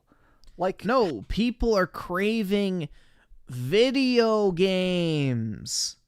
People are craving actual gaming experiences. They want to pick up a controller and play a video game.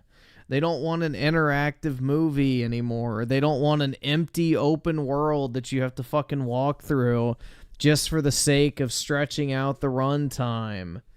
Like, people want actual games that are fun and short burst play sessions. Like, I don't know, like, it's not a hard concept to grasp.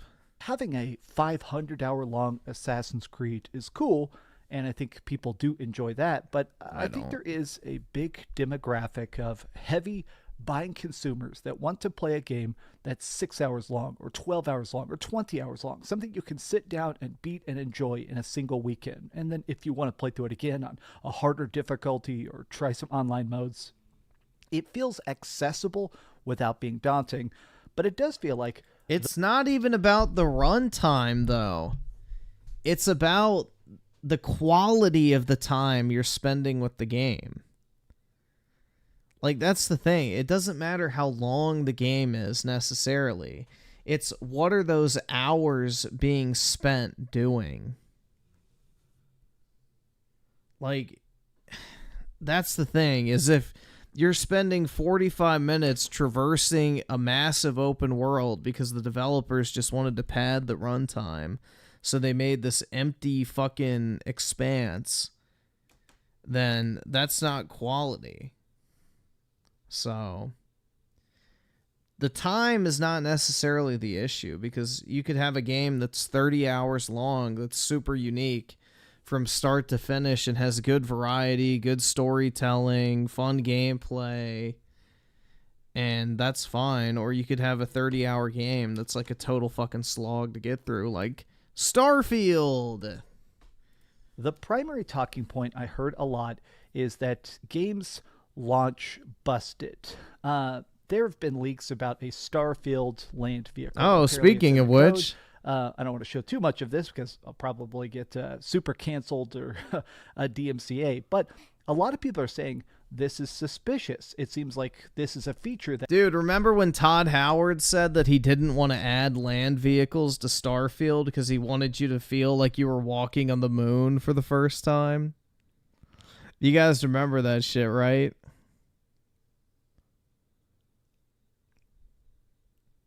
Remember, he said, I don't want land vehicles because I want the feeling of being alone or whatever. It's like, oh my God. That was removed from launch for absolutely no reason. Many ships already have ramps, so it seems like vehicles are ready to go. The fact that this already has voice lines and stuff, I think that this is a feature they cut just to make the game feel more big. And I have to admit, the lack of features, the fact that I'm glad I played that shit in Goy Pass instead of buying it for sure. So many games do launch unfinished, I think is a bad sign of the times. Like, even good games, even stuff that does actually blow our minds, like Bravely Default, even good games shows Suicide Squad in the background. It does feel like even high-budget current games, I have found myself, like many other people, kind of gravitating towards those things that feel feature complete. Because if I'm paying $60 for a game or $70 for a game, or God forbid I'm buying some $200 special edition of something so I get early access, I think the biggest problem is that it's not just that games launch busted or that games launch with missing features and stuff like that. I think it's just more simple about the fact that I almost feel like there's this disconnect where the studios that are making stuff are just so focused on sales numbers, they're forgetting to make the gameplay loop addictive or to make the game actually an enjoyable, cool experience. They're just worried about keeping the investors happy. I have been thinking about this presentation that happened over at D23, where they announced a ton of sequels. Moana 2, Frozen 3, The Incredibles 3, Toy Story 5. And I'm not even insulting this directly. I'm not saying boo, kids' movies, whatever. I think it's that a lot of the people are kind of saying, man, the creatively bankrupt sequels are just the worst. Is there anything original? Everything is just a franchise these days. And I almost feel like that to me is what sticks in my mind the most, is that I'm glad we get new Final Fantasies. I super love Final Fantasy 16. I've played it and beat the heck out of it. Well, the thing is with Final Fantasy, though, is it's not like a traditional franchise. Because, you know, every Final Fantasy game's not the exact same thing. You have, like, you know, your Final Fantasy 7, for example. You have 16, 15, 13, 14, Rebirth, Strangers of Paradise, Pixel Remat. Like, all of those games are incredibly different from each other. And they're not direct sequels. They all have their own self-contained universe and story and characters. Like, I don't really think Final Fantasy is a great example of, you know, a franchise just playing it safe because, you know, Final Fantasy takes a lot of risks with the new entries into the series. I really love Final Fantasy VII Rebirth, but lately I've been going back and playing the original FF7. Just playing through it just for funsies on my couch, not caring about trophy unlocks or deadlines or every single side quest. I'm just sitting there at the end of every day for about an hour just playing FF7. Yeah, bro. Honestly, Stranger of Paradise was such a... that game was really surprisingly good, man. I was not expecting to like it as much as I did. That shit was really fun. That's a solid game for sure. Stranger of Paradise is pretty goated. With a controller in my hand and kind of just enjoying the vibe. And the game is not just good, but I almost feel like older games, in a lot of aspects, I feel like they preserve the nature of creativity. It does feel like a lot of... Dude, they're actual video games. That's why. Those older games do have an extra essence that current stuff doesn't have. Yeah, because they had to be video games. Like, all the stuff he's describing can very easily just be summed up as video games were video games first. You had to tell a story and provide entertainment through the actual gameplay itself, because of technical limitations in a lot of cases. One fan walked up to me and said, I don't pay for video games that much anymore because I'm just into ROM hacks. I just play stuff on my freaking analog pocket. I play a lot of Pokemon hacks, and I thought that was interesting, and I talked to him, and he was basically saying, I am at a point where if I'm paying for a game, it has to be worth the money, but it's also the fact that if I'm just going to pay for a game, it needs to be something that's not just the same thing. It's not just another sequel. It's not just another thing. I almost have it in my brain where games like Ghost of Tsushima, which I think might be one of the best modern games, that game was not just fun. It was super, super, super unique. It felt like a game that was not afraid to do something different. That studio had never really made a game like that before, but it managed to be big and expansive and beautiful and magical, and they made it on such a tiny budget. Same with something like Days Gone. I just feel like Nintendo is in a spot where they do understand the assignment. I think I've got my criticisms of Nintendo, but I still feel like when it comes to them, they are at least trying to keep that charm, to keep some level of preservation to that classic vibe of excitement that used to exist in games. No, they make video games. Again, Nintendo, the main focus of all of their games is gameplay. Nintendo makes video games still. Like, I don't really know why this is hard for him to identify. Lately, like, he considers God of War Ragnarok to be one of the best video games of all time, and it's barely even fucking playable. I've been playing a bunch of Phantasy Star Online. The original, yes. The old school Dreamcast game. It's free now. You could just play it. And at QuakeCon, while I was playing it, I kept having random people just strut up and say, oh my god, I remember Phantasy Star. Oh my god, this was the first online game I ever played. And there was this light in their eyes that I feel like I did not notice with people when they talked about looking at Concord or talking about the latest Fortnite. Well, dude, Concord's not a great example. Update. Not that those games are bad, but it does feel like there is a joy and excitement that did exist in older games that I feel like just doesn't get reflected today. But I'm still not sure why. Is it that you don't know why? Dude, you're a fucking video game channel and you can't identify the fact that video games have shifted away from being video games? How is that hard for you to identify as like someone who talks about video games for a fucking living? I don't know. I feel like that's like one of the easiest things to like narrow down in terms of an overall shift in the industry. Everything is creation by committee. Is the problem that games have gotten so big and so bloated, they're trying to be too safe? Is it just the fact that everything is getting so much the same? I don't really like Star Wars that much, but especially the fact that there's so many Star Wars shows and spin-offs and movies and sequels and prequels, you get exhausted. And I wonder if, in a way, the video game industry... Buff Garfield with the 2, I'm glad I only played an hour of Starfield. Yeah, smart man. Quit while you're ahead, bro. Good idea. Is starting to get exhausted for the first time. Because it just doesn't seem possible. Like, in my mind, part of the wildness of this whole circumstance is the fact that you would expect video games to keep getting better.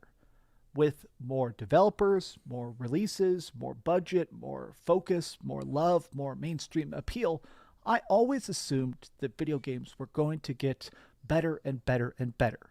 Iron sharpens iron. With more people trying to compete for your attention, better games would win out. But instead, it feels like we get a lot of lazy slop, games that don't actually have any sort of true gusto. And it's such a weird problem that I don't know if there is a solution.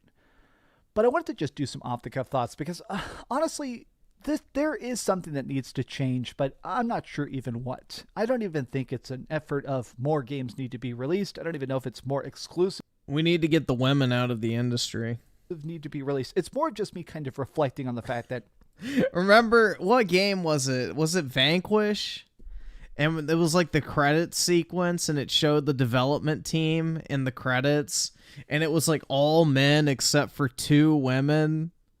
And that game is like peak gaming, and it's like, yep, you know why it's good. And it's like all a bunch of dudes. I mean, that's what it was, bro. Like, gaming used to be a bunch of frat bros hanging out, you know, getting fucked up, making video games, having fun, making a bunch of money, you know, just having a good time. They made the games that they wanted to play. They basically were hanging out with their friends. Everybody was passionate about it. The only people that were working there wanted to be there. And, you know, it was just a simpler time. And now we have a bunch of people that have completely corporatized and tried to what's that fuck? How do you say that? Commoditize, I think is how you say it. But yeah, they've tried to like commoditize game development, and it doesn't fucking work. It does not work. And then we have a bunch of wannabe, like, you know, Hollywood writers and movie producers that couldn't cut it in the film industry that are now using gaming to live vicariously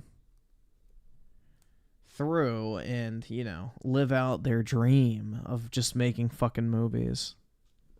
So, you know, in the past, stories in a video game were written around the game itself. Nowadays, video games are being developed around the story. So the entire development process has been completely flipped on its fucking head. And that's one of the biggest problems right there. It is weird that I would rather be playing old school Doom than pretty much anything else. I do feel like that's kind of a bad sign for the industry if I crave what's old more than I crave what's new. But these have just been some off-the-cuff thoughts, and I hope you enjoyed this video. If you could, please give this video... What movie are you excited to see? This lineup is stacked. Yeah, if you're like fucking an autistic adult. Toy Story 5, The Incredibles 3, Mona 2, and Frozen 3. Oh my god, bro, I can't wait to see them all.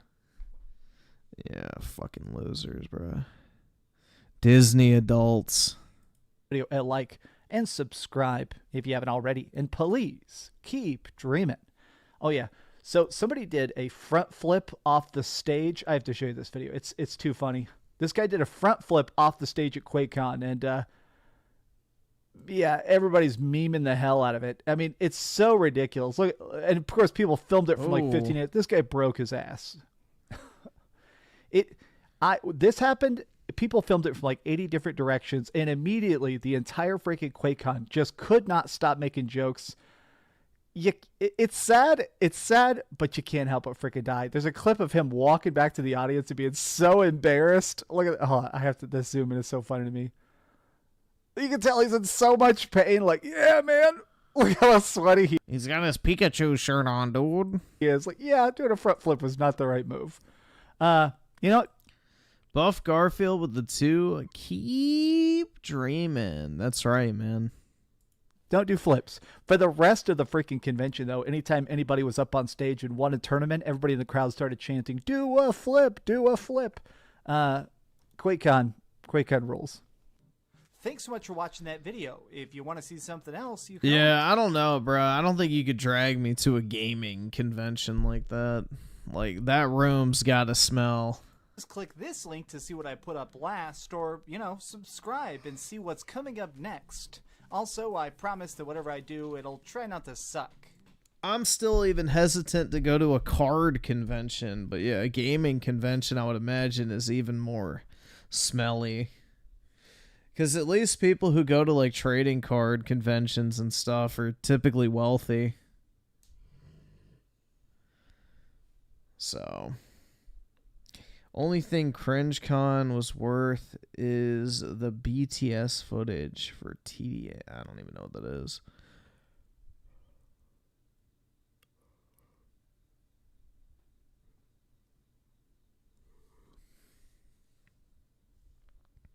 Maybe you might see Penguin Zero. Oh my god, dude. I'm going to get him to say, "Come fart, penis slut whore."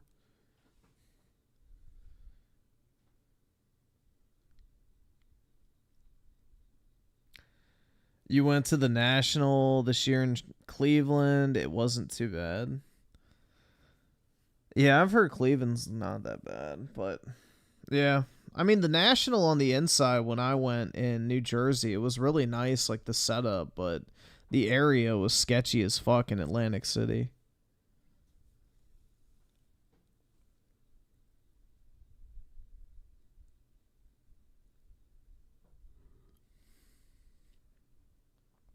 I would fit right in at a furry convention. That's right, dude. I'd just take my shirt off.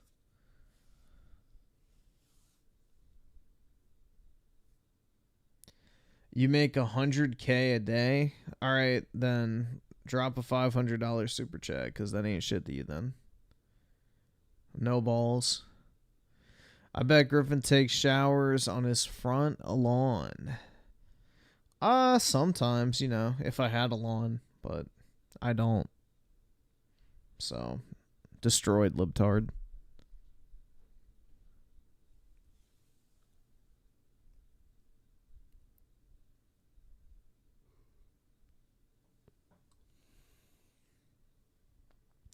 Yeah, I don't know, man. The gamer lifestyle encourages people to sit inside, not shower, and,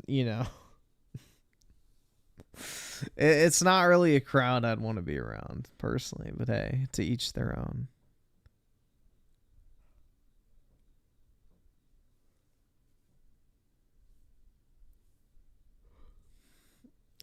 Go to the porn convention? Hell yeah, dude. I can meet my favorite adult stars.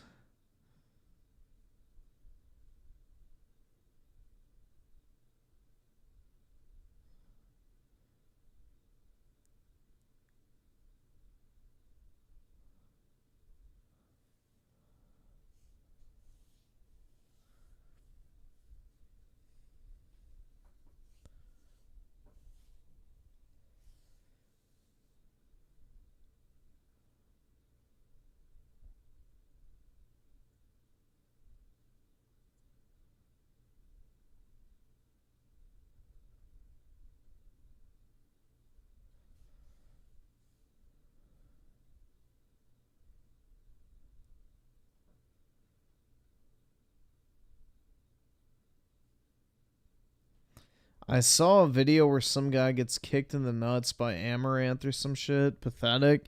Yeah, he should have gotten Pokemon to do it instead.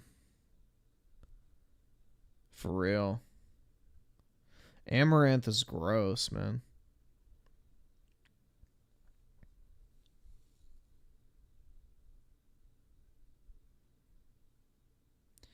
Alright, I think I may hop off, guys, because I have to kind of get up early tomorrow. So, I'm probably going to head to bed. Have a wonderful Tuesday, everybody. Appreciate everyone coming out. Big ups to everybody in the chat. And, yeah, I will see everyone tomorrow. Have a good one, guys. Peace out.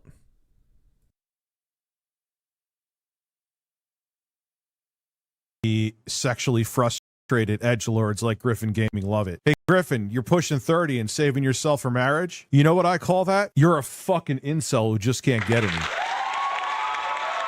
Griffin Gaming. Yeah. He's saving him. The guy who fucking talks so much shit all of a sudden has morality for marriage. You know who says that? People who can't have sex.